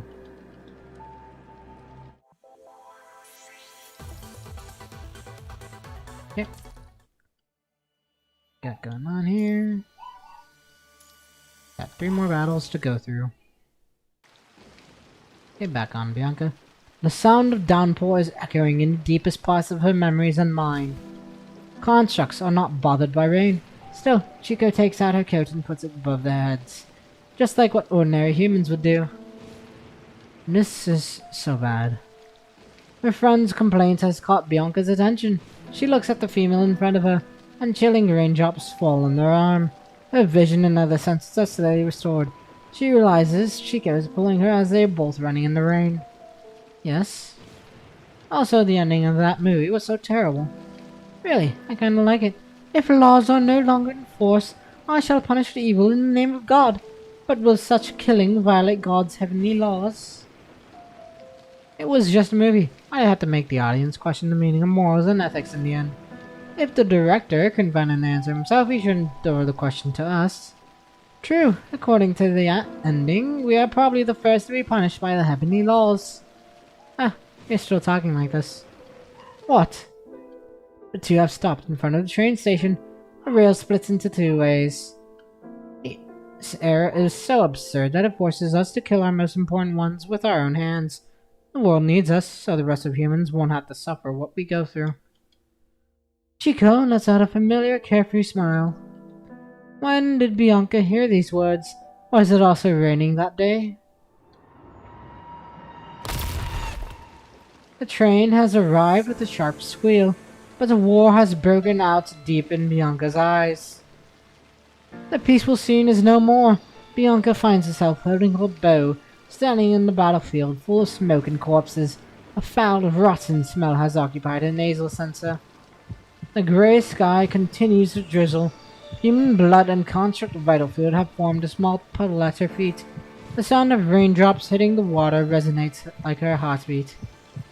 In front of her is a deformed construct with a face similar to Chico's.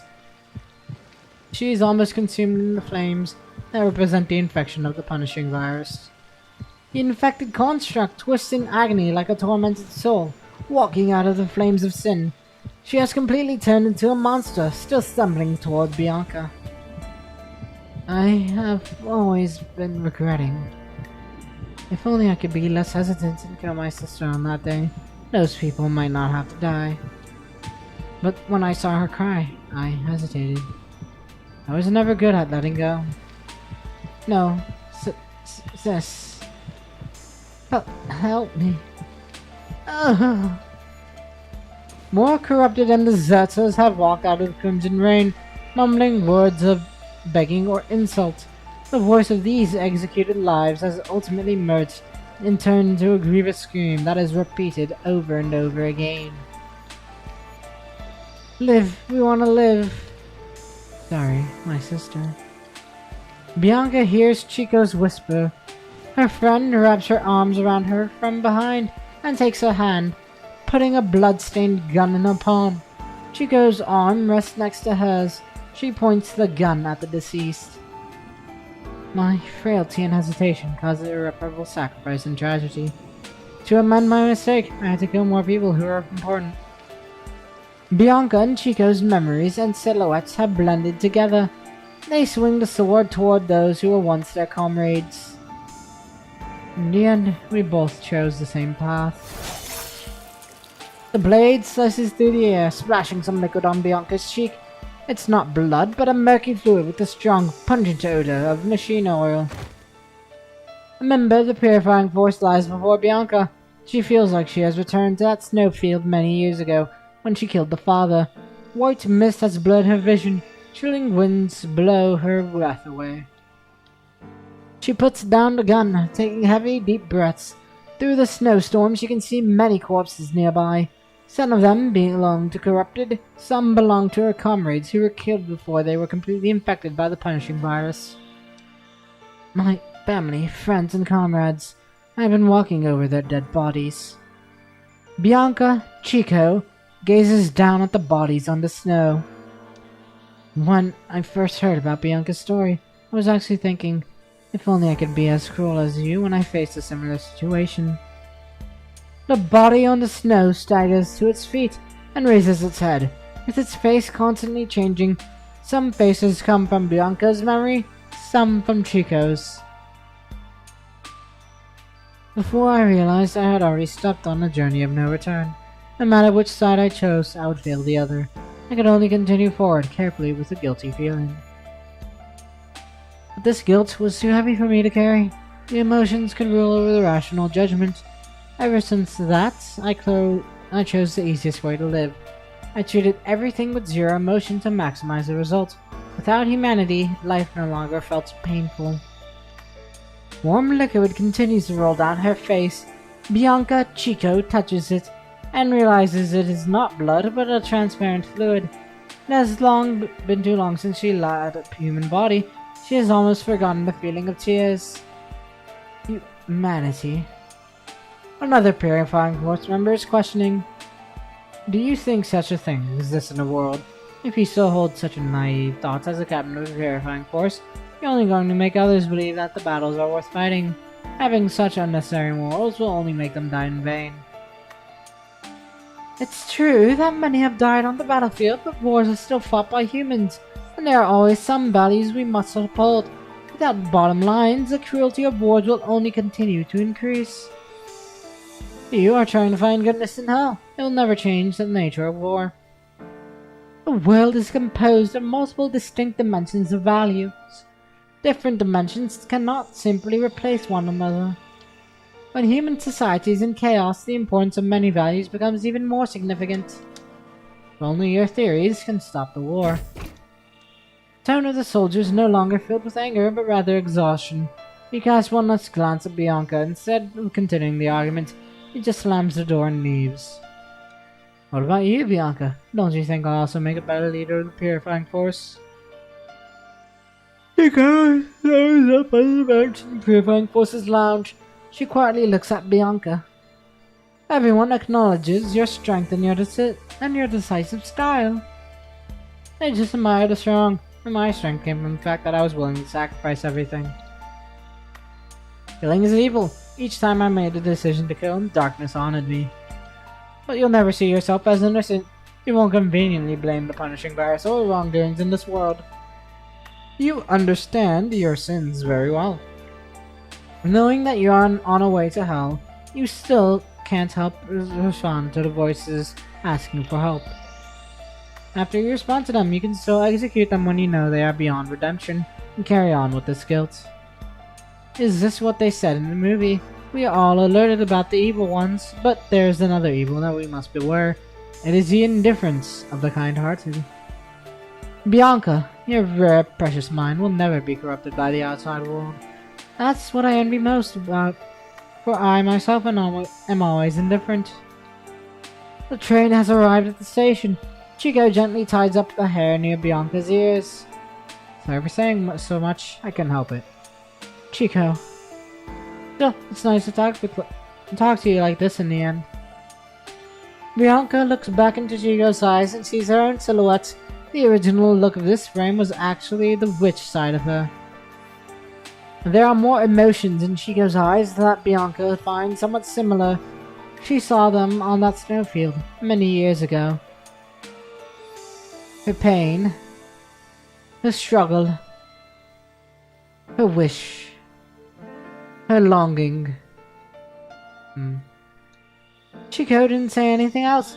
She stepped up on the unmanned train and waved goodbye to Bianca, just like a friend saying, "See you tomorrow." Matane. Matatone. It is just another ordinary day. After missions, the always serious Chico will return to the Purifying Forces lounge and smile to Bianca.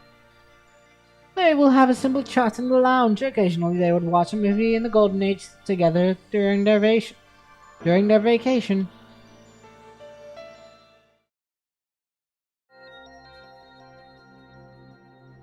Bianca wakes up from the dream of farewell. The deviation of her mind has temporarily stabilized. She opens her eyes and realizes the restart process of her frame has completed. She finds herself in an undamaged corner of the aquarium with some red tide remaining around. There is still some warmth on her cheek. Next to her is a pair of earrings that once belonged to Chico, telling her that she has been here. Bianca has no time for anything else. She quickly holds the Phantom Tracer up, trying to look for traces of the past. The petite girl silently gazes at the hetero-humanoid curled up amidst the red tide. This terrifying creature was significantly wounded during the tragic battle it fought with Liv. Now, only the female hetero creature is barely surviving. It is immersed in the red tide, like a fetus floating in amniotic fluid. Only the remains of the hetero-humanoid were retrieved. Even after the red tide had repaired them, there is only an empty shell left. But that's okay, it's enough as an experiment subject. Ah, it's the remains of the hetero-female twins. If this project could work, maybe embrace a more complete rebirth. So will your mother, Cinderelic. Thank you, Lithos. Come now, Grace. Is this it? Correct, if you want to get rid of that body and get incompatible constructs to live a new life, you should merge yourself with her. But will I still be myself? Of course, I promise. You promise? No, you're lying. You think you have another option? You're exhausted, Grace. A never-ending escape, the red tide interrupted. You fear death, yet you don't know when it will arrive. You are willing to believe in anything just to survive, be it God or the weapon in your hand, is that right? You lied to many people and made them come here. You knew it well long ago. If you can revive in her body, your words, divination, and identity will all be verified. You no longer need to fear the punishing virus either. Isn't that good? Come, Grace. This is an obstacle you must overcome to bid farewell to your long-lasting fear. Fine. Just when Grace takes a step forward toward her ending, the closed door is slammed open. A Senate and a human. More purifying soldiers storm in and surround the two, holding their weapons. They are all alert and dare not to go any closer. What are you doing? Out of the way, do you want to get killed by this ascendant? What she said. As Lithos' wonder, are you really going to trust his words? Run, while you're still alive. Lithos remains calm. He turned to the fully armed purifying force soldiers. This is the hetero-humanoid, so you brought it here. Are you trying to run another dirty experiment with it? Chico sneers with a furrowed brow. She exchanges a look with Norris. The latter immediately understands her instruction. Kill Lithos and eliminate all possible means for the other humanoids to revive. Dirty experiment. Chico's words seem to have touched on a forbidden topic. Lithos rises to his feet from the execution chair, and everyone can feel his invisible rage. The ground underneath begins to tremble as if some sort of waves are surging toward them. Compared with what those people did, I'm far from being dirty or a swindler. Yet, you are taking their side and fighting to protect them. What are you talking about? Kugala Korono. Daedalus. Don't worry, I have no interest in fighting for revenge. However, since you described this project as dirty, I shall make you experience this dirty in person, although it's not even half as horrible as what they did. Prepare to battle.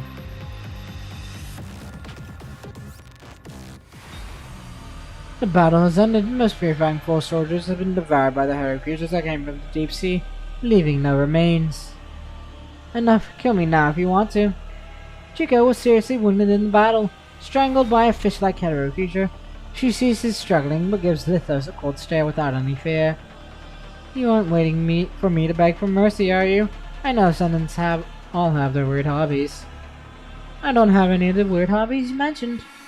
I hate to see you suffer, even if you are my enemy. Come, I'll give you a new life right now. What are you doing? Don't be scared, it will be a happy dream. Desperate. Despite finally revealing a glimpse of emotional vulnerability, Chico fails to elicit even a hint of sympathy from the Ascendant. Perhaps Lithos believes what he is doing is already an action of sympathy. That human has fled. You shall help me complete this experiment. He manipulates Chico, pressing her against the fetus-like humanoid. Now pray. If this project succeeds, your life will be carried on by a higher form. May you be blessed. The flashback comes to an abrupt stop, freezing at the moment that Chico melts into a hetero-humanoid. What was the look on her face? Was she in fear or determined as always? Or perhaps was she a little unwilling to go? Bianca does not know. The illusion of Chico has been rewound to the moment Bianca first stepped in, staring at her in silence. Finally figuring out everything, Bianca knows this place is where Chico was lost, and where the hetero-humanoid, now with Chico's mind inside, has saved her. She hugs Chico's illusion, disappeared in her arms as if it has been waiting for this moment all along. Behind you, there's a large glass wall of the aquarium. Bianca sees her own reflection in it. The punishing virus has eroded and peeled off the coating of the stigmata, revealing another look of her, a witch holding a sword staff. Sword staff? But considering that a familiar appearance can help stabilize the mind, we made this coding in response to the short production of the time frame. Or time of the frame. Bianca rubs the hair around her ears. The first time she met Chico, she always helped her to do the same. Now you finally look like the captain of the purifying force, she said. Bianca ties up her long hair and puts on the earrings Chico left her. She wipes out the blood stain in around her mouth, cleans her coating, then waves goodbye to where Chico's illusion was standing. My existence has never changed. That's why I still cannot laugh at you. Sorry, Chico. Bianca closes her eyes, recalling all the memories and emotions that Chico passed to her. But I will accept the changes within myself. When Bianca opens her eyes again, there is only resolution in them. She has accepted everything of herself and revived in the darkness as a witch. She picks up the weapon born in the darkness and leaves the aquarium that is about to collapse, heading toward the light on the ocean's surface.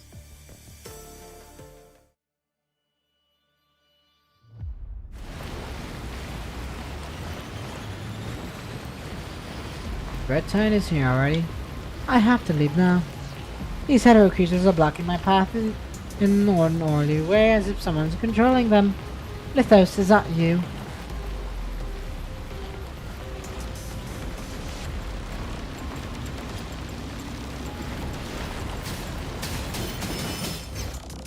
Bianca, where are you going?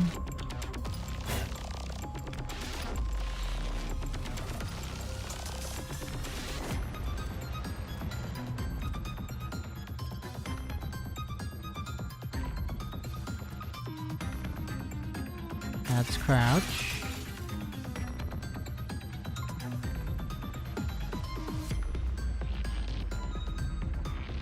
Oh, jump. Me, Captain Teleport. I'm scared. Someone please up. Don't leave me here.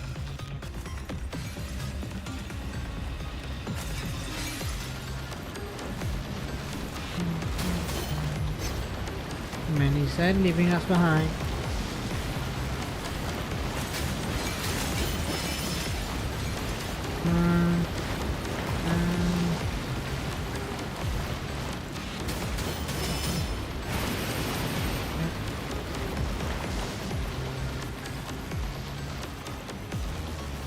This hole here, is this what that feels like? I'm upset. That voice, no, I can't stay here.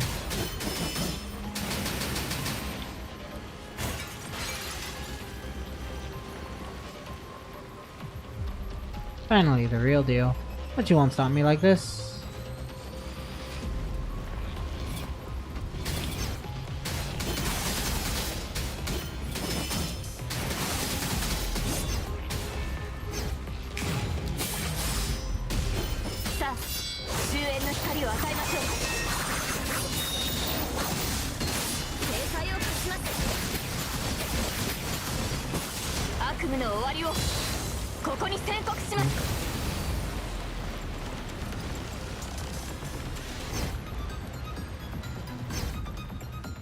Rest in peace, everyone.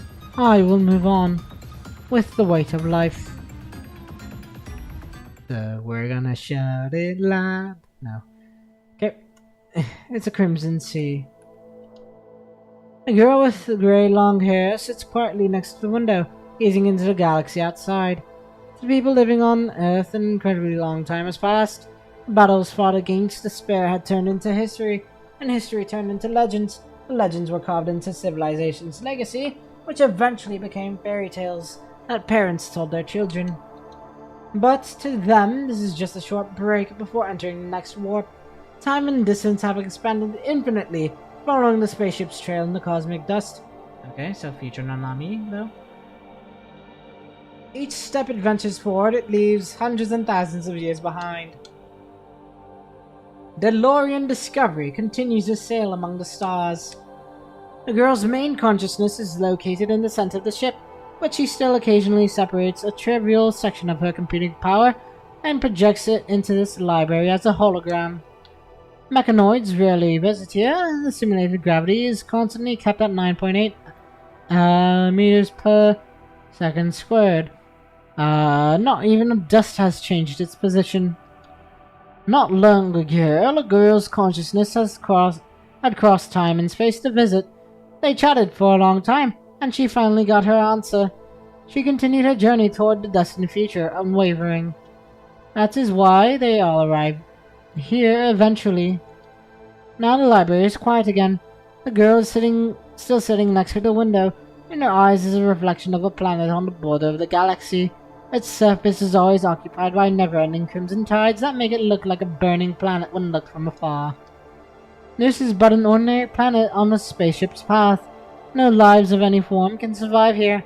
The answer that machines have been looking for cannot be found here.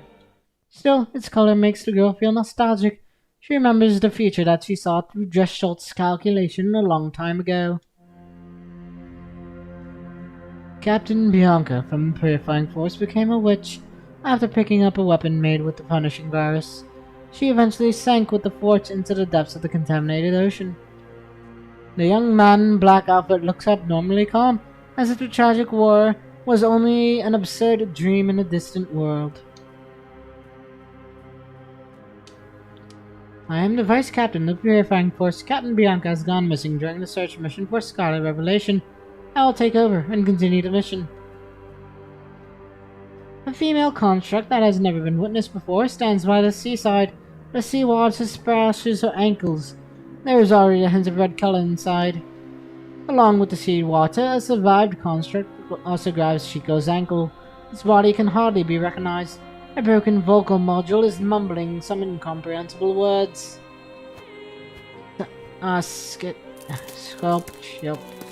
Chico has not even looked away. She just pierces through the broken humanoid's power core in silence. The water surges. Her vision is blurred by a viscous red. Something has dissolved within the red tide and turned into thousands of corrupted, reshaping their hosts and red tide projections. Tall skeletal humanoid walks out of the sea. A broken lamp falls off her waist, only to be trampled by the heteroconscious consciousness host that swarm the beach. Witch! It's a witch! She hears humans screaming among the mixed wailing and blunt noises of flesh being torn apart. The signals of lives displayed in her terminal are rapidly disappearing. Nobody can stop her, as they are no match for her. Chica looks up at the giant shadow as it walks over waves, gradually engulfing her. I never thought that you would come to me in this form. Something is struggling in her eyes, but it soon dies off. Her bluish lips draw a ghostly smile, but crimson tears roll down the corner of her eyes. When I die, I don't want to see your tears, Captain. Are you laughing at me? Nobody could answer. She raises her hand, sharp fingertips way past Chico's face, then suddenly strangle her neck. Chico feels her feet off the ground. Not everybody can take the lives of their closest friends. The number of life signals in her terminal has dropped to a single digit. Chico hears the sound of her neck breaking. She also smiles, closing her eyes and letting go of her hands.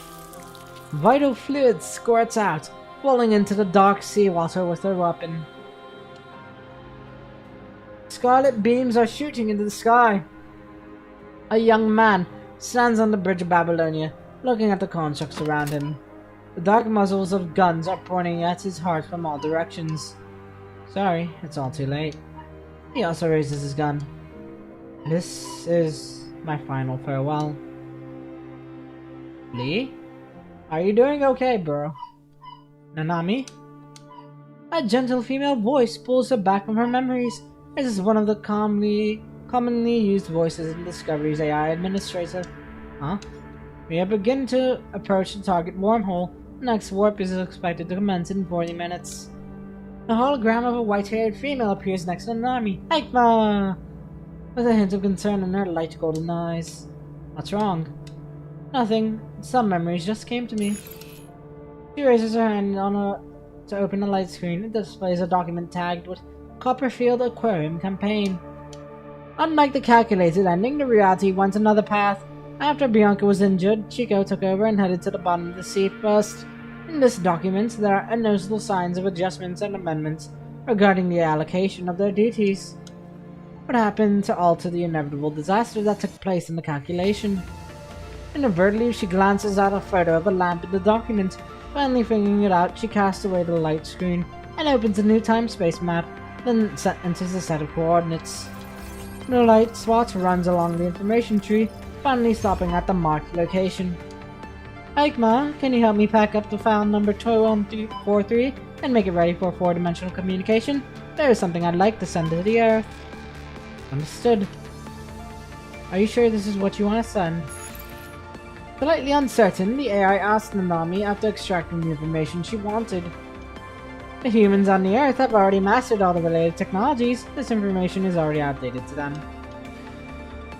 You're right. The girl points at the time-space coordinates on display.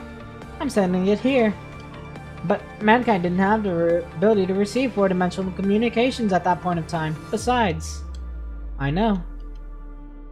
Ah, so that's why Nicola changed the plans and sent Chico to the city.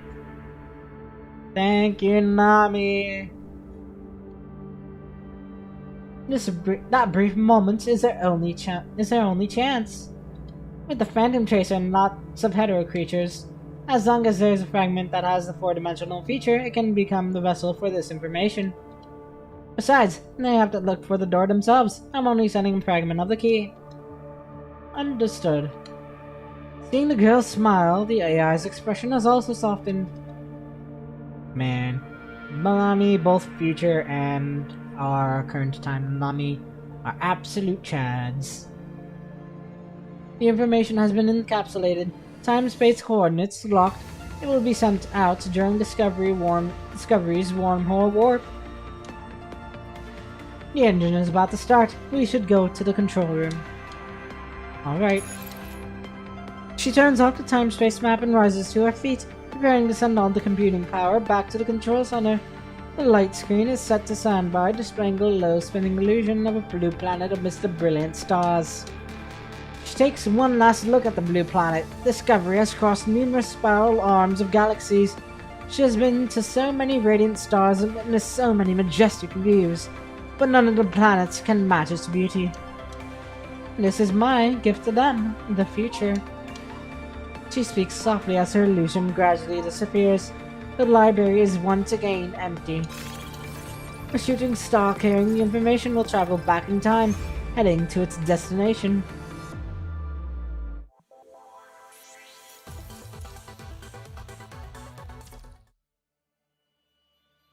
Next, 2 more to go. Lithos. Already, wow. Wow. An inexplicable, ominous sense of death is lingering in the air. The putrid odor of rotten flesh has already begun to spread with the wind. In the beginning, there were only a few monsters, but as the sea surface continues to surge, more have returned from death, crazier than ever. The sky is a bloody red. People have forgotten who they are and where they come from. The only thought in their mind is to hold the crimson monsters off at all costs. Once they enter the land, they will slaughter everything in sight. The coast is covered in bodies and injured soldiers. Even you have blood all over the body. A silhouette suddenly shows up on the sea. What's that? More task force members look in the direction that you are staring at. Someone begins to shout. An ascendant. Unknown construct sighted. Everyone, stay alert. A commandant issues an order with a trembling voice. The unknown female construct has a threatening black aura around herself. Other constructs all look at her in fear and point their weapons toward her, as if she can easily slice everyone's throats with a simple gesture. A heavy barrage lands in front of you, blowing up a hetero creature charging toward you. When the dust settles, you see Karenina rushing over from behind. She shovels her weapon into the ground and wipes off the vital fluid around her mouth, gazing at the figure on the sea. All of you, stop. That's Bianca. The unknown female walks close. With the dark-colored frame, she is holding a sword staff in her hand. Crimson sea water boils around her, making her look like a witch walking out of the underworld. Although she looks completely different from Bianca before she went missing, you still recognize the sword staff and the lamp on her waist, let alone her familiar stance. Listen to Karenina. Stop attacking. That frame.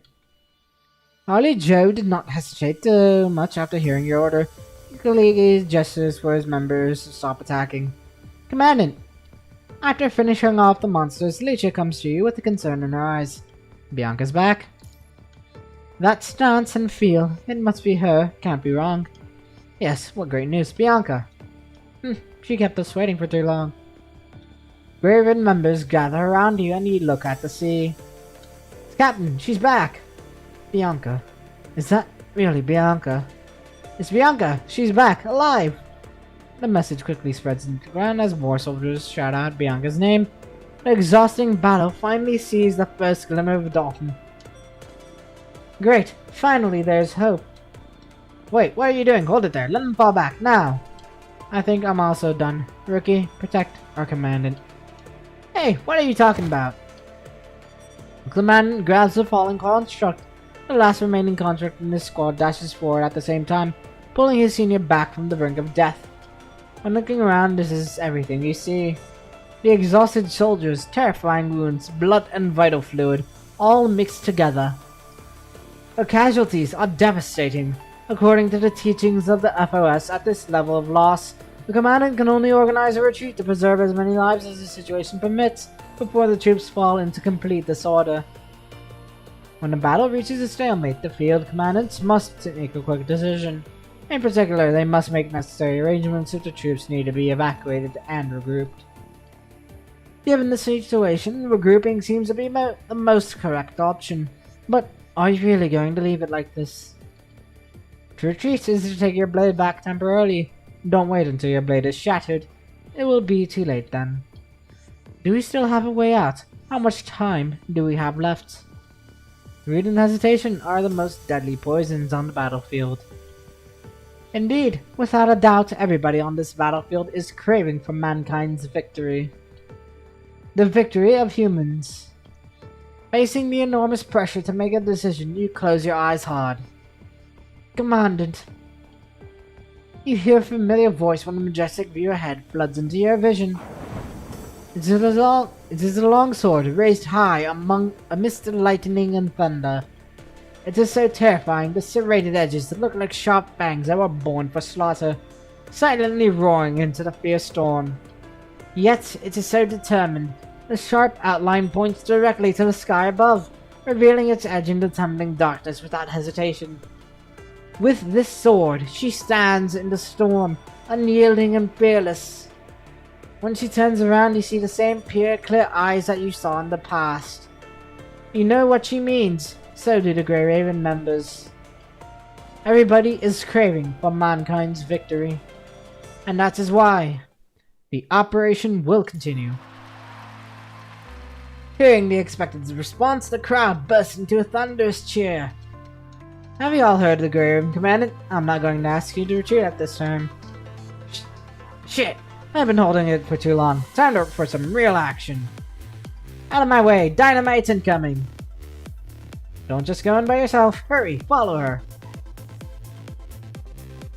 With Bianca's return, the concealed blades are finally unsheathed. From this moment onward, there is no holding back.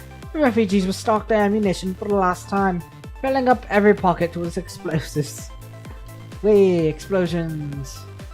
Constructs no longer follow the basic tactic that prioritizes the preservation of energy. They are going all out. A monster is blown into the air next to Teddy, raining dirt on her. Damn it, what was that? Oops, sorry, that thing was getting too close. I doubt you didn't notice it. Not far away, the monster's broken remains fall from the sky. The metal patch attacked its angle detonates again, blowing up all the monsters nearby. Teddy fiddles the remote control in her hand. Seemingly unimpressed with the result, she is probably thinking of how to maximize the damage. Rosetta's spear is shining with sparks. She has activated full thrust and turned it into an unstoppable knight, scattering away a large pack of monsters. The refugees make be unable to tackle large groups of monsters, but when they are separated... Bang bang! Come closer, don't be shy. Hurry, that hunter just knocked out another. Let's finish it up before it recovers. Go! Shit, my gun got jammed again. I can't get the bullet out. The refugee tosses away the jammed gun. He reaches into his sheath and realizes it is empty. He then takes a look at the refugee in front. Give me your axe, mate. Take it yourself. Ouch, don't take my pants. Oops, sorry. Damn it, we don't have time for this. Hurry up, I'll hold his claw. After a round of gunshots, the monster is completely eliminated. Before they can cheer, another monster has appeared, charging toward the unprepared refugees. Bang. The bullet shoots through the monster's head, sending its body fluid everywhere. The monster immediately turns silent, falling to the ground. 17. The empty shell casing drops next to his arm. Its shiny surface reflects a ferocious mouth clubbing close. Before it can approach him, the scythe gets in the way, smashing the fangs in the mouth into pieces. Hyla! Phew, that was close. Forsaken Sniper thanks her while ejecting another shell casing. He continues to mumble. 18. Just stop counting. Do you have time to pass me the new machine gun barrel? I got way too many things to do. Is this okay? Fonchi adjusts the device in his hand, unleashing a cold gas to immediately cool down the red-hot barrel. Lichia defeats every incoming monster on the front line. When she tries to reposition, the half-dead monster pushes its broken arm to pounce at her. In the blink of an eye, a banner spear has not only blocked its attack, but also sent it into the air, flying along with another monster.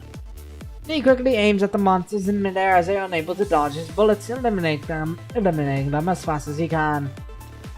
They look into each other's eyes, not to show their determination, but only to confirm their positions. Words aren't necessary at this point, all they can do is to keep fighting and embrace the victory. This is our final strength. Will it last only a fleeting moment or turn the tide altogether? The will of every individual has combined together.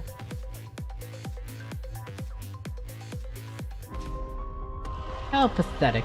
Chico, the people you want to protect have now united and turned against you. Don't be afraid, I will protect you, and this very sea that you were born from. Lithos curls his execution chair and dives underwater. He rapidly swims towards the weakest parts of the human's defense. Hopefully, this nightmare won't last long. Just when Lithos is about to reach the shore, the sword slashes down toward him. However, Lithos' movement suddenly becomes extremely peculiar, dodging the incoming attack from an impossible angle. He rises to the surface and sees Bianca holding a sword, pointing directly at him. We must find out the real culprit before our strength is exhausted. We will reduce defense on the force to the east side. If the culprit is behind the attacks, it will definitely target there. That's why I need to rely on you to take care of the east side, Bianca. Bianca recalls the commandant's words with a smile of confidence, not only because the tactic worked, but also because the efforts of everyone behind her were not wasted. She vows to bring victory for all the warriors as well as the fallen souls. A victory for all humans. And here we go, Lithos time.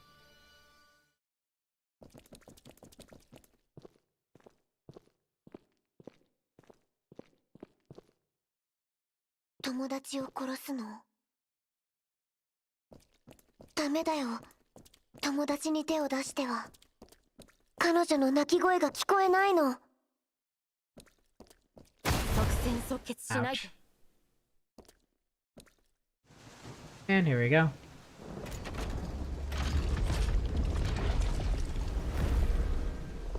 It is time.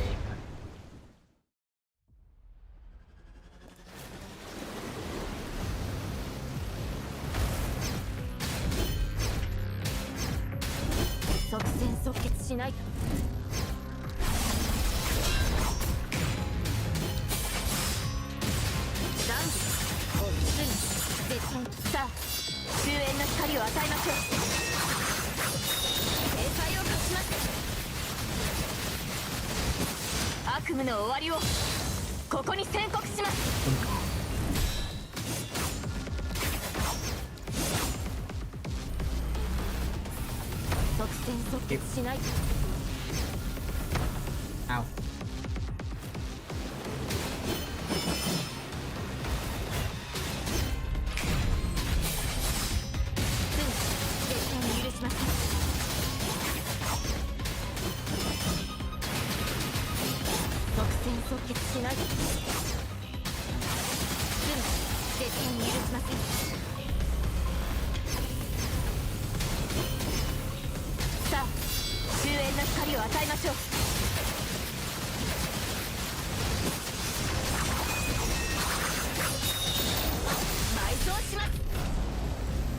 Oh, fine, grab.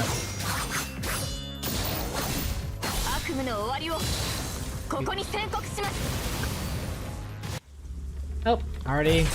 Next phase.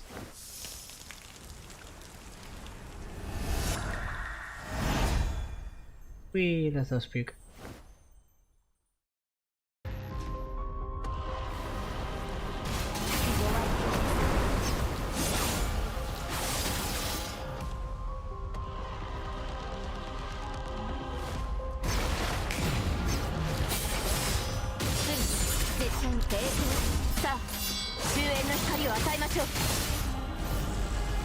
It. Ow.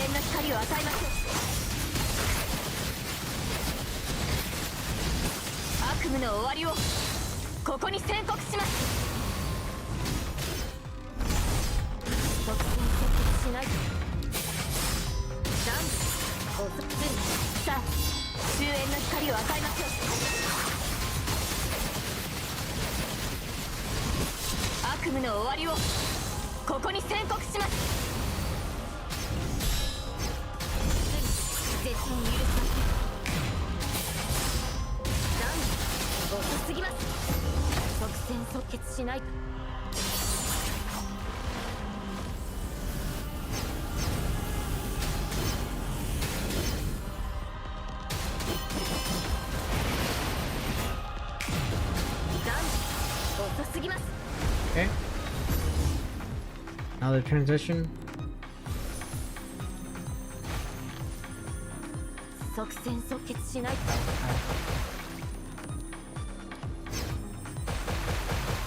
Ow.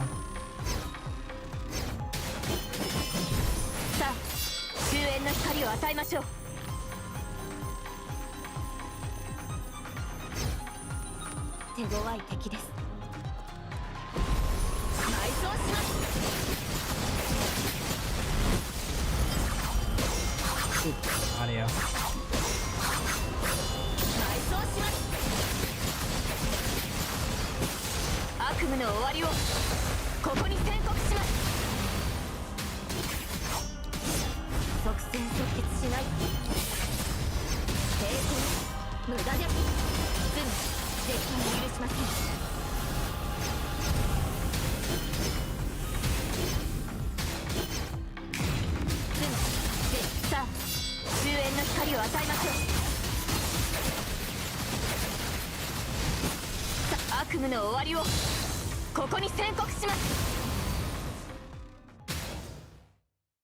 Okay.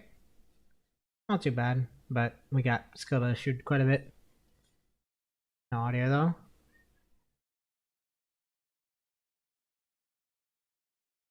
On this apparently. There we go.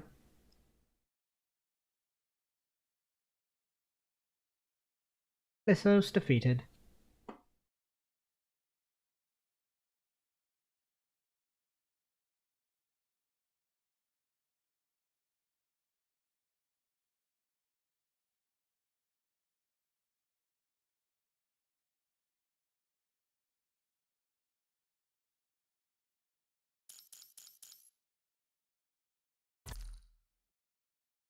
Now the last one. Time to say goodbye. When the lifeless Lissos falls to the sea surface, a lot of corrupted suddenly show up in the water, stopping Bianca from retrieving Lithos' frame. At the same time, the Omega weapons are currently rerunning at their maximum power in the entire battle. The red tide that once spread the entire sea surface has been properly contained. Sieged by humans, the giant heterohumanoid on the sea surface is also showing signs of fatigue. They're running on Omega weapons! Someone give that thing a final blow! Karenina runs furiously. Leave it to me, Karenina. Bianca replies after returning from the battle on the ocean surface. Bianca, are you hurt? You were lost at the bottom of the sea for days. What happened? A young male soaked in rain and vital fluid walks forward with the remaining Purifying Force members behind. He nods at Bianca. Captain, I knew you'd be fine. You're strong. Don't worry, I'm fine. Bianca looks around at the remaining members of the Purifying Force who had suffered a substantial loss after engaging in battles with hetero creatures for days. This young kid is still quite new, but he was forced to take up the role of the temporary captain. Bianca grabs her sword staff as she gazes at the giant humanoid in front. Its distorted body has almost inflated to the height of a building.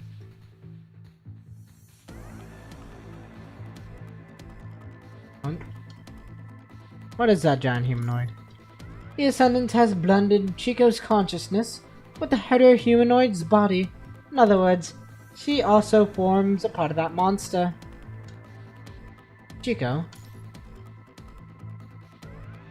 She was the vice captain of the Purifying Force team and lost at the bottom of the sea. Yes, she protected me after the Copperfield Aquarium collapsed.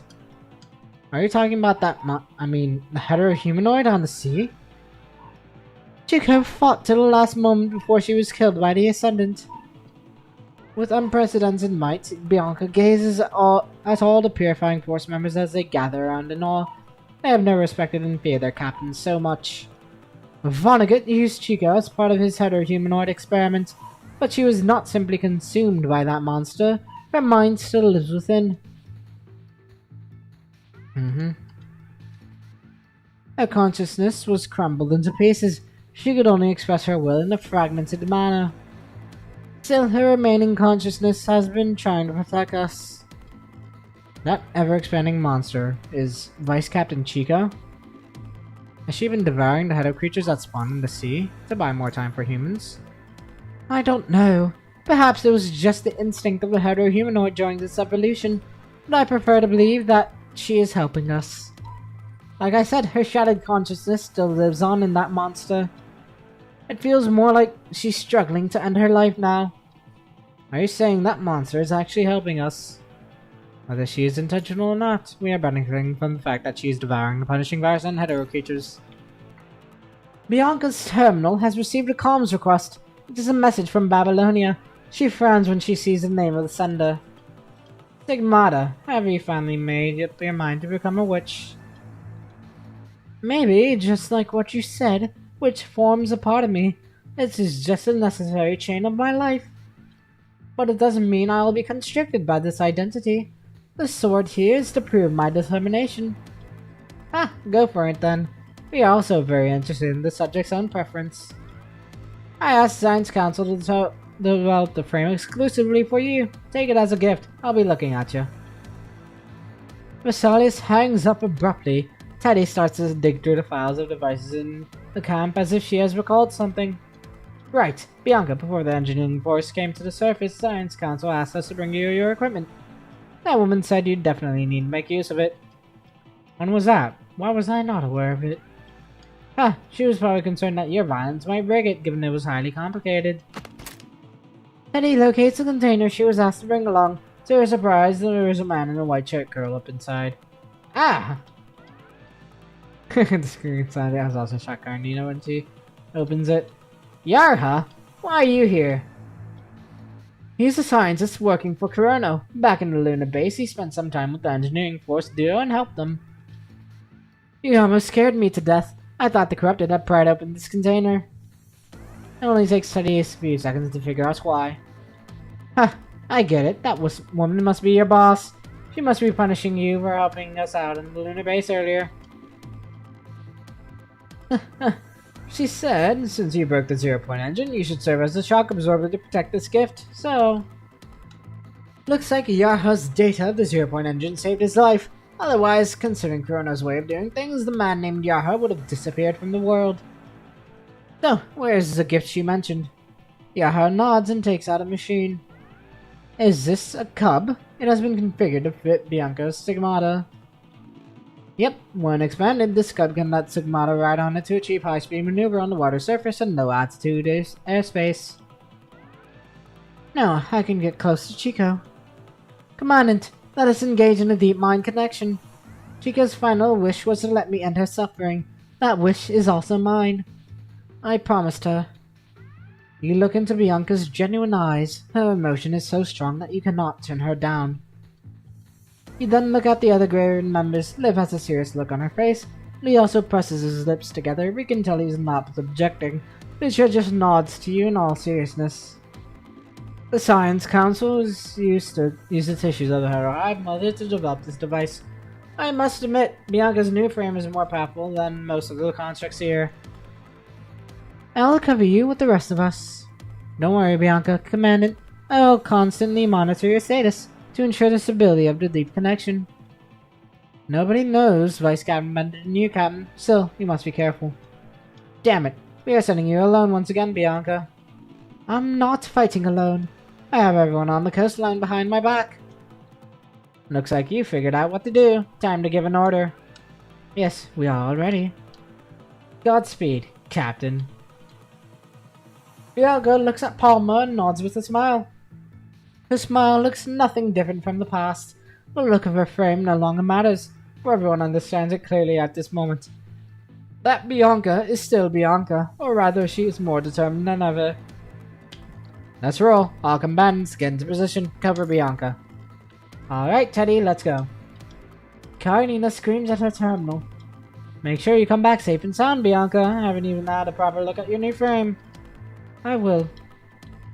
She used to stop Chico from taking her life, but this time she will help her do it. And here we go. The final push.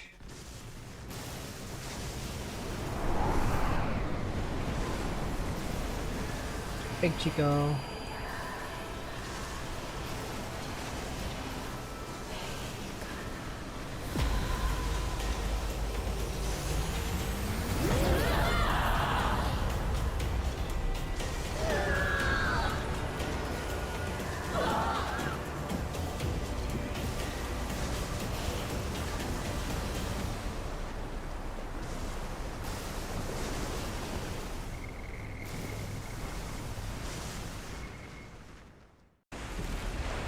Chico, I believe you would do the same if you were me.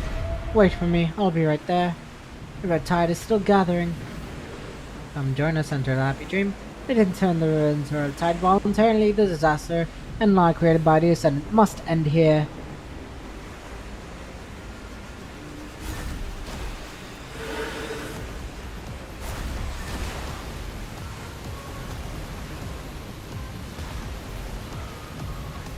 Oh, there it is.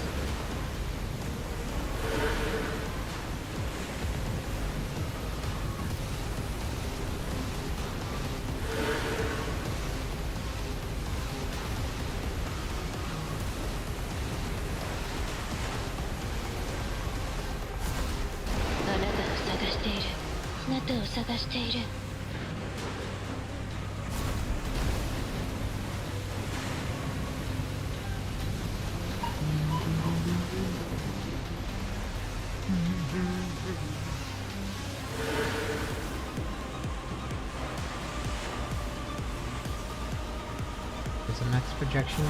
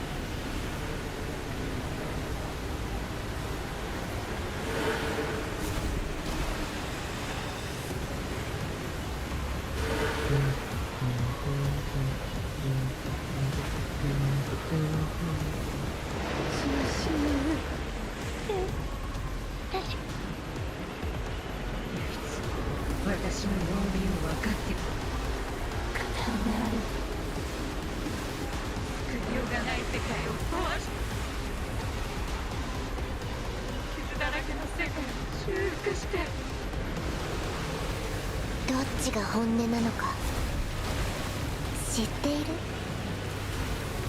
ええ、知っていますとも。これは全部彼女の本音です。こんなになっても残された意識で私たちを守ってくれている。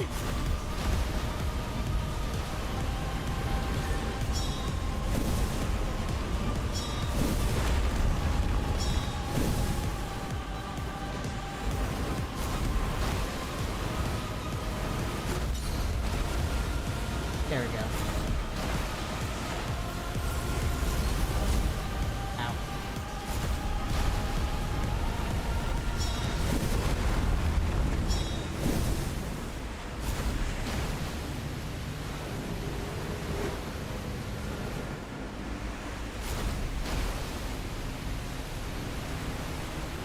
Yeah.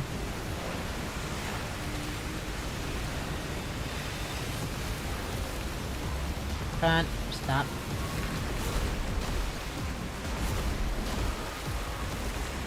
There we go.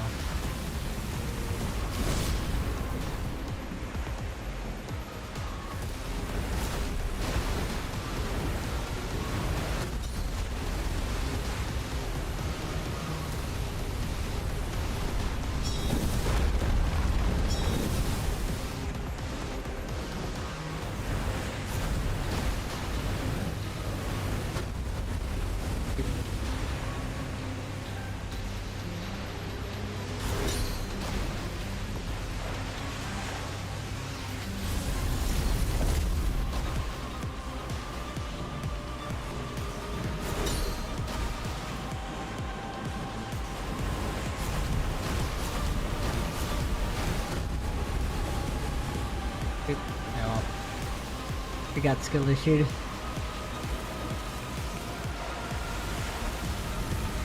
Dunk.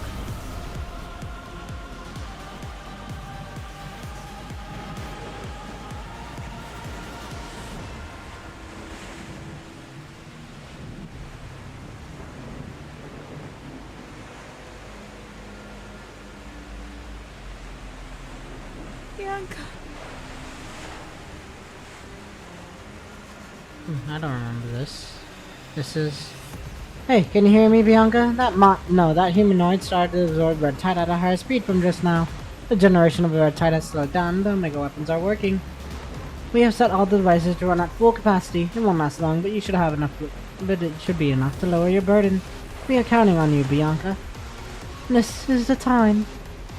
I will fulfill the promise with everyone's help. Behold the final light. And here we go.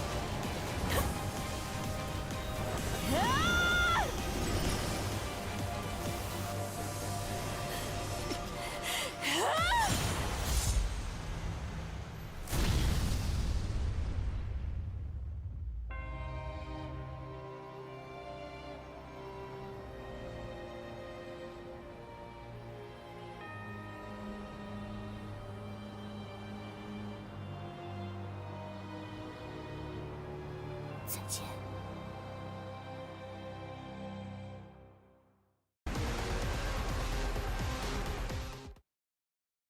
And that's it. Chico has been defeated. After calling Bianca for one last time, Chico fell in the sea. She didn't sink to the bottom, but turned into numerous punishing virus particles that gradually disappeared in the air. Bianca reaches out, but cannot hold anything. The sea breeze seems to have brought Chico's unfinished words. Help me. Kill me. Don't go. Farewell. Is this what Chico was longing for? She must be fearing the loss of life at her final moment. But fear is the source of many emotions. It drives people forward. Humans are perfect because they are imperfect. The courage to live on comes from facing our weaknesses, not from denying or alienating them. Like Chico said, Bianca knew she was beyond redemption, so she put an end to her suffering and carried on with this guilt. Chico, I will carry the weight of your life and continue moving forward. A core fragment drops from Chico's remaining body, as if she had heard Bianca's response. The fragment actively lets Bianca's lamp absorb itself. There seems to be a connection between them.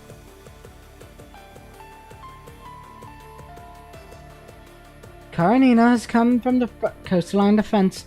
After confirming Bianca's safe, she turns to the fragment with suspicion. I hope it's not some sort of Ascendant secret weapon.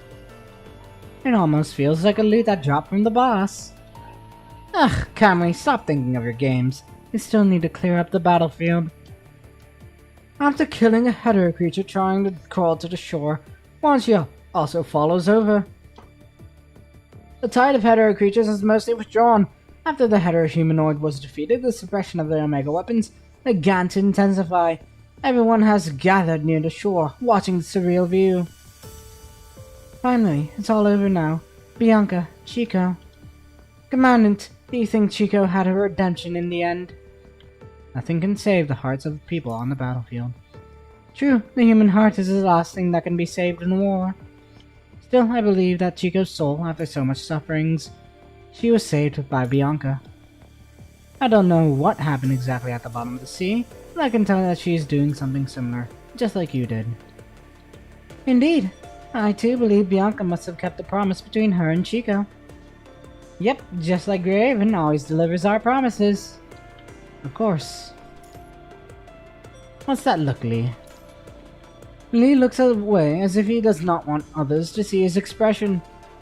Nothing, just some commandant being sentimental again. In what way? Lee does feel a little weird recently. He has been working on the adaptation of a new frame in the Science Council. Even other Grey Raven members don't get to see him that often. But now is not the time to ask. Speaking of it, this is the first time that Grey Raven is on a mission together after that. I'm glad you still remember we're on a mission. Let's clear up the battlefield first. Liv looks at Lee and you, and finally realizing something is a little odd. Sure, I agree with both Commandant and Lee. I'm just so happy that we get to fit together and win the battle again. Grey Raven will get rid of the rest of the hetero creatures on the Rust side. Lucia is just as forthright as always. What's the matter? Nothing, Commandant, everyone. Let's keep fighting together. Did someone just tell a joke that I didn't get? No, but we haven't been together like this for a long time. I'm so glad, Lucia. Yeah. This grand battle is about to come to an end with the setting sun. Lee stands on the war-torn shore, gazing at where the hetero-humanoid disappeared with a deep frown.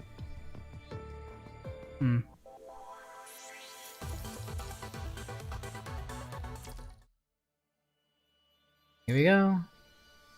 Key to the future. Final scene. The remaining cleanup work progressed smoothly thanks to the coordinated efforts of all teams. The remnants of the hetero creatures on the Rust side were soon wiped out completely. You reported to the casualties and loss of equipment to Babylonia and were told the shuttle had already departed.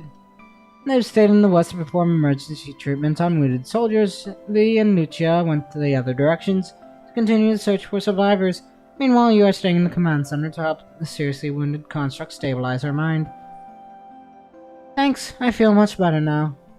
Has anyone seen Bianca? Captain, she was heading that way. Purifying Full Soldier points at the breakwater. You find Bianca by the seaside.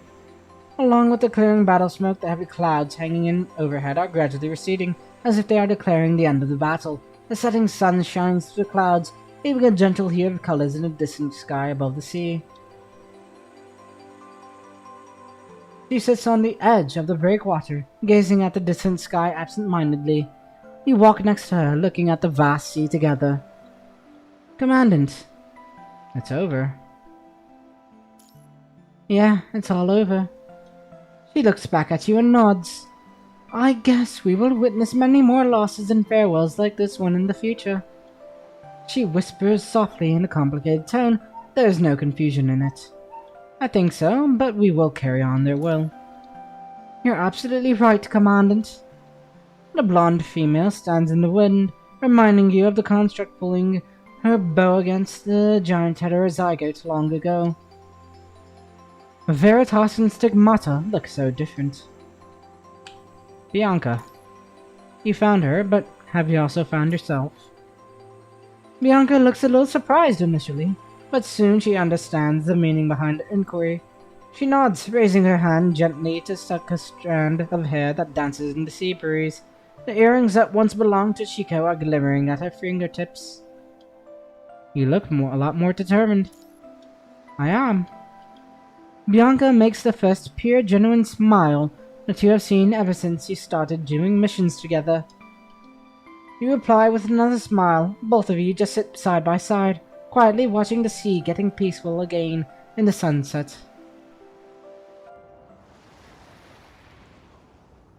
A few seagulls glide past, screeching in the wind.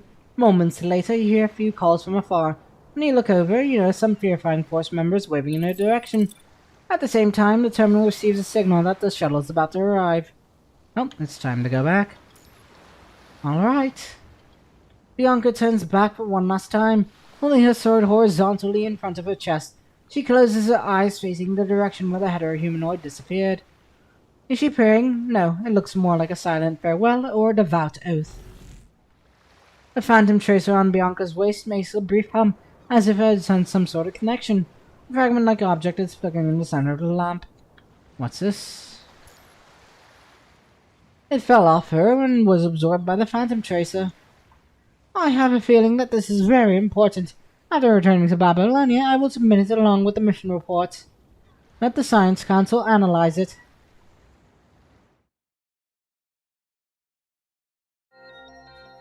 E02, Babylonia Science Council. Frame adjustment complete. All parameters normal. Bianca walks out of the training room. She has changed back to the Veritas frame after coming back to Babylonia. Have you fixed the unstable mind of this frame? It's all good now. After rounds of adjustments and upgrades, Veritas can definitely replace the damage to 0. As for Stigmata, its abilities have already been fully demonstrated in battle. I let Bianca change out of it because the punishing virus information inside the frame has yet to be completely neutralized. Using it will make her mind more unstable. A thorough tuning is necessary before it can be used again. As for the Phantom Tracer Bianca brought back, Asimov taps on the light screen. A core fragment appears in the center. Looks like it was formed from punishing virus heterometers. Doesn't have anything to do with Chico. No, the fragment appears to be merely a vessel for transmitting information. What really matters is the message it carries. It almost feels like someone was purposely using the fact that the punishing virus could carry information. Actually, there's more than that. I must have overlooked something more important. The encryption method is beyond my knowledge, at least for now. Asimov frowns. He curls his index finger to rub his temple. If it's a piece of information, can he track its source? Nanami! In the future. So probably not. But the first piece of ciphered information looks like a message. Asimov raises his hand, displaying the information to the screen. They seem like just a few pages of cryptic codes to you. Only one obscure message was deciphered from the codes. This is a gift in the name of the future. I don't know what it really means. The message suddenly does not quite make sense, but that familiar great-haired girl suddenly appears in your mind. She waves at you with a bright smile, then walks away into the dazzling light. Speaking of it, you haven't seen her for a long time. Anyway, there are still a lot of unsolved mysteries regarding this fragment. I will continue analyzing it. Apart from the fragment, the production of Omega weapons also needs to be prioritized. We have almost used up all the available inventory in this battle. Sorry. But we won. Hassan's brow seems to have relaxed a bit. He points to the casualty rate displayed on screen. Final number is even lower than the Gestalt estimate. Like you said, the people who bring us hope are our most important resources. The battle outcome is exactly like what we estimated. Most participants have survived. There is no better victory than this. The only regret is we could not retrieve Lithos' frame. I was already getting close to where Lithos sank, but a large number of hetero creatures suddenly appeared from the sea. When we cleared them up, his frame had already disappeared. Thinking back now, the hetero creatures were probably... They purposely showed up to transfer Lithos' frame away before he got a hold of it. Correct. The only party that could do this was... Nugget. Only ascendants or agents have the power to control such a vast number of hetero creatures. That enigmatic figure has once again been hiding behind the multiple mysteries, manipulating the situation and reaping the outcomes they desired. Everybody knows death is not the end for that ascendant who fell into the sea. Once again. I could only find Lithos' hairpin. I brought it back. Do we have any clue? It could just be your illusion, but Asimov seemed a little odd when she mentioned hairpin. And that hairpin, it passed the sterilization process not long ago and was delivered. I left it in that box over there. Asimov looks back at the desk behind, suddenly slaps. And there's a box that has been opened by someone. There's nothing inside. It was right here. Did anyone else come to this place other than us? Apart from you, it was only Rosa, who has been staying in the lab. Wait a sec. Rosa? The timid purple face come like she usually did. Box is carefully opened, put aside. Asimov looks at him and recalls the coincidental encounter between Rosa and no one long ago. He did not want to bring up that important past, but he had forgotten that Rosa had always wanted to know the truth behind some things. He sighs to himself. Whew. No one walks out of the lab's door and lets out a deep breath in the empty corridor. The test have placed a substantial burden on him, but he has been making maximum efforts to cooperate. Before leaving, he notices a purple braid sticking out from a corner, swaying along with its owner's movements. Whoever that is, they seem to be hesitating. He tries to walk away to a more crowded place. Not surprisingly, he hears rushed footsteps behind. Hey, we finally got a portrait for Rosa. Cute. One moment, please. There is something I'd like to ask you. Rosa? It's me, sorry to disturb you. No problem, what can I do for you? No one turns back and looks at the little girl. Do you still remember last time? She mentioned how no one mistook her for Lithos when he first came to the Science Council. It was my bad, sorry. No, actually I just wanted to ask.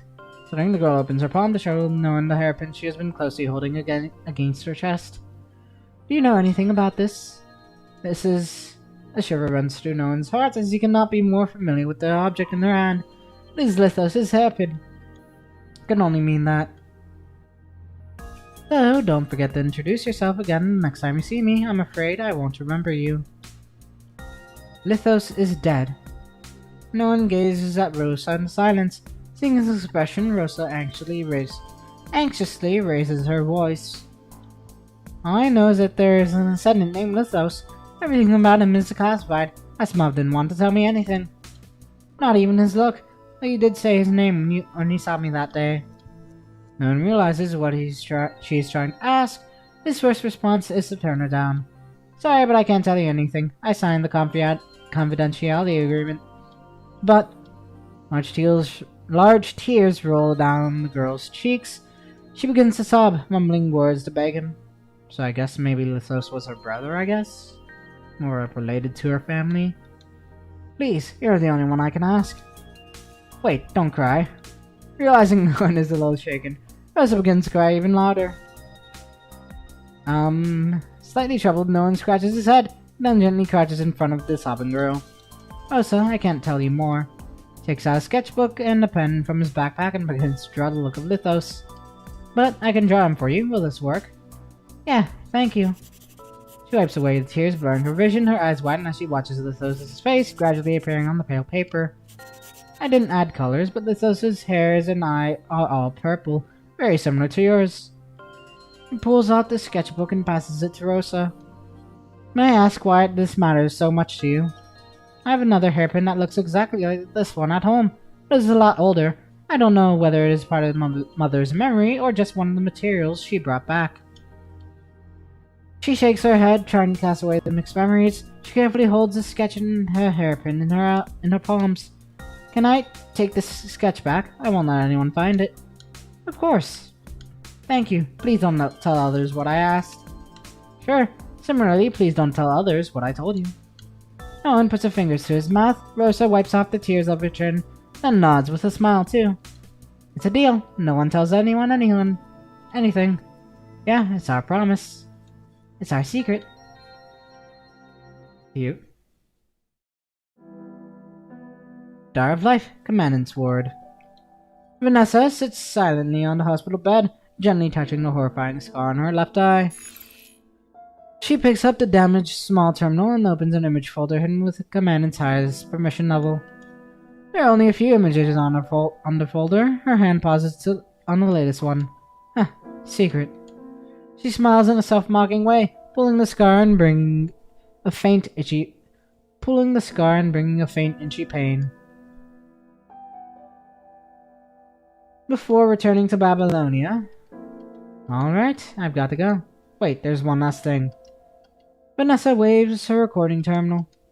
Graven had a photo like this. Let's take two for our final time together. Nobody expected her to say such words on a battlefield full of potential threats of hetero creatures. A photo? Fine then, this is the last time anyway. Diesel cannot understand why his former commandant wants to take a photo of a traitor, but he no longer has any desire to find out the reasons behind Vanessa's changes. He has already made up his mind to leave them. Bambinata stand next to Teasel. Bambinata nods in obedience. She follows Vanessa's instruction to stand next to Teasel, striking a photo-taking pose. Cute. Teasel just turns sideways and crosses his arms. He keeps a poker face, but has not left. Vanessa raises her terminal to put both of them in the viewfinder. Seeing the terminal screen, she makes another breezy smile and never presses the shutter. What is she waiting for? Teasel looks over in confusion. Bambinata just keeps her hand up helplessly, maintaining the pose. Well done. At the background, just people fighting.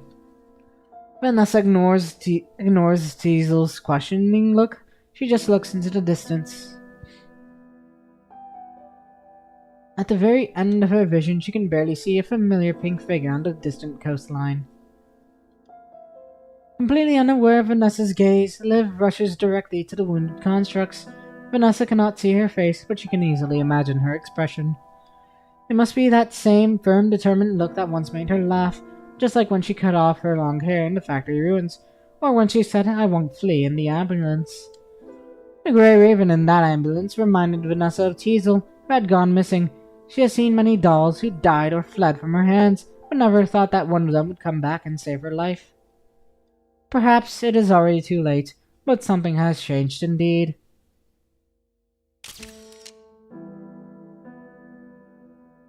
Just when Liv enters the viewfinder, Vanessa presses the shutter, capturing the scene. And a post picture of Egret for posterity before, well, it's fully gone. Bambinata is still submissive, but Teasel no longer obeys orders. Vanessa still does not want to be in the photo. With Liv in the distance, the once glorious Egret has their first and last photo. They are going to part ways. Alright, it's over. Teasel looks away and walks in the opposite direction. He cannot hold it when walking past Vanessa. We will be enemies the next time we meet. Huh, I don't want to see a traitor again. Besides, once I throw away a doll, it is no different from dead to me.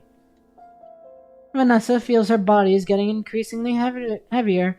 She no longer looks at Teasel, but raises her head and walks toward the temporary command center. Bambinata comes to Vanessa and helps her walk.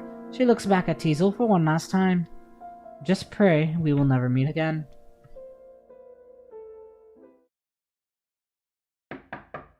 Someone is knocking on the door. Vanessa turns off the terminal screen and puts it face down on the blanket. The doctor of the Star of Life walks in with a port in his hand, followed by Celica, who's holding a fruit basket. Or her, I guess, maybe. Definitely, that's a her. The results are out. Your recovery is progressing well. But the wound on your face may take some time to heal. As for your left eye, unfortunately it was wounded too badly and didn't receive timely treatment. Its vision is completely lost and cannot be recovered. But considering your situation at that time, that is already the best outcome. I suggest you have the eyeball removed as soon as possible to avoid sympathetic ophthalmia. Once it's out, you can consider installing a prosthetic one. Celica thought Vanessa would blow up for this, but she just waves her hand as if she does not care at all. Whatever. The scar and prosthetic eye can serve as evidence, proving that I saved so many lives, as well as that loser Kane. She casually runs her fingers through her hair on the side, giving her usual sarcastic smile. I hope that chief can regret lying down for 3 months and doing nothing after seeing my face. If you say so, Kane just happens to be in the Star of Life helping live for a rehab. What do you like me to call him? Vanessa just sneers disdainfully. If that chief insists to apologize and thank me, I don't mind accepting it. But I hope that chief can show some sincerity and stand for at least an hour before coming in. Okay. That's what she said. She is a jest. Commandant. Vanessa did save us in the evacuation of City 43. Without her and Babinata to cover us, maybe everybody left in the conservation area would have... I know. The medic construct mentioned the long-lost Vanessa showing up at the temporary command center, seriously wounded. She was in a coma for quite some time due to infection after being sent back to the Star of Life.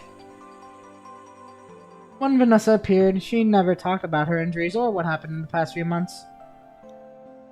She just provided tactical assistance to the surrounded soldiers with Bambinata until the battle ended. After joining the main force, she was sent to the Star of Life. She was once in a coma due to serious infection. I'll be there right away once you finish your treatments. Okay, are you also coming?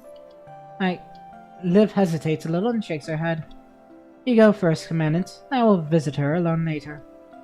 I heard Teasel defected. If she sees us together, I'm worried that she may. Understood. Okay, I'll just wait here and then I'll take you to her. Half an hour has passed after all the treatments were completed.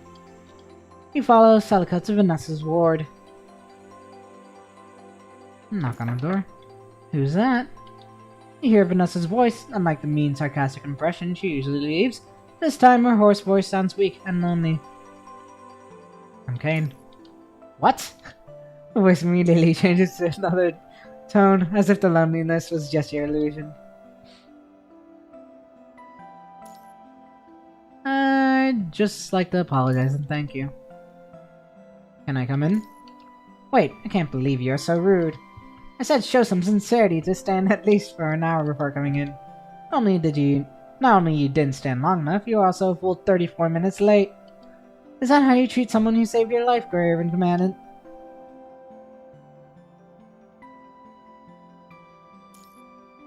I heard her injuries were bad. Yes, because she wasn't treated in time. She is almost disfigured. I recall every encounter with Vanessa. She was always glamorous, beautiful, keeping her elegance even during the surface missions. For someone with so much pride. Let her calm down first. I'll just wait here. Another half an hour has passed. Gently knock. This time she has not rejected you. Come in. After getting mentally prepared, you push the door open. You first smell a light fragrance, then see Vanessa sitting straight on her bed. Well, hello there. Vanessa is mostly the same as how you remember her, but with the subtle differences. She's dressed in a glamorous gown that looks out of place and wearing near flawless makeup. Notice her delicate eyelashes and a complicated but beautiful laced eye mask on her left eye. Still, you can see the horrifying scars underneath the mask if you look carefully. What are you looking at? Are you tired of your own eye too? She sounds as sarcastic as always. I think I know why you kept me waiting for an hour. Definitely not for you. Throws back a sarcastic remark without mercy. You're an idiot who couldn't even protect yourself. Even your constructs were eager to throw their lives away. If not for me, you wouldn't be able to stand here. Do you even know how messed up you looked when you lay on a junk bed in the basement? Do you know how much hassle you caused? Her words sound more aggressive than ever, as if you had triggered something. It feels like she's just taking it out on me. Weren't you going to push the door in? Why aren't you talking now?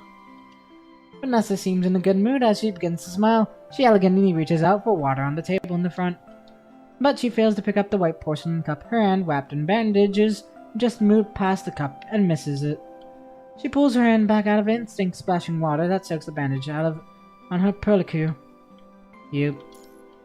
Forget about it. It's already cold. She quickly conceals it, but you see a moment of frailty in her eyes. You grab the cup and pour her another cup of warm water, then pass it to her hand. Here's a hot one. Vanessa gives you a peculiar look. She has not rejected your offer, which is quite unusual, and holds the cup with both hands. Ha! Grey Raven Commandant being so submissive and obedient to me. This is definitely a new experience. I'm not used to this. She looks at her reflection in the cup and turns silent.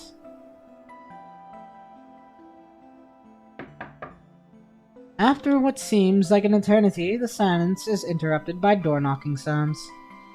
With a large bag in his hand, Simon peeks into the ward, followed by Bambinata.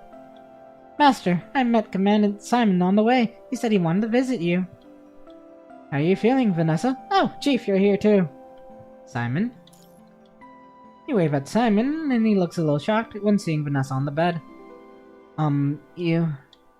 What's going on today? Are all the losers having a reunion? Vanessa interrupts Simon before he can finish. Simon completely ignores Vanessa's sarcasm. He gently places the bag on the cabinet next to her bed. You should increase your vitamin intake. Recovering from major injuries can be quite challenging. I don't... Bambinata would like to thank Commandant Simon on Master's behalf. Bambinata has been standing aside quietly. She suddenly walks up and takes Simon's bag. Master would need this. The doctor had said so. You all. Meanwhile, Simon has already begun to dig into the bag, taking out one item after another while explaining them to Vanessa. There are nutritious foods, books for killing time during rehab, gifts from the survivors of the evacuation, and many other things. Vanessa still maintains her indifferent attitude, but the occasional sarcastic comments she reluctantly makes Bambinata carefully put away the things Simon brought. Another new visitor has shown up in the room. Wow, this place is so busy. I didn't expect all of you to be here. Don't you have anything more important to do? We're on it right now. Nothing's more important than visiting my heroic senior. Harley Joe looks so genuine that Vanessa cannot get mad at him. Whatever. She takes a sip from the cup in her hand, covering her face with it. The four of you sit together, enjoying a rare moment of tranquility while reminiscing about the past in the Forward Operations School. Since graduation, you've never had such a relaxing time to interact with your classmates, even during the official school reunions. Maybe the next time you can meet somewhere else other than the Star of Life.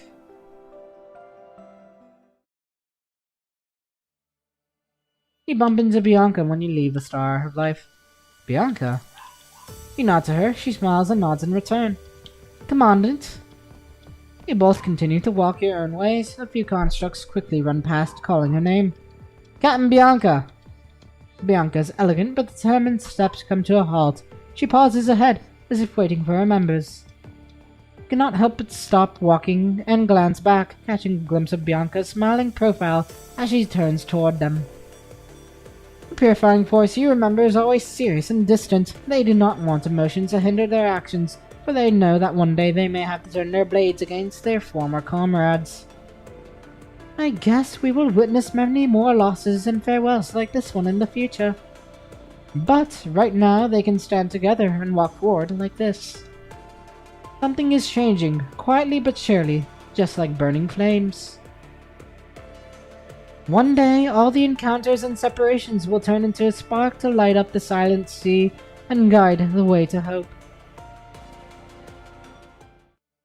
And that's that. Whew, that was a mouthful. Almost 6 hours in. Unfortunately though, my voice is strained and I am tired. So I was hoping to do the patch content today, but we'll put a damper on that. So we'll get them done tomorrow. As for what time we'll start, I guess how about